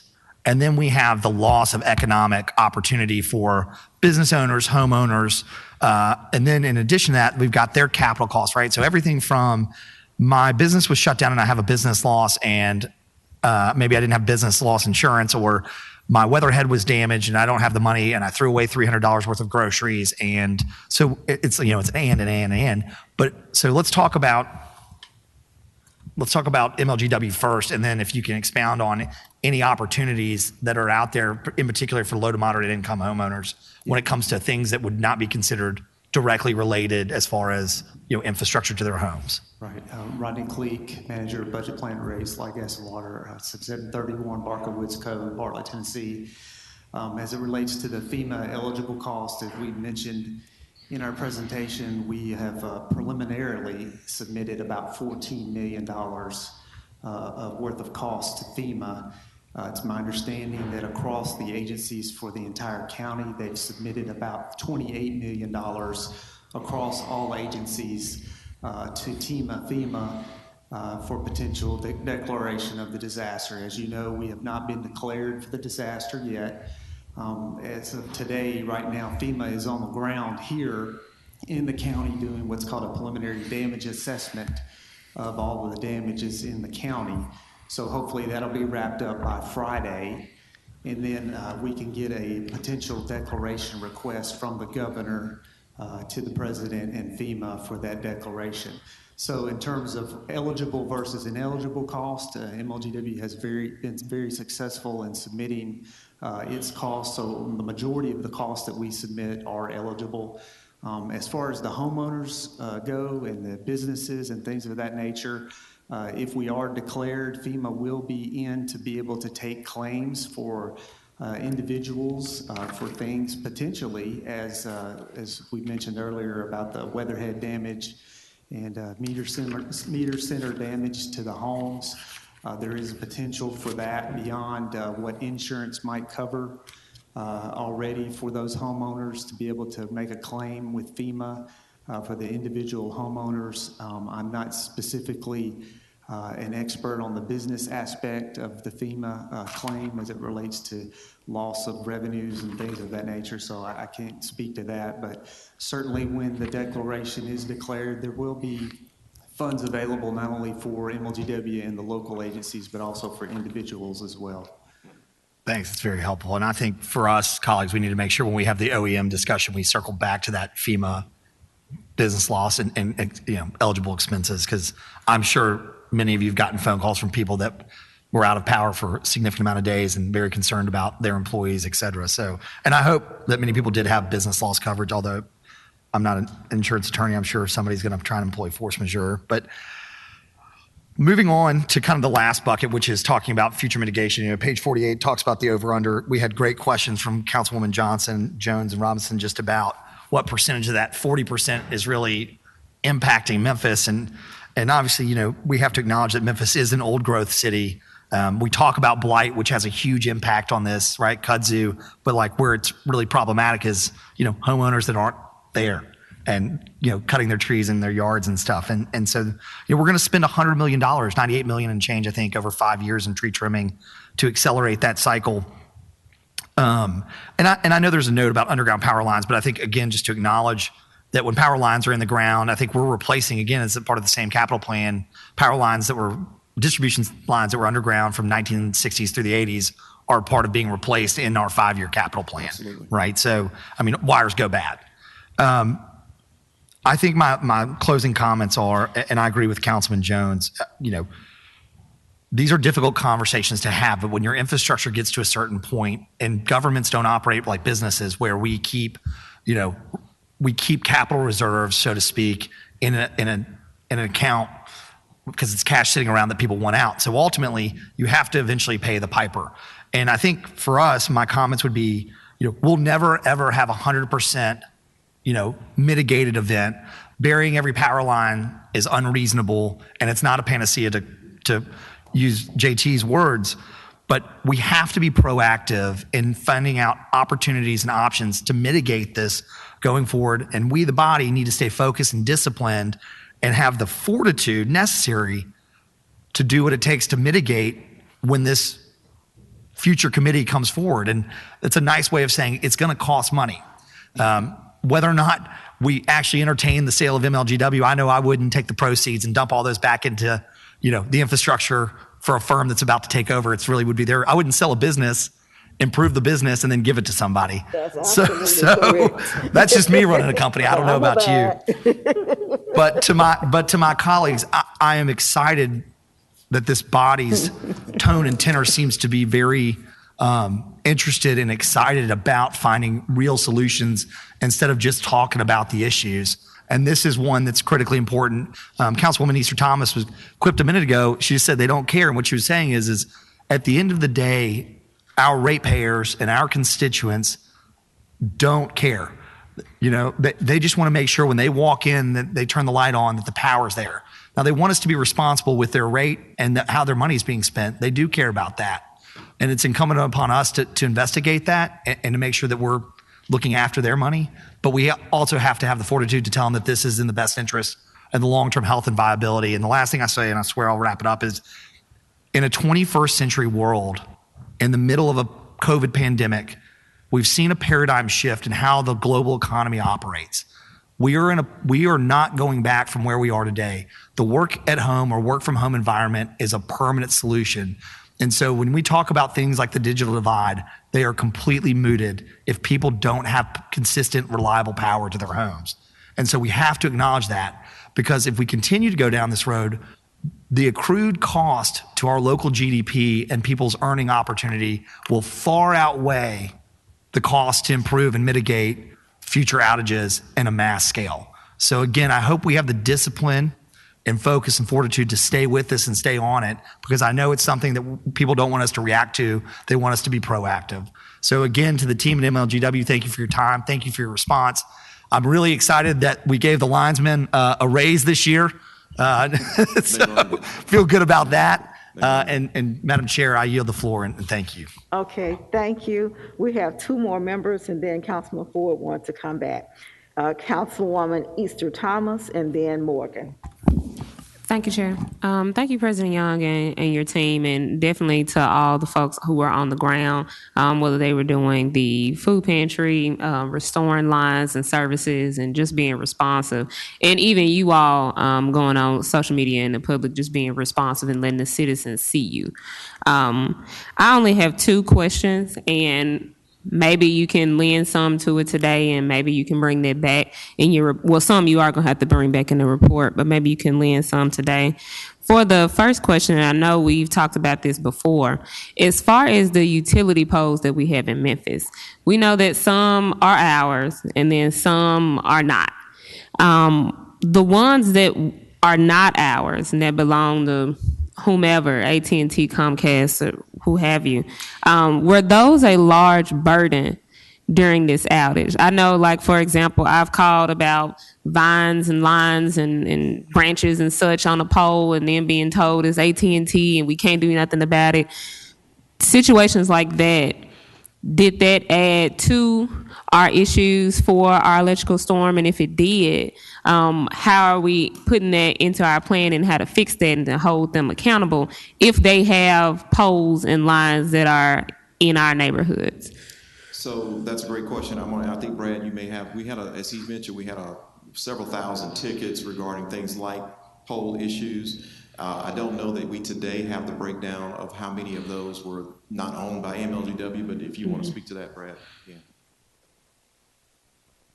Yeah, I'll talk a little bit about that.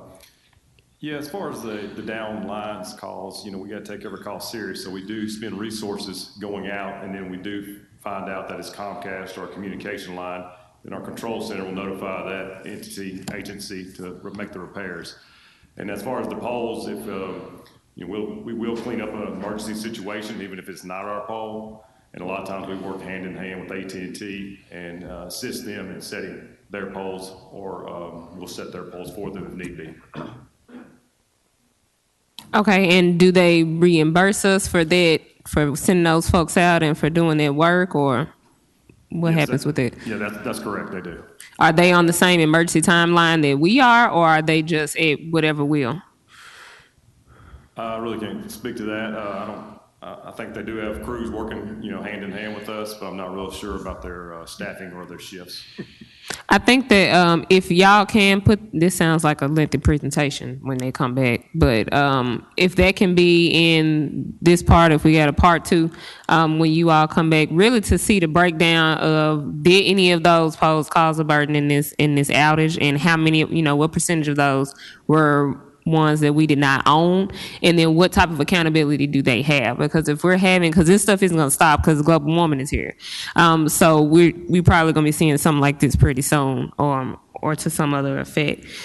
So if this is going to happen in future, we just need to know what accountability that they have to also bring into what we're planning for as mitigating power issues. Because folks was saying, well, yeah, my power's on, but Comcast is out in Olive Frazier. Well, okay, we got lines down. We don't know which lines are whose, poles are down. You got to come fix your stuff. You can't just leave it there just because everybody else is doing whatever. So they also need accountability for that as well. So I'll just be looking for that when you all come back. I lied. I have 3 questions. The second one, can you all, when you come back, please give, I know you explained how you do priority in restoration of power. Can you please bring back a list or a map showing us on this past, what did we call this storm? Whatever the storm was called. Landing? Okay. This storm landing, how that went. What was who got turned on first? Where got turned on first as it aligns to the priority list that you initially gave in the beginning of this presentation. So I know you can't answer it now, because if you did, it would have been in here. But bringing back what got done first so that we can have a Let me be clear on your clear question. look. When you say who got on first, I need to be clear on your question. Can you clarify? I want to know what part of town got on first, which grids got on first. So if you go, I don't know what pages are. We had a lot of pages. If you go back to the beginning of your presentation where you gave us The priorities. the priority maps, it was a green slide. It had a green thing on it that showed us how you prioritize, how you turn things back on. We can show you over a course of time the percentages of customers that were restored by area. We can probably show you that over a few, several days. It may not be down to the customer. I don't know. I'm just telling you. Well, it doesn't have to, it doesn't have to be 100 McLean Boulevard got turned on at February 16th, whatever. But along with that, I just want to point out, one of the things that would be very important, and I want the public to know, and I don't think it's important for everyone to understand, the priority in terms of someone being restored is a result of the conditions on the ground. And so it's not a result of any preference that we have, but it's a result of the conditions. So it may just speak to the fact that in that area, when we brought that circuit up, there wasn't anything else down there that made a problem, so they came back on before somebody who came back on 5 days later, even though their circuit got brought up at the same time because there was more damage. So I just want to make sure. I think that's important information as well. So whether it's for, not saying that it is preference, just saying I think that having that information will be helpful as we go through this conversation, because it may, certain data points may lead us to other questions, and when you all are seeking for different solutions, having that information is helpful. Okay. Got it.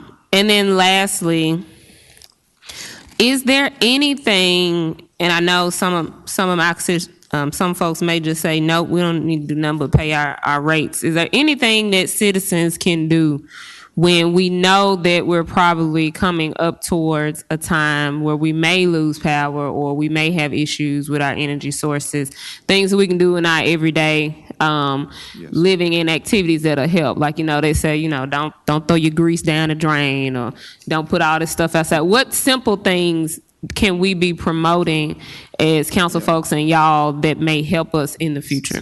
That's a great question. And again, our communications folks that Gail leads, they do typically put out reminders ahead of a storm. That, in fact, we know there's something coming Thursday. We're getting ready for that, but that we try to put things out there to prepare customers. Things like tips that would help them keep things cooler longer in their refrigerator and freezer, keep your phones charged up, et cetera, et cetera.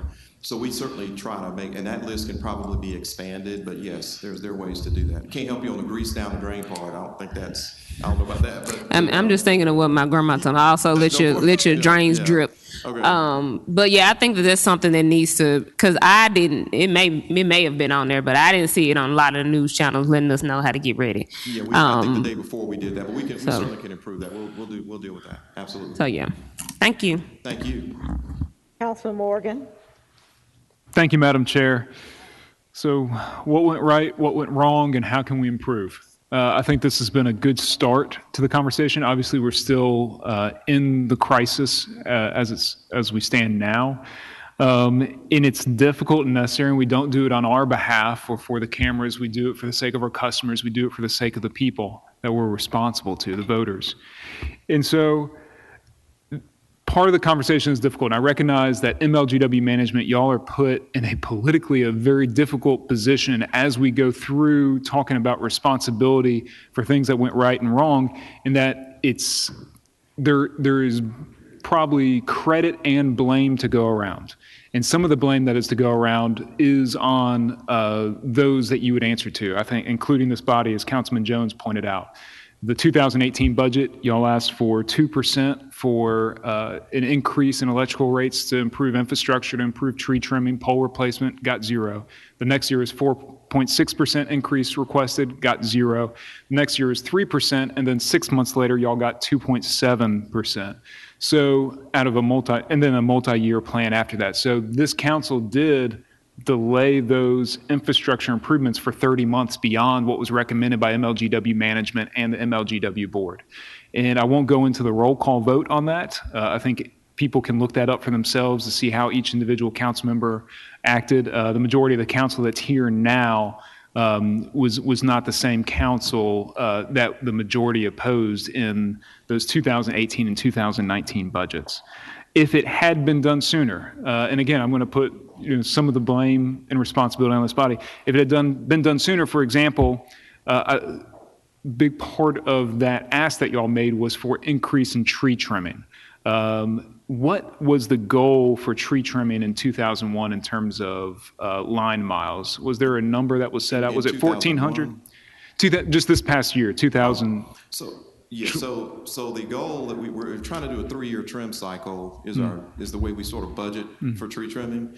And so on a 3-year trim cycle, at roughly about 1,400 line miles per year. Okay, so that 1,400 goal just last year, what was achieved out of 1,400?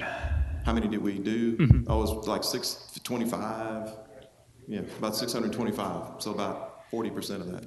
Okay, and so as we look, and this is, again, now we'll start kind of discussing where I think we fell short. I think this body has fallen short. I think there has been an aspect of MLGW that has fallen short in terms of executing on what was pitched this body, even once it was approved. Tree trimming was a major thing, and we had hurdles, we had obstacles, and those cannot be barriers to achieving the goal. If there needs to be an adjustment to the budget, those hurdles or obstacles are going to increase the cost in order to achieve that goal. Let's not have a situation where we don't meet that goal or we reduce the goal because of budgetary concerns. Let's fairly assess whether 1,400 miles was the right number. Okay, then how do we get there? How do we accomplish the mission of the tree trimming? And it's been touched on today, but I think we're going to owe a deeper and fuller explanation of why we didn't get there to the people. And I would say the same thing about the pole replacement. I know just from conversations behind the scenes, that was something that went slow. If there is a 200-year-old tree that falls down in ice storm landing and hits a transformer, it doesn't matter whether that transformer was brand new or old, it's going to be broken. But some of these pole replacements, some of these tree trimming where we might have rot, that did have an impact on the severity of the storm and could have lessened the impact if the council had acted faster. And then I think if MLGW management had executed when we did finally get to the right position. On the pole issue, I do want to make clear, last year we actually exceeded our target on pole replacement. So that was a bright spot in that plan. So just to be clear on that, I think I may have been referencing the 2020 difficulties. So that's just, yeah. Absolutely. And the major concern that I heard, and if we can go ahead and put up slide 37 from the presentation, if that's possible, again, was just expectations and communication. I think it's going to be, and I would look at myself as well from my own office at the city council, that I could improve on communication as well and working with people. And having that expectation put out there that 95% of power was going to be restored by Monday to those that had been impacted, and then having to push that back out to Friday, 4 days later, I think was tough on a lot of families who were trying to make decisions about whether or not to go to hotel rooms, to have expectations of grocery stores, to reach out to friends and family. And I don't want to, there was a thing in, I guess a line in the presentation about erring on the side of caution. And I don't want to err on the side of caution. I don't want to err on the side of optimism. I think if we can just, the best we can to get that right and to communicate to the people is the fairest thing we can. This slide I will take issue with on communication because it's just not enough information yet. So if I were to compare this to our 911 call center, there are a number of other statistics that we track that are critical to whether or not we are answering calls. This is answered calls. but I want to know also the length of time in which people were on hold, and because people were on hold so long that they gave up. We track that. Okay, if we can get that information as well, I think that would be helpful because, again, it's from the anecdotal evidence. These are large numbers, but from what I was hearing, just the length of time that people got exasperated, they gave up, they had other things to do in their day rather than be on hold for 4 hours. And then sometimes I think we're going to need to do a review. I don't know what percent or if all of our calls that we record that come in, but there's going to have to be a spot review of some of our call takers because the stories that I'm hearing back now, to be fair, there were probably customers who were angry and yelling and being difficult, but it sounded like also some of the response from the call takers was not up to, I think, our standard of customer excellence. And that information was being relayed that was conflicting with information they would get the next day, and how those wires got crossed, I'm not sure.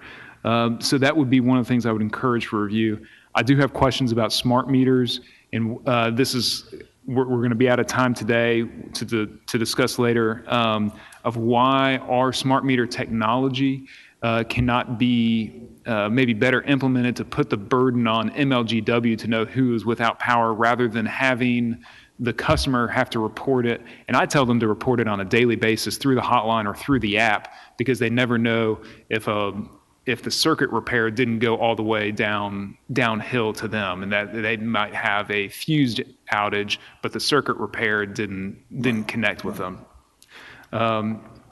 So those were more comments than questions. I do want to thank you all for the work and the people, the contract crews, our employees that were doing 16-plus-hour shifts around the clock. It was incredible. There was a lot of frustration, but there was a lot of gratitude from people that I want to express to you on their behalf. Thank you. Personally, most of my communications were with Jim West and your team, and they're absolutely excellent. Excellent service. Thank you. I have reached out to you all about hosting a virtual town hall on February 23rd. 8 days from now. Gail, why don't you and I connect and talk about that a little bit afterwards? But we'll go through it a little bit more, and that can be recorded and broadcast from people. And people that have had difficulties can also share their questions, and I think we can answer them in a efficient manner. Of all the things I touched on, you're welcome to address them, but my final question would be, we are expecting potential tornadoes on Thursday in the Memphis area. Yeah. Are we ready?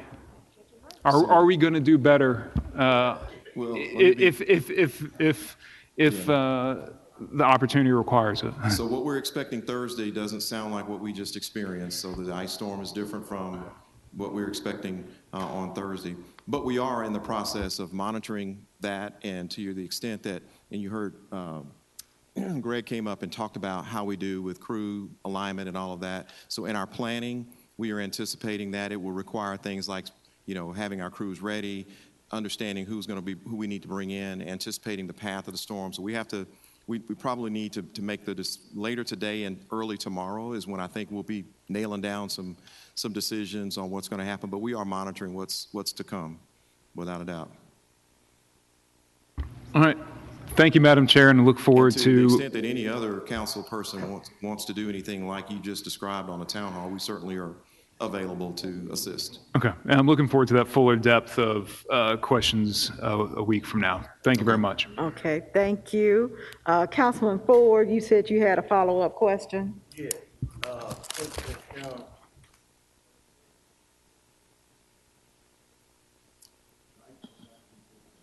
Right now.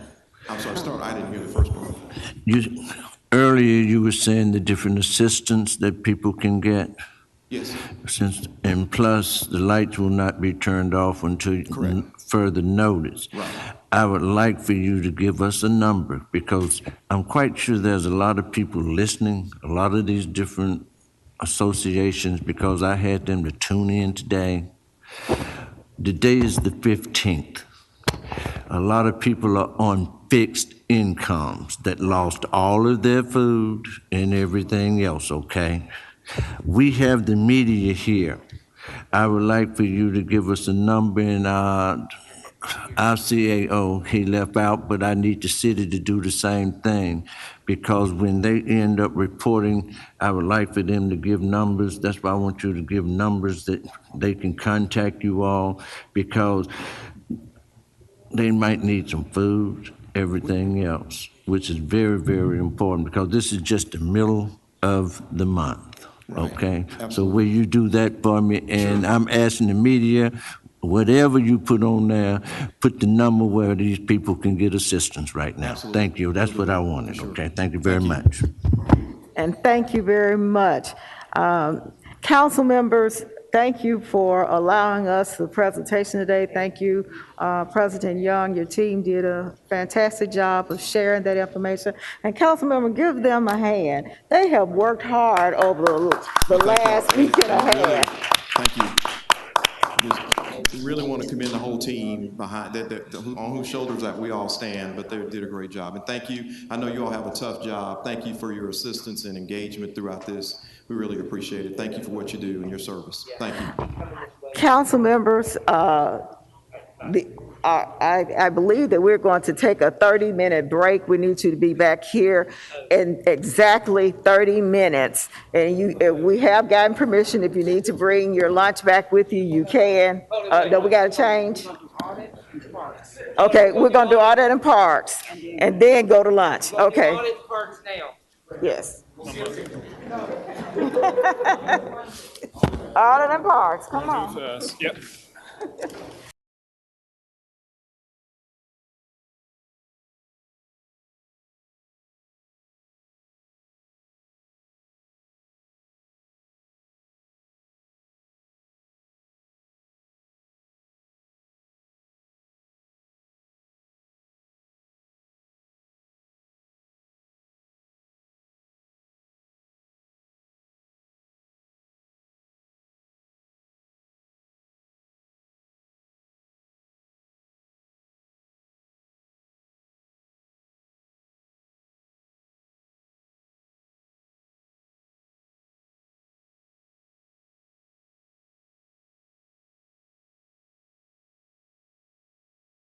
Committee is called to order. Today's date is Tuesday,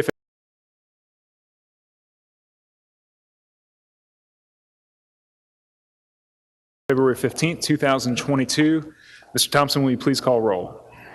Council members present, Councilman Warren. Here. Councilman Jones. Here. Councilman Covette. Here. Councilwoman Logan. Present. Councilman Ford. Councilwoman Swearengin. Present. And Chairman Morgan. All right, thank you very much. And Joe Robinson, correct. We have one item on today's. Chairwoman Robinson. We have one item on today's agenda, which is a substitute ordinance number 5769, adopting and enacting a new code of ordinances of the city of Memphis, Tennessee, providing for the repeal of certain ordinances not included therein, providing for the manner of amending such code, and providing when such code and ordinance shall become effective, all council districts, sponsored by Councilwoman Robinson. And I'm going to give the floor over to our counselor, Mr. Alan Wade. Okay, it has been moved. The substitute ordinance has been moved and seconded. Councilor Wade? Thank you for that motion. The item is already on our agenda tonight. We addressed that last time and came back to committee for a purpose of discussion only. I've passed out a document which gives you a summary. It gives you a copy of the ordinance, the adopting ordinance. It gives you the table of contents and the various provisions. What we're attempting to do is codify Title I and Title IV of our Code of Ordinances. I know we don't have much time. I can go into more detail tonight, but because there's been tremendous confusion and a couple of pending lawsuits, I wanted to make sure I didn't just give this to you and then have somebody say you didn't know what was in it. So I can defer my more detailed discussion until tonight if that's what you prefer. Yeah, I think that'll be appropriate for where we are now with time. If council members can review this, any questions, please direct them to Mr. Wade, either before the 3:30 meeting, or we'll do it from the floor if appropriate. Any other comments or questions from council members? Seeing none, all those in favor of the substitute ordinance signify by saying aye. Aye. All those opposed? Opinion of the chair, the ayes have it. This ordinance is substituted for discussion tonight. Any other business for this committee? Seeing none, we're adjourned. Thank you, everybody.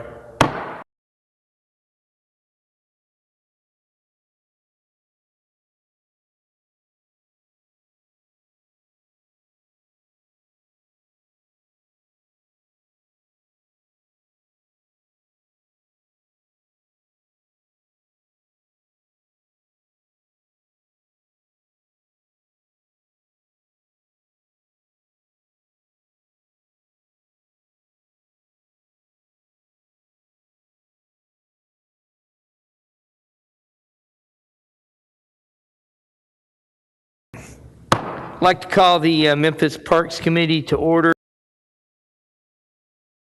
Could we please have a roll call? Chairwoman Swearingen, Councilwoman Robinson, Councilman Jones, Here. Councilman Colvette, Councilwoman Logan, Councilman Ford, Councilman Morgan, and Chair Warren. Present.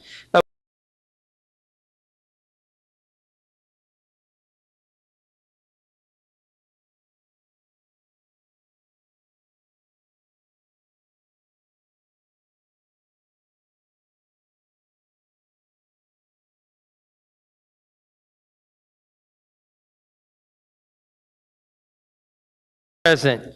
We have one item in front of our committee today. It's a resolution to approve and allocate and appropriate funds in the amount of $1,892,000, $182,769 from FM Global for contract construction, CIP project number PKTB, Mud Island Marina repairs. This is District 7, Super District 9. It's sponsored by the administration. I've spoken with Mr. Walker, who is the administrator involved with this. And the purpose of these funds are repairs on the marina to bring it up to speed to where we can actually obtain insurance on the marina. Evidently, we have repairs that need to be made in order to be able to maintain our insurance that we have for the marina, and it's a city-owned asset. So that's pretty much why they need to make these repairs. Are there any other questions?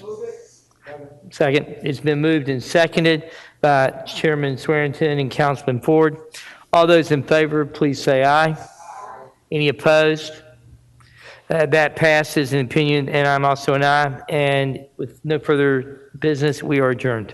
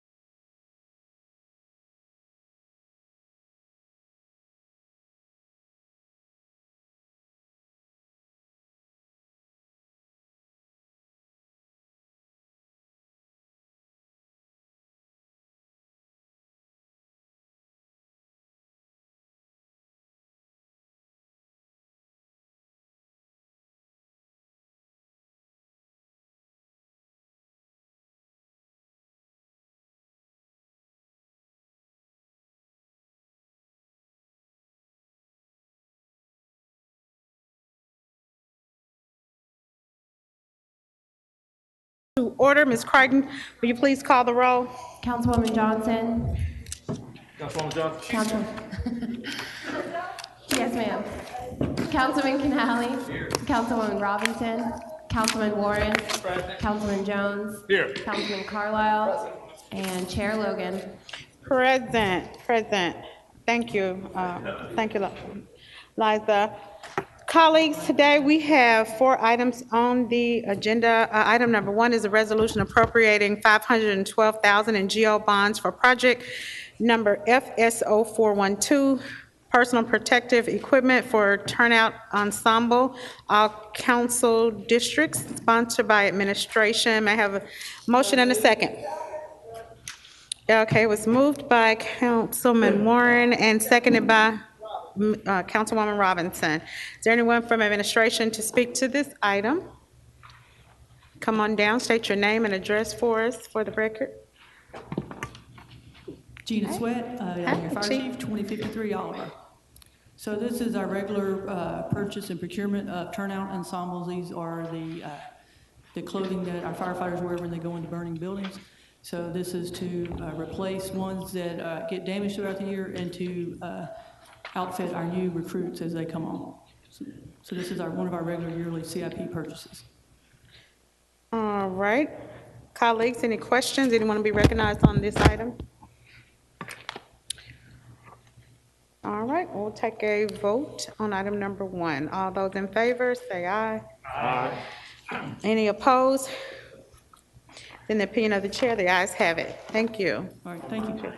Item number 2 and 3 will be presented together. Item number 2 is a public safety update on recruitment data and efforts, recruitment policy changes, and academy curriculum changes. All council districts requested by Councilman Carlisle and Canali. Item number 3 is a Memphis Police Department monthly crime data update. All council districts requested by Councilman Canali. Chief Davis, Chief Crow, please give your name and address for the record, and you are recognized. I'm sorry.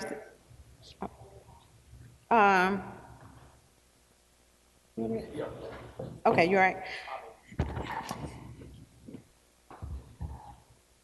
Hello. Yeah, great.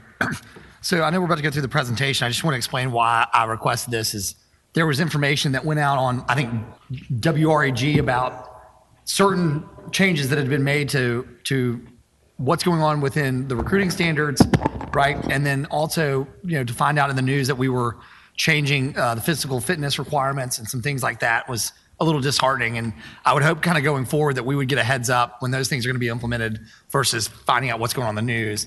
That's a side note to this, but I'm really interested to hear where we are and what is changing, why it's changing, and why it's not going to be problematic for the quality of officer, et cetera. So that's kind of what spurred my portion of this thing.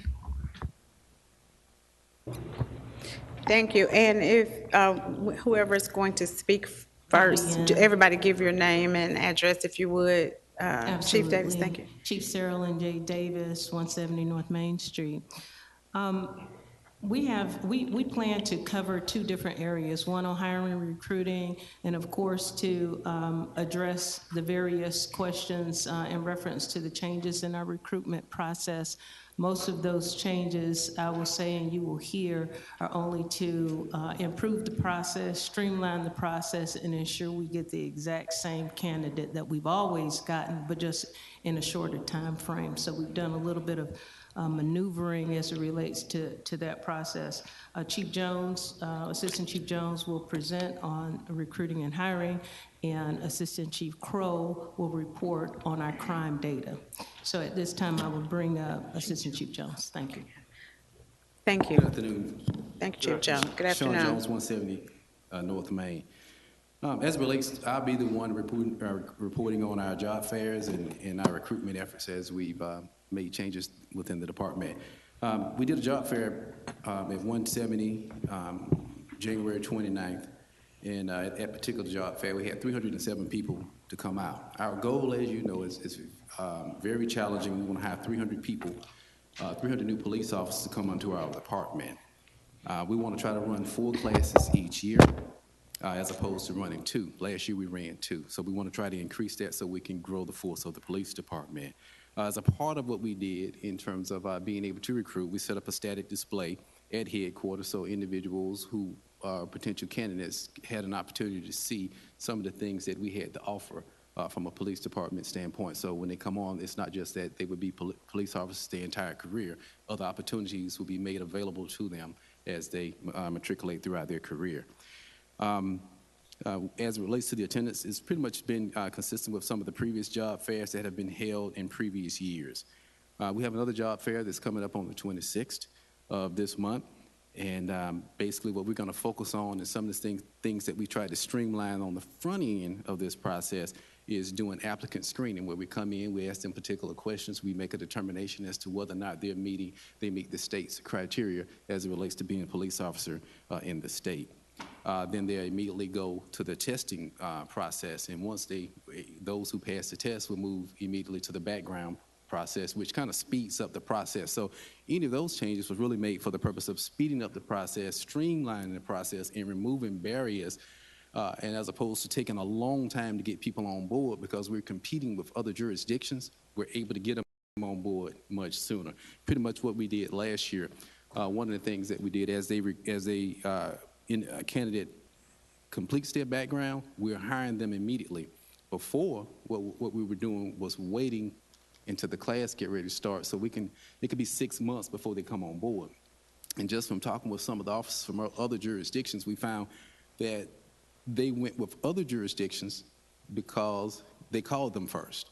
But if they've already completed our background process, why wouldn't we go ahead and hire them right away? So that's what we're doing. That's one of the changes.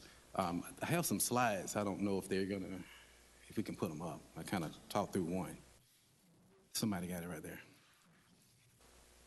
So another thing that we've done to kind of help streamline the process, go back. You go back.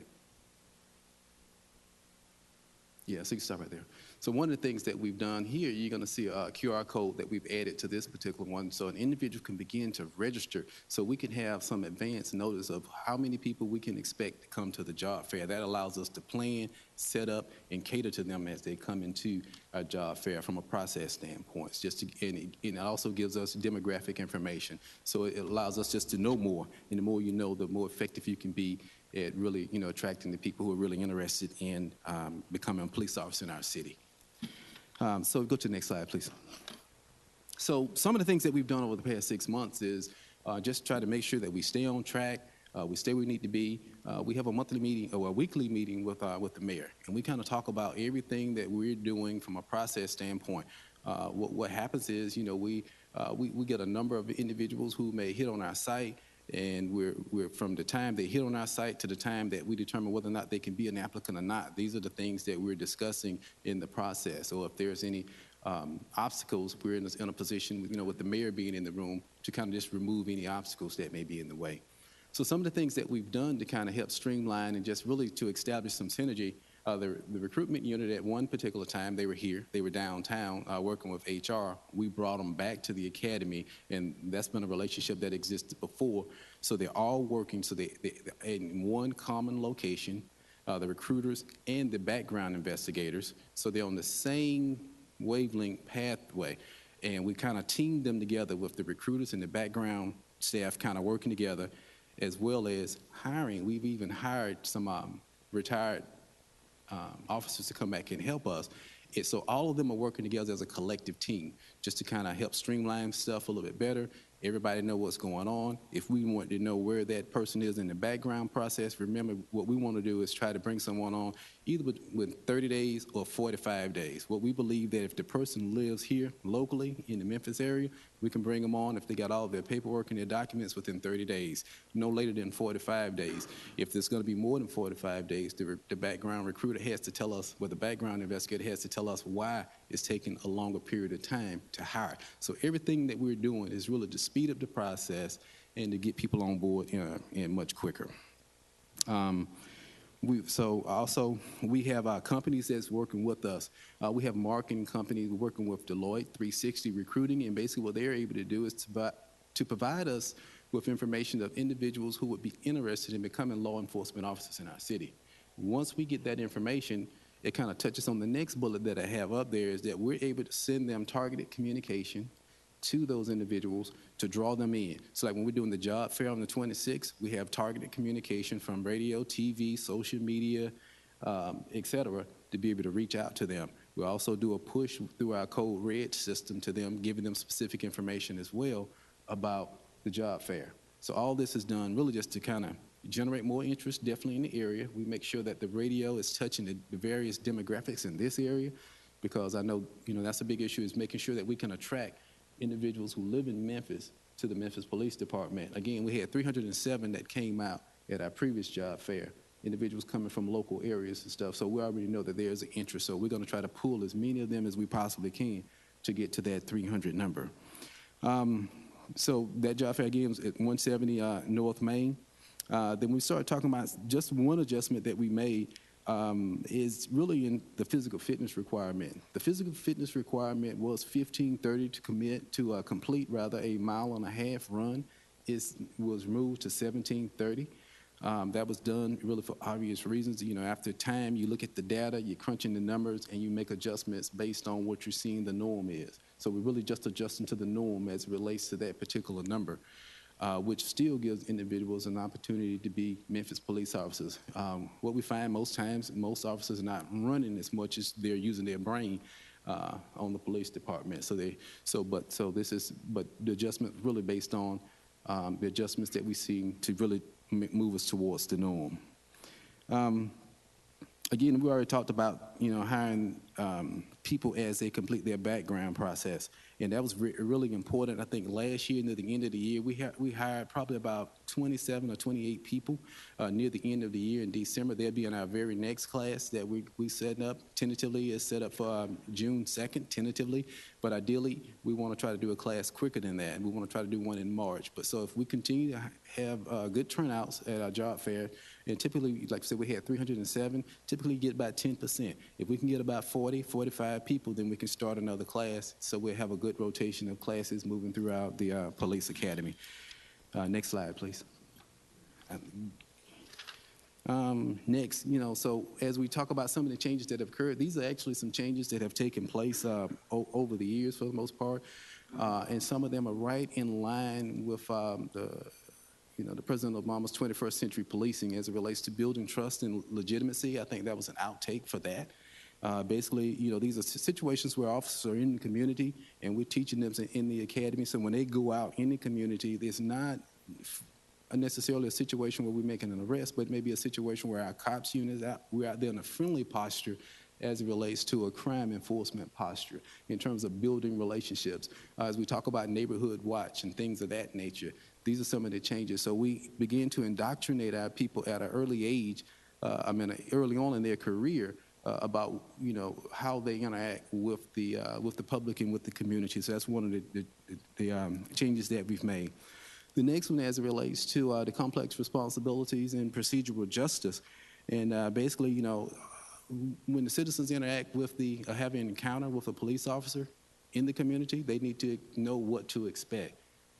Whether it's stopping someone from a driver's license, things of that nature. The people, the public need to know what to expect. And we have to be patient from a police standpoint to be able to give them the information, and to listen to them as we do those interactions. And I think historically, and the reason this came up is that in a lot of situations, officers in certain communities may not have taken the time to explain what was about to happen or listening to the person's account of the incidents that they were involved in. So really kind of teaching them and making them understand that at the academy, this is something that they can take out into the field as they move out into the field.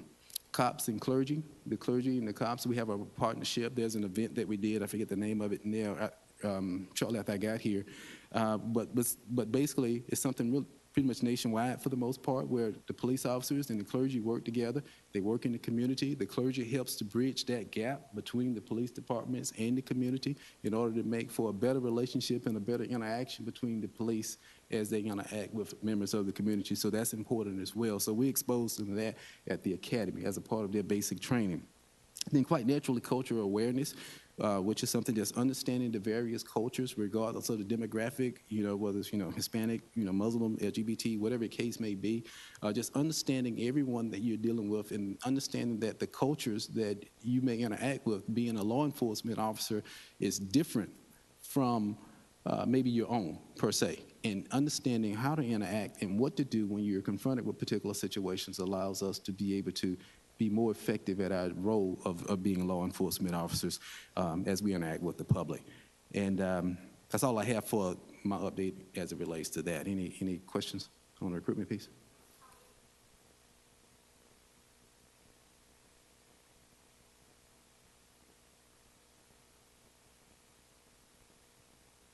Yes. Good afternoon, and thank you for this presentation. I'm looking at the list of the changes that you've implemented over the past 6 months, and I count that there are 10 here.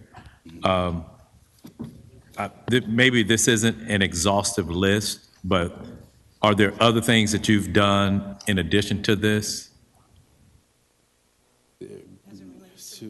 Yes.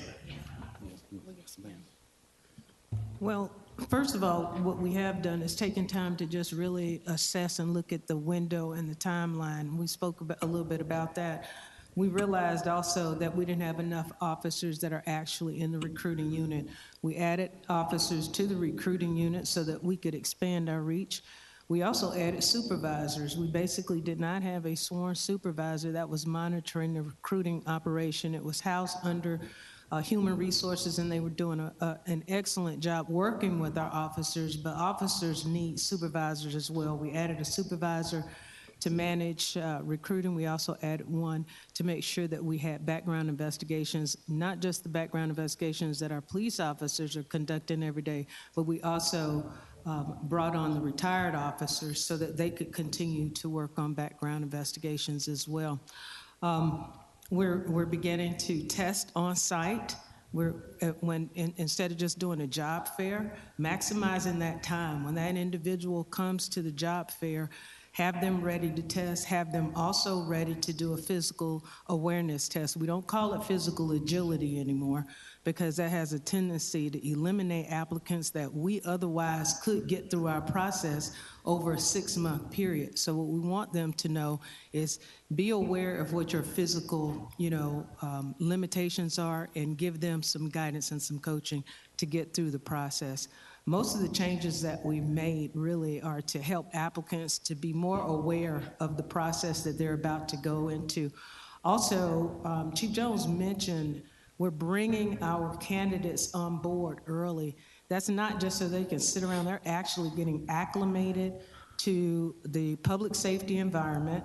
They also are getting acclimated to what it is that they will be expected to do at the academy. We plan to give them comprehensive vocabulary list of words sometimes that are very germane to the training that they will be having, so that we try to prepare them for success.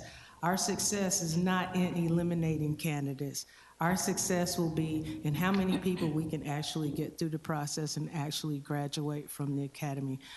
We continue to tweak and work on this process. It's a moving work in progress.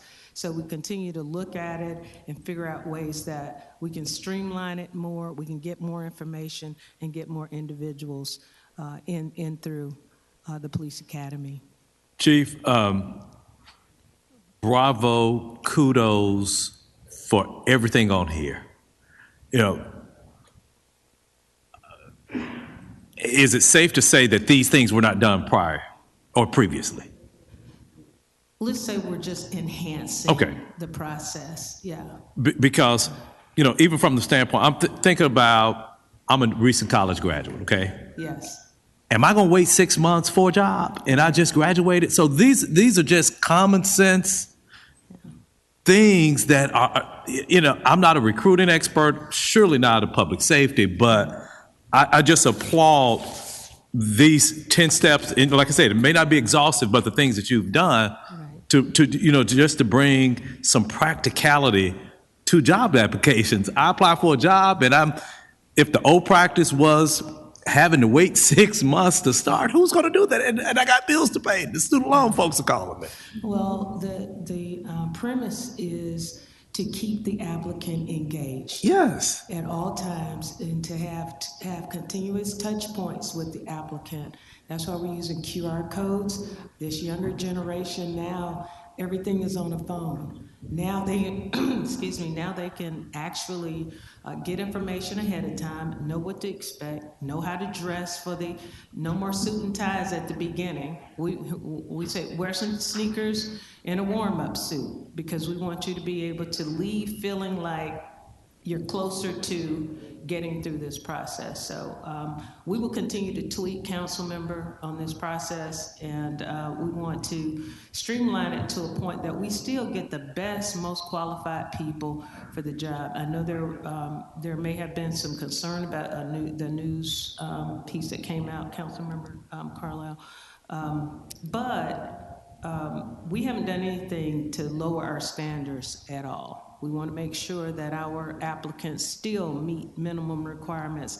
Our run was reduced because the Memphis Police Department's run was harder than most major cities' runs are at the very beginning of the academy. They still have to make a run within a certain amount of time.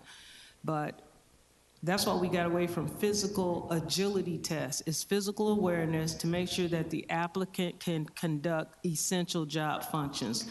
No more push-ups, because officers don't do push-ups on the job, but they do need upper body strength. So now it's more of an obstacle course, and that's what the standard is for law enforcement. That way you're not discriminating against individuals, you're making them perform essential job functions.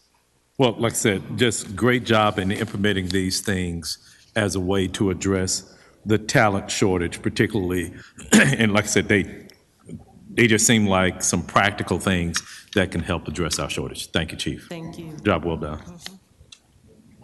Councilwoman Johnson? Any other questions? Yes, sir. Councilwoman Johnson. We have several in the Councilmember, queue. I'm sorry. Yeah. Again, fantastic job that you're working on.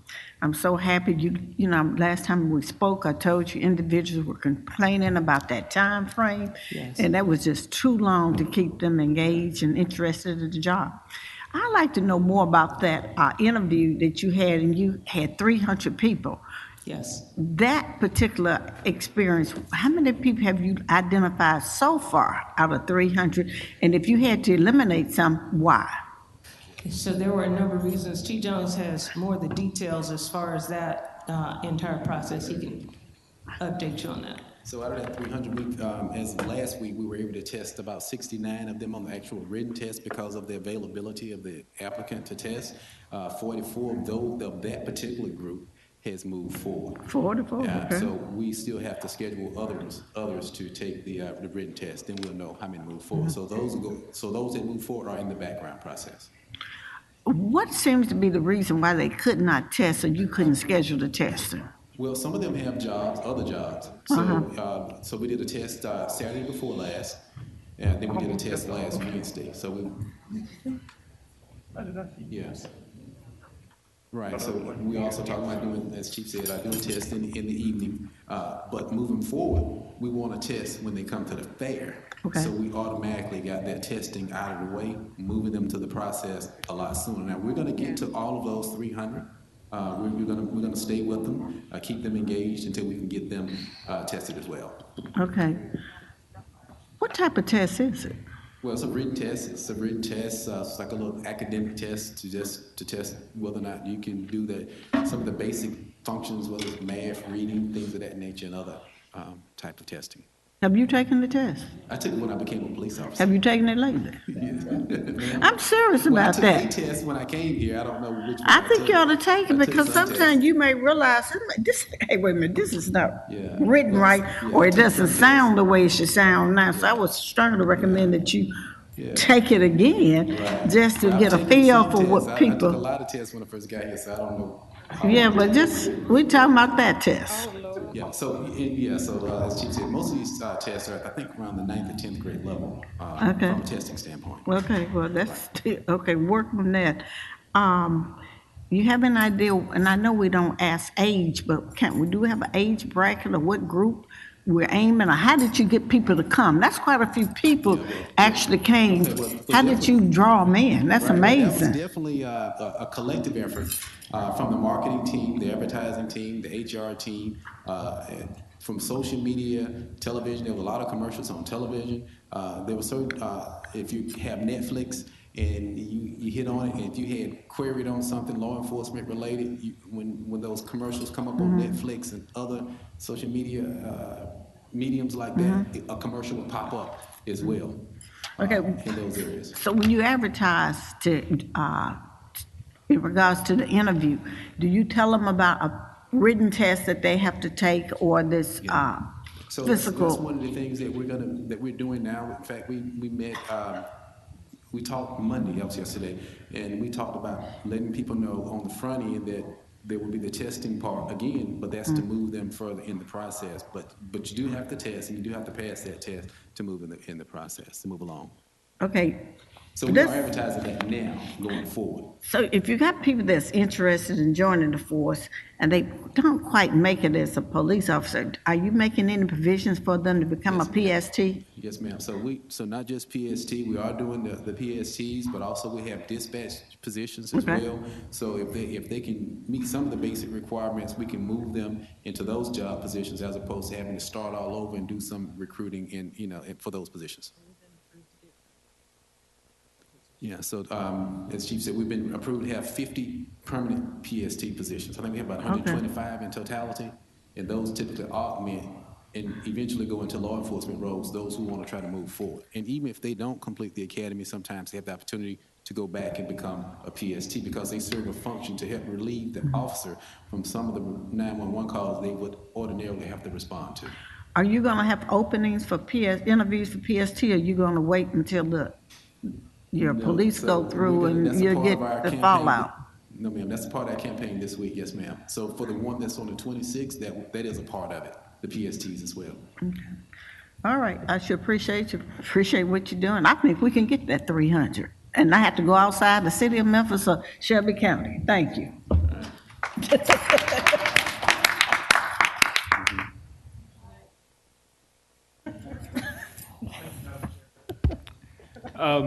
I've been hearing recruiting pitches for a while on city council, and we've had, I'd say, some limited success, but I would not call it overall a successful venture in terms of police recruiting since I've been on city council, given where the numbers are now.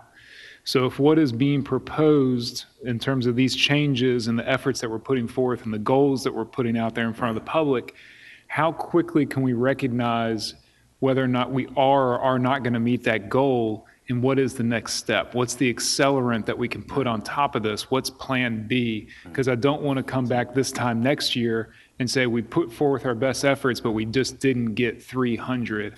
How quickly can we see and adjust if we're not getting there? Because honestly, that's been more common in terms of the record here with police recruiting than being able to celebrate success. Right, well, great question. So, one of the things I probably didn't mention, and I think is the fact that we're moving now to monthly job fairs, one. And so we had one last month, we're having one on the 26th, we're gonna have one next month. A part of, again, then I kind of talked about the Lloyd 360 in the marketing. As they identify candidates, and they've identified individuals really in other states who are interested in becoming police officers far away as New York, Chicago, Philadelphia, etc., even Atlanta, who want to come to Memphis to be law enforcement officers. So we're going to reach out with a broad net in order to try to bring in individuals.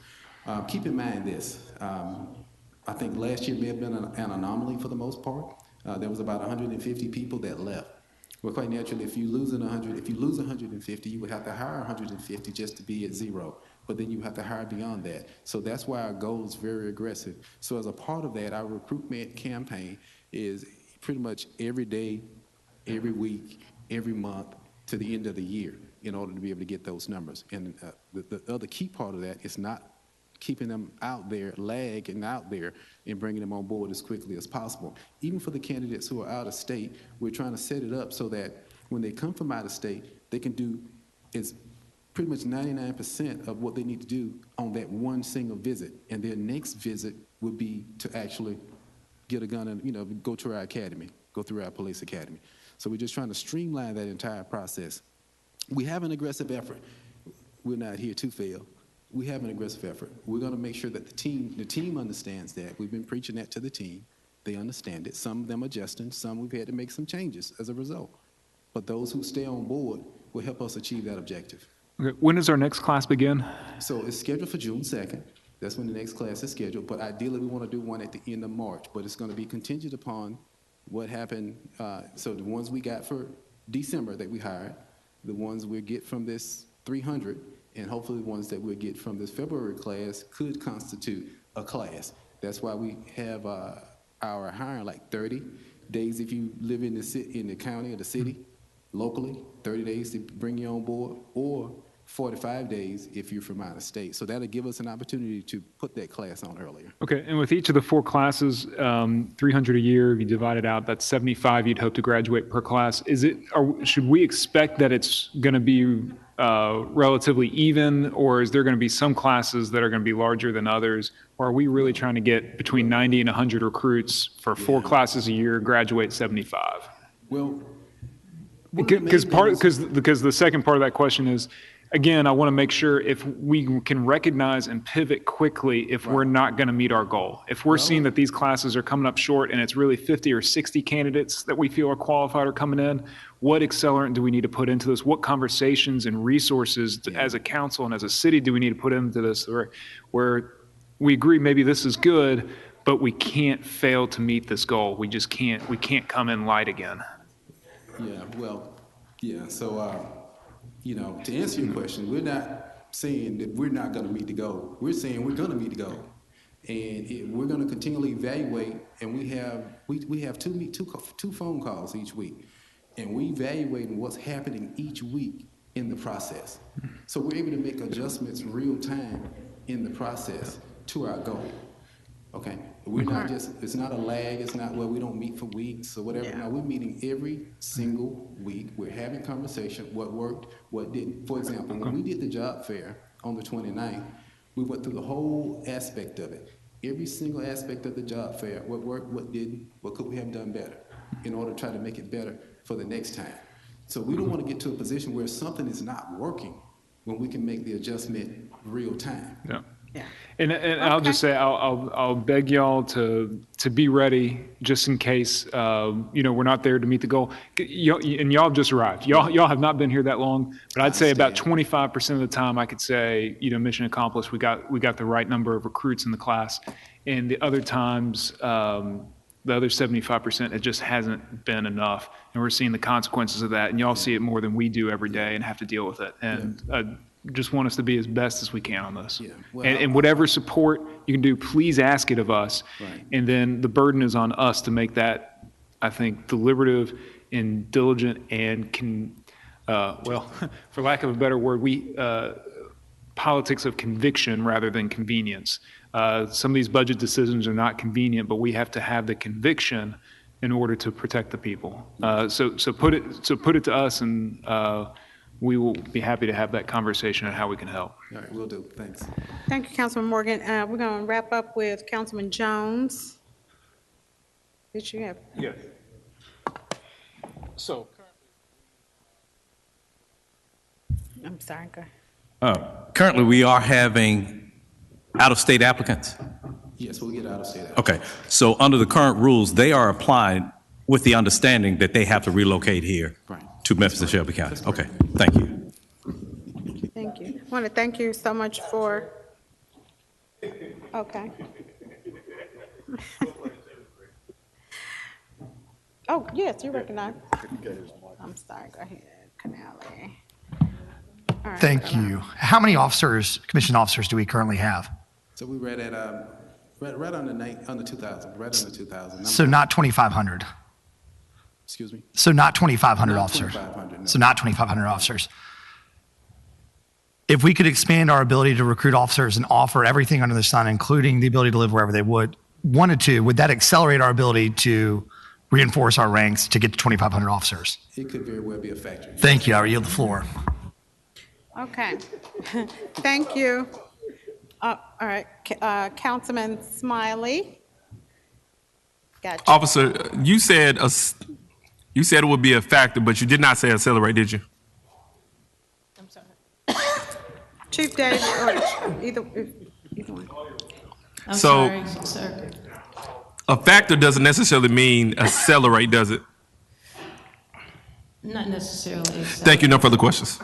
Oh, my. Okay, thank you, colleagues. We appreciate your, Chief Davis, thank you for your presentation. Thank you for the efforts that you all have done. Your numbers are showing that we are improving. We really appreciate the work that you all have done. Thank you, Assistant Chief Crow, as well.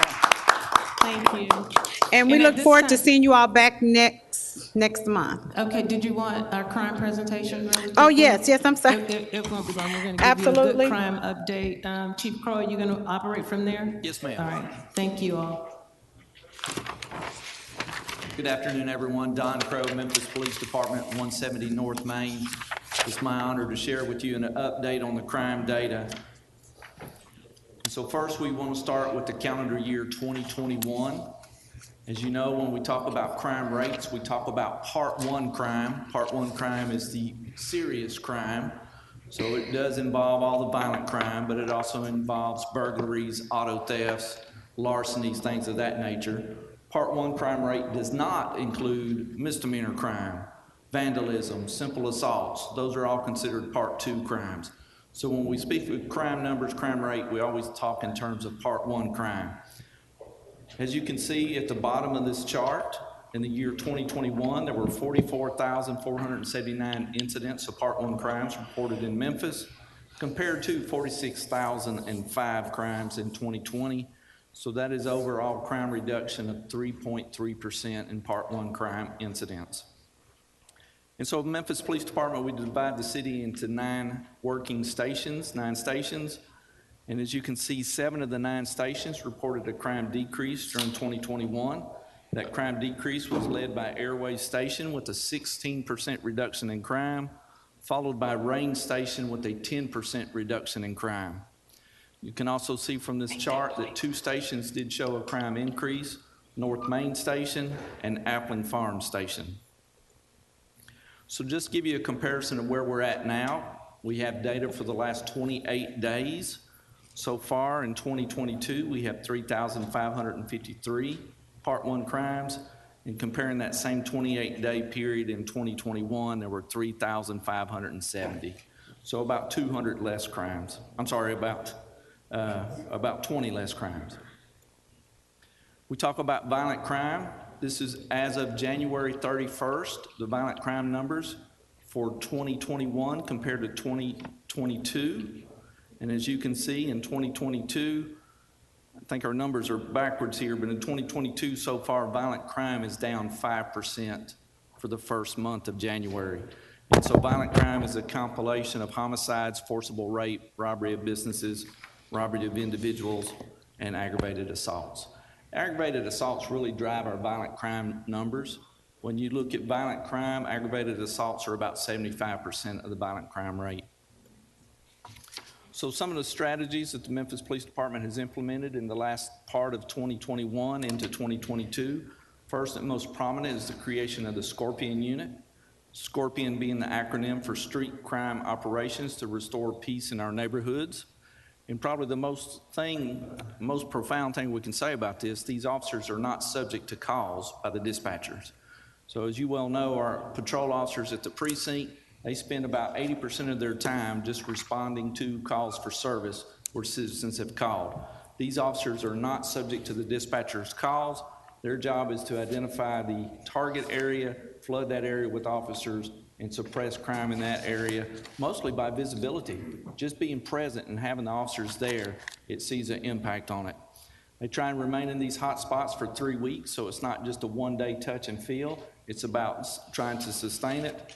And our Scorpion Unit, I'm gonna share this with you in a minute, but they just make a tremendous number of arrests based upon proactive policing. We also know that auto theft increased in 2021 for Memphis, and so we created an auto theft task force that is partnered with other agencies, such as the Shelby County Sheriff's Department, the Bartlett Police Department, We also partner with our law enforcement partners in Mississippi because we know that stolen cars are going throughout the city, throughout the county, throughout the metro area, committing crimes. They have a tremendous number of success stories identifying chop shops that are stealing cars, cutting them up for parts, and then selling those parts. And we never want to forget the Slow Down Memphis campaign. That's a partnership with the Tennessee Highway Patrol, Shelby County Sheriff's Department. You know, as you recall from a presentation Chief Wright gave a month or so back, that in the year 2021, there were 890 charges for reckless driving and drag racing by the Memphis Police Department. And so that continues with the Slow Down Memphis. We actually have an event scheduled for this Thursday where we'll be doing a press conference with the Tennessee Highway Patrol, Tennessee Highway Safety Office, and the Shelby County Sheriff's Department to announce the continuation of Slow Down Memphis. Give you a quick snapshot of the Scorpion unit for so far in 2022. They've made a total of 307 arrests.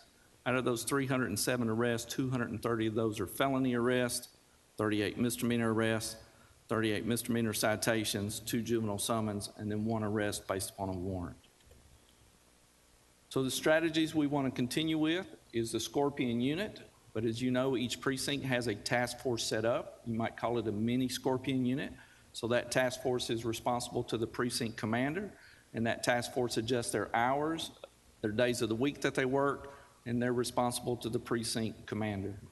Also, we want to step up the fugitive unit. We know that there's over 20,000 outstanding arrest warrants in Shelby County. We know if we can get those arrest warrants apprehended in jail, that those crime rates will go down with those arrests. We have the weekly CONSTAT meeting, or as sometimes we call it the track meeting, where we bring precinct commanders in. We talk about the crime data. We ask those precinct commanders how they're addressing the crime data, and then we're supplying them with additional ideas, additional resources to help them drive down the crime. And as you know, we also work with our federal partners. We meet with them monthly to share ideas, share data, and also we have the U.S. Attorney's Office review every carjacking arrest to see if that carjacking meets federal criteria for prosecution, and then a great partnership with the U.S. Marshal Service for apprehending violent fugitives.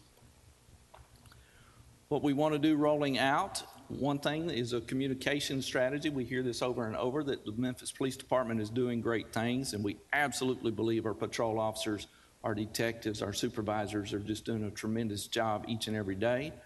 But this platform, the brand we selected is called Atlas One. It's an app for your phone. It allows us to share information with officers real time in the field, allows us to share information with citizens real time from the field, and also allows citizens to share information in real time with us. And then something our investigators have asked for several years is access to nationwide pawn records. We have a great, robust program tracking pawned items here in Memphis. I think our criminals have identified that, and our criminals are expanding the area where they pawn stolen property. So this particular program, Leads Online, is a nationwide database of pawned property. This company actually gave us a sample preview of it.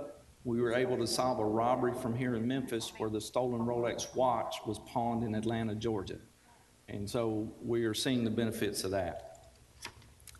Certainly we want to increase our use of technology. One is this ESRI program. It helps with mapping crime, getting the laser focus on where the crime is occurring, getting that to our officers in the field. We've talked several years about camera infrastructure. You know, we know we want to create a public-private partnership where it's not just the city of Memphis or not just the Memphis Police Department installing cameras. It's everyone in the community installing cameras, responsible for maintaining their own cameras, but allowing us access to it. And then also to increase the availability of data to our commanders and our supervisors, we started using a program called Power BI. It's just a very simple way to get data and not relying on a crime analyst to be at work creating that data for us. And certainly in meeting with the multi-agency gang unit, we know our gang members are traveling across state line, and we need a way to share that information across state lines. So that's what this last program would do. And so with that, myself or the rest of the police department, we're available for any questions. I think I probably talked too long, but I thank you for your indulgence. Thank you for that presentation. Colleagues, we have gone over and we have one more item in this committee. They will be back next month for the monthly update, and so we ask that you hold your questions until that time.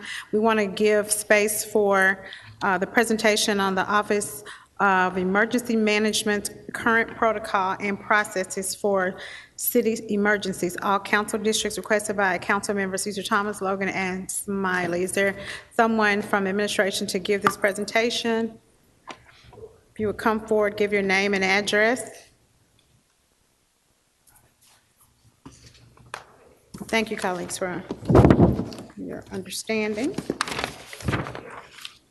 Chief, go right ahead. Thank you. Gina Sweat, Fire Chief 2053 Oliver, and I'm going to turn this over to the manager of Office of Emergency Management, Greg Wayman. He prepared a presentation. I think if we can get it pulled up, and I'll introduce Manager Wayman.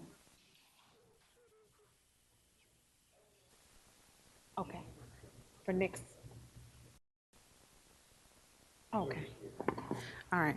All right, thank you. Good afternoon. My name is Greg Wayman. I am the manager of the Office of Emergency Management under the Division of Fire Services from 2668 Avery.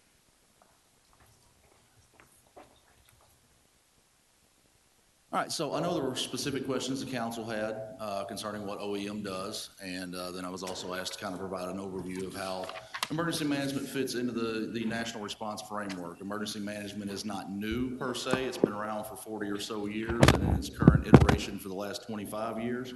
But it's only been brought to light, thank you, Chief. It's only been brought to light really in the public for around the last 15 years. So it's kind of an unknown entity, exactly what the responsibilities of emergency management are. So we kind of put all that in one presentation, kind of give an overview of things and hopefully address some of those specific questions that I know you had, as well as any others that you may have. And then obviously we'll be available to answer questions if you have anything else. So the National Response Framework, that's what we operate in. That's what all public safety operates under.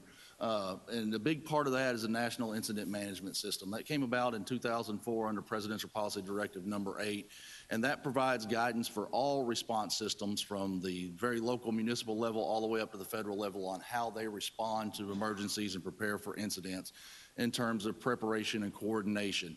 Out of that came up the emergency support functions, ESFs. Any of you that, I know some of you have been down to our office down there, and in the EOC, you'll see the little signs that hang up and say ESF 8, ESF 9, whatever.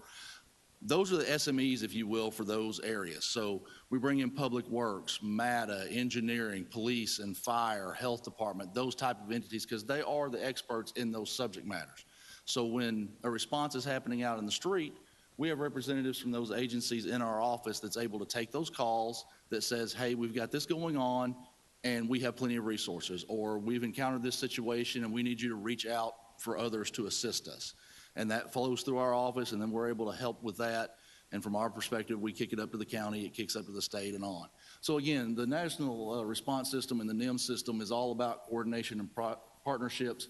And as you see there, it sets up a uniform set of processes and procedures for all levels of all government so that everyone's playing on the same page. Everyone's playing the same game. We know what the processes are, whatever municipality, county, or state that you're in. Chief. And a little bit about NIMS. It's a comprehensive nationwide systematic approach to incident management, as I just mentioned, and the concepts and principles for all threats and hazards. It doesn't matter if it's an earthquake or an active shooter or anything in between.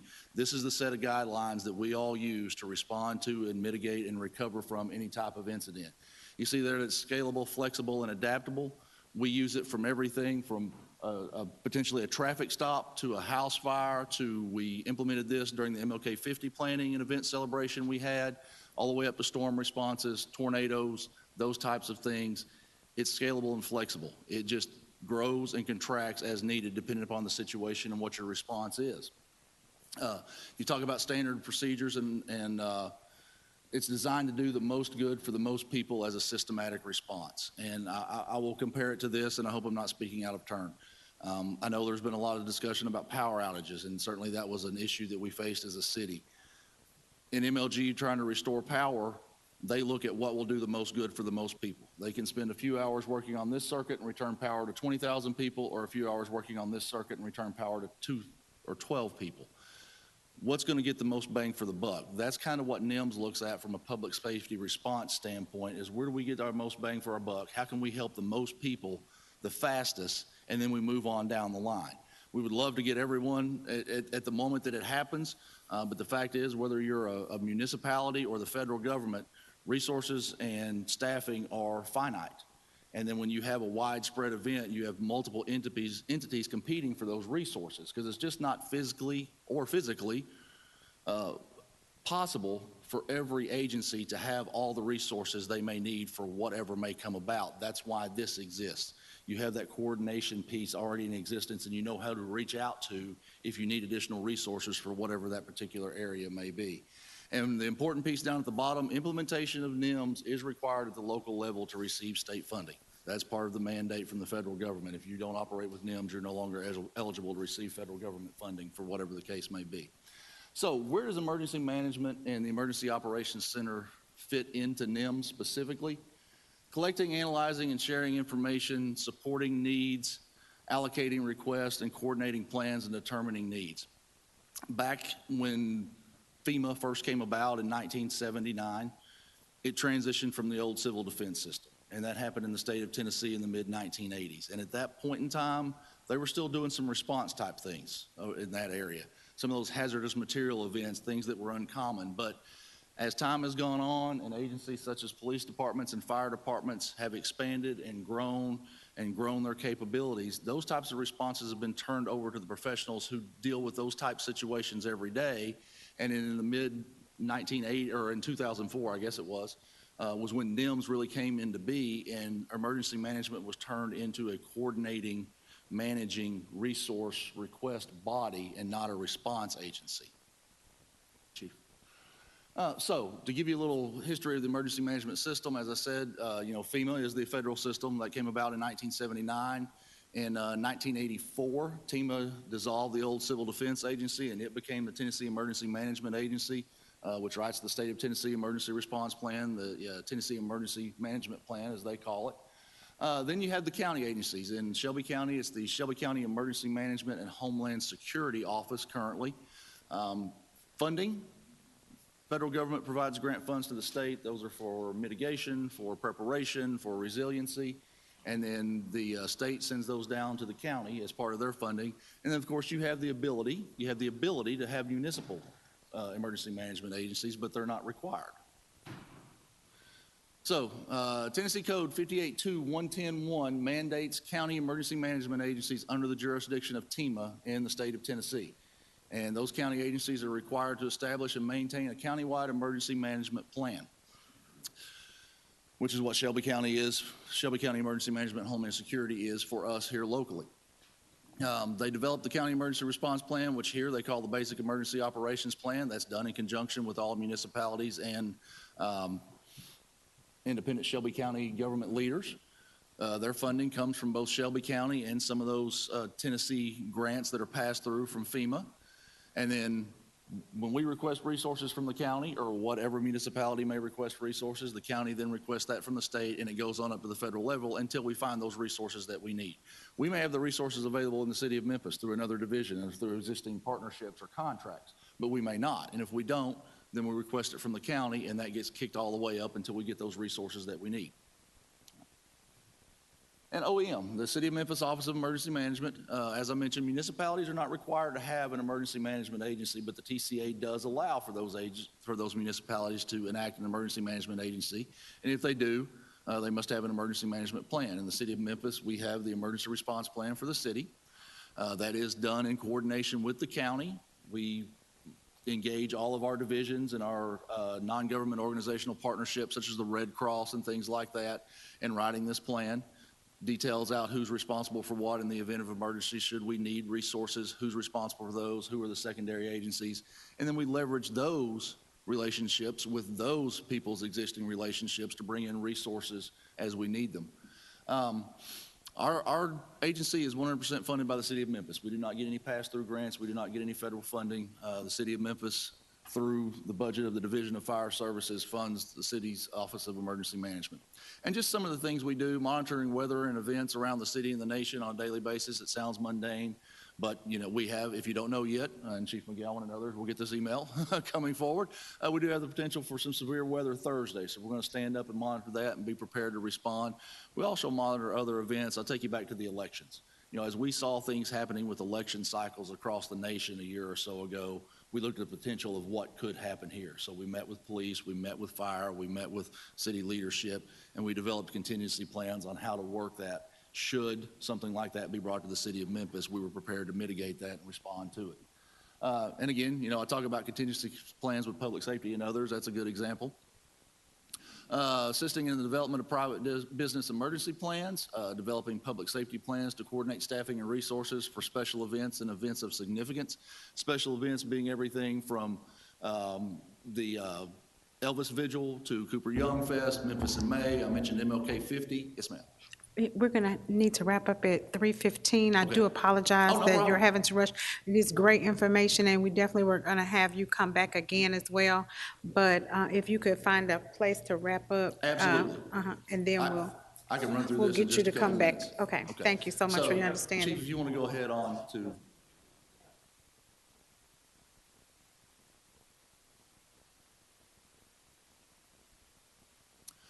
One of our partnerships is the American Red Cross, someone we work with a lot. Something important to know about them is they're funded entirely through donations, and most of their services are supported by volunteers. They do have full-time staff with their administration level, so if they open up a shelter or respond, that's volunteer services. Go ahead, Chief.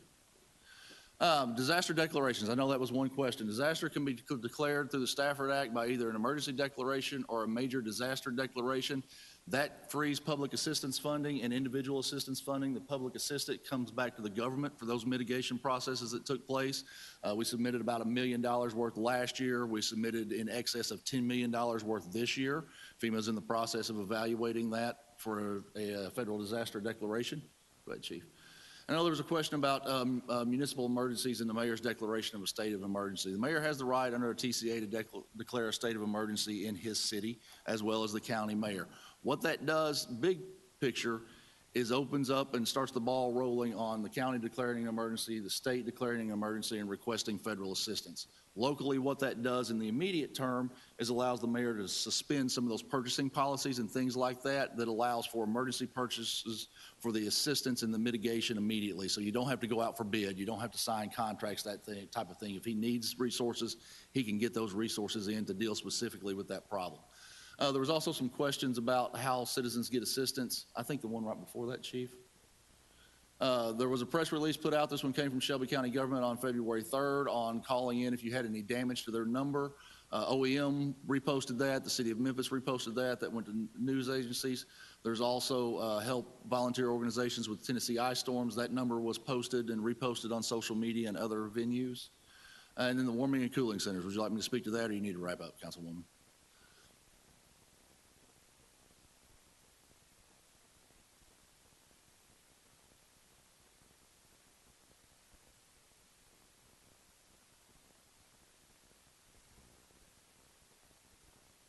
Okay.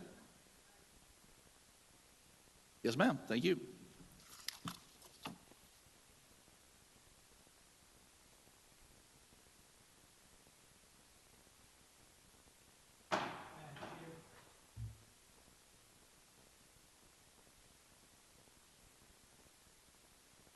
The Office of Organization Management and what they did, and as they stepped up to fight it when it first started, and what they've been doing the whole time.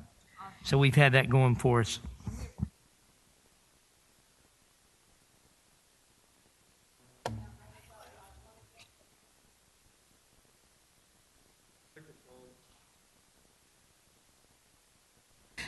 I said, we just really want to thank you all. This is a very important presentation in light of what has happened. We regret that we ran out of time, but it's very important, and we will definitely have you all come back at the next meeting for a full presentation and questions. So colleagues, please forward your questions so we can get those in line for the next meeting. Thank you. Meeting is adjourned.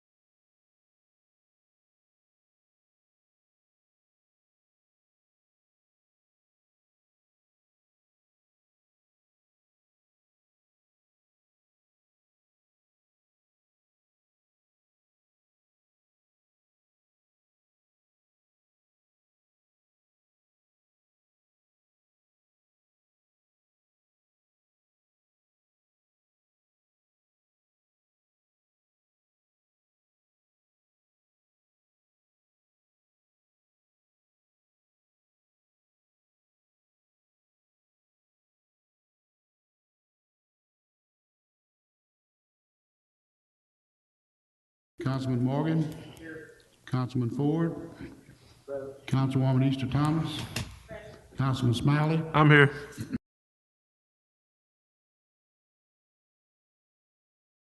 Councilwoman Johnson. Councilman Jones. Here. Councilman Carlisle. Councilman Canale. Councilman Warren. Present. Chairwoman Swearinger. Present.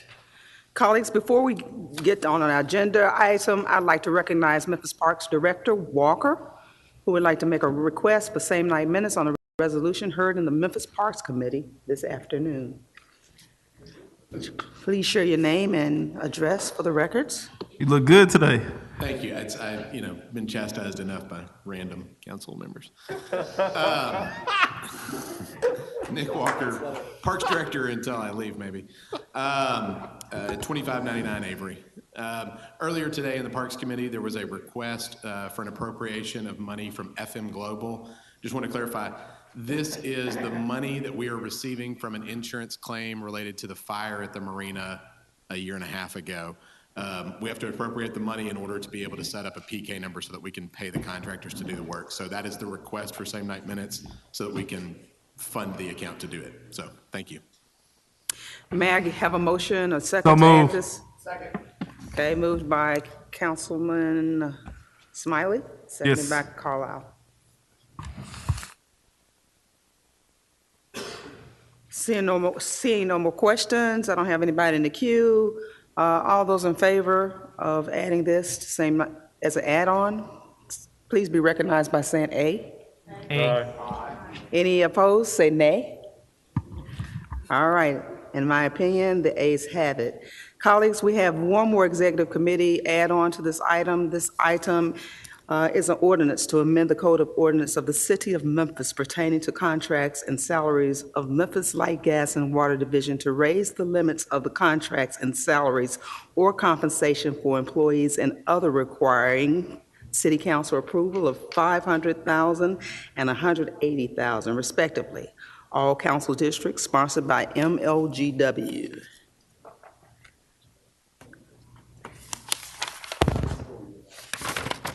This item was heard in MLGW committee on February 1st and received a positive recommendation. It was meant to appear on the February 15th consent agenda for the first reading, but was inadvertently left off. So if there are no objections, I would like to add this item to the February 15th consent agenda for first reading. Are there any objections? Seeing no objections, all those in favor of adding this to the February 15th consent agenda for the first reading, please be recognized by saying A. Aye. Any nays? This item has been added to the consent agenda. We have one item on our agenda this afternoon. Item 1 is a resolution to amend Section A of the Council Rules of Procedure. All council districts, sponsored by Council Members Smiley, Robinson, Canale, and Carlisle. It's requested for same night minutes. May I get a motion to hear this item? So move. It's been moved by Smiley Smiley. and second by Canale. All right, Councilman Smiley, you may be recognized. Thank you, Madam Chair. I think 3 or so council meetings, we had a very lengthy discussion regarding policies of this body, and what it became abundantly clear that there was some confusion or there's some ambiguity as it relates to the word notification. I think we asked Attorney Wade to draft something specifically stating what notification to this body meant as it relates to job openings, resignations, etc. Attorney Wade drafted a clarification regarding the word notice, got it to us, and with that, I put it before this body to be considered. A couple council member sponsors, so I would defer to them if any additional comments. Are there any other members willing to be recognized? Seeing none, we are ready to vote on this item. Mr. Barkers, will you please take a roll call vote? Thank you, Chairwoman. Councilwoman Logan. Aye. Councilman Corvette. Yes. Councilwoman Robinson. Aye. Councilman Morgan. Councilman Ford. Councilwoman Easter Thomas. Councilman Smiley. Yes, sir. Councilwoman Johnson. Councilman Jones. Councilman Carlisle. Councilman Canale. Councilman Warren. Aye. Chairwoman Swedger. Aye. This item passed, and it will be added to the same night minutes. We have 7 add-on items for this afternoon. Item 24, an ordinance to amend the Code of Ordinances of the City of Memphis pertaining to contracts and salaries of Memphis Light, Gas, and Water Division to raise the limits of contracts and salaries or compensations for employees or others requiring city council approval for $500,000, $180,000 respectively. All council districts sponsored by MOGW requests item on the consent agenda for first reading. Item number 25, resolution to appropriate $4,100,000 of additional ambulance revenue in the operating budget. All council districts sponsored by Fire Services request the same night minutes. Item number 26, appointment Chief Deputy City Court Clerk Edward Bowen, requested administration, request same night minutes. Item 27, appointment Chief Deputy City Court Clerk Michael Sane, requested by administration, requesting for the same night minutes. Item 28, resolution in opposition of Senate Bill 0029, House Bill 0105 of the 113th session of the General Assembly. All council districts sponsored by council members Easter Thomas, Jones, Smiley, Ford, Johnson, Logan, Robinson, and Warren. Request for same night minutes. Item 29, a resolution to amend Section A of the council rules of procedure. All council districts sponsored by council members Smiley, Robinson, Canale, and Carlisle. Request for same night minutes. Item 30, resolution to approve, allocate, and appropriate funds in the amount of $1,892,769 from FM Global for contract construction, CIP project, PKTBD, Mud Island Marina repairs. District 7, Super District 8, sponsored by administration, request for same night minutes. Our same night minute items will be 5, 6, 25, 26, 27, 28, 29, and 30. I'll repeat, no holds. Our add-ons are items 24 through 30, and our same night minute items will be 5, 6, 25, 26, 27, 28, 29, 30. Seeing no further business before this committee, we're adjourned. See you at 3:30.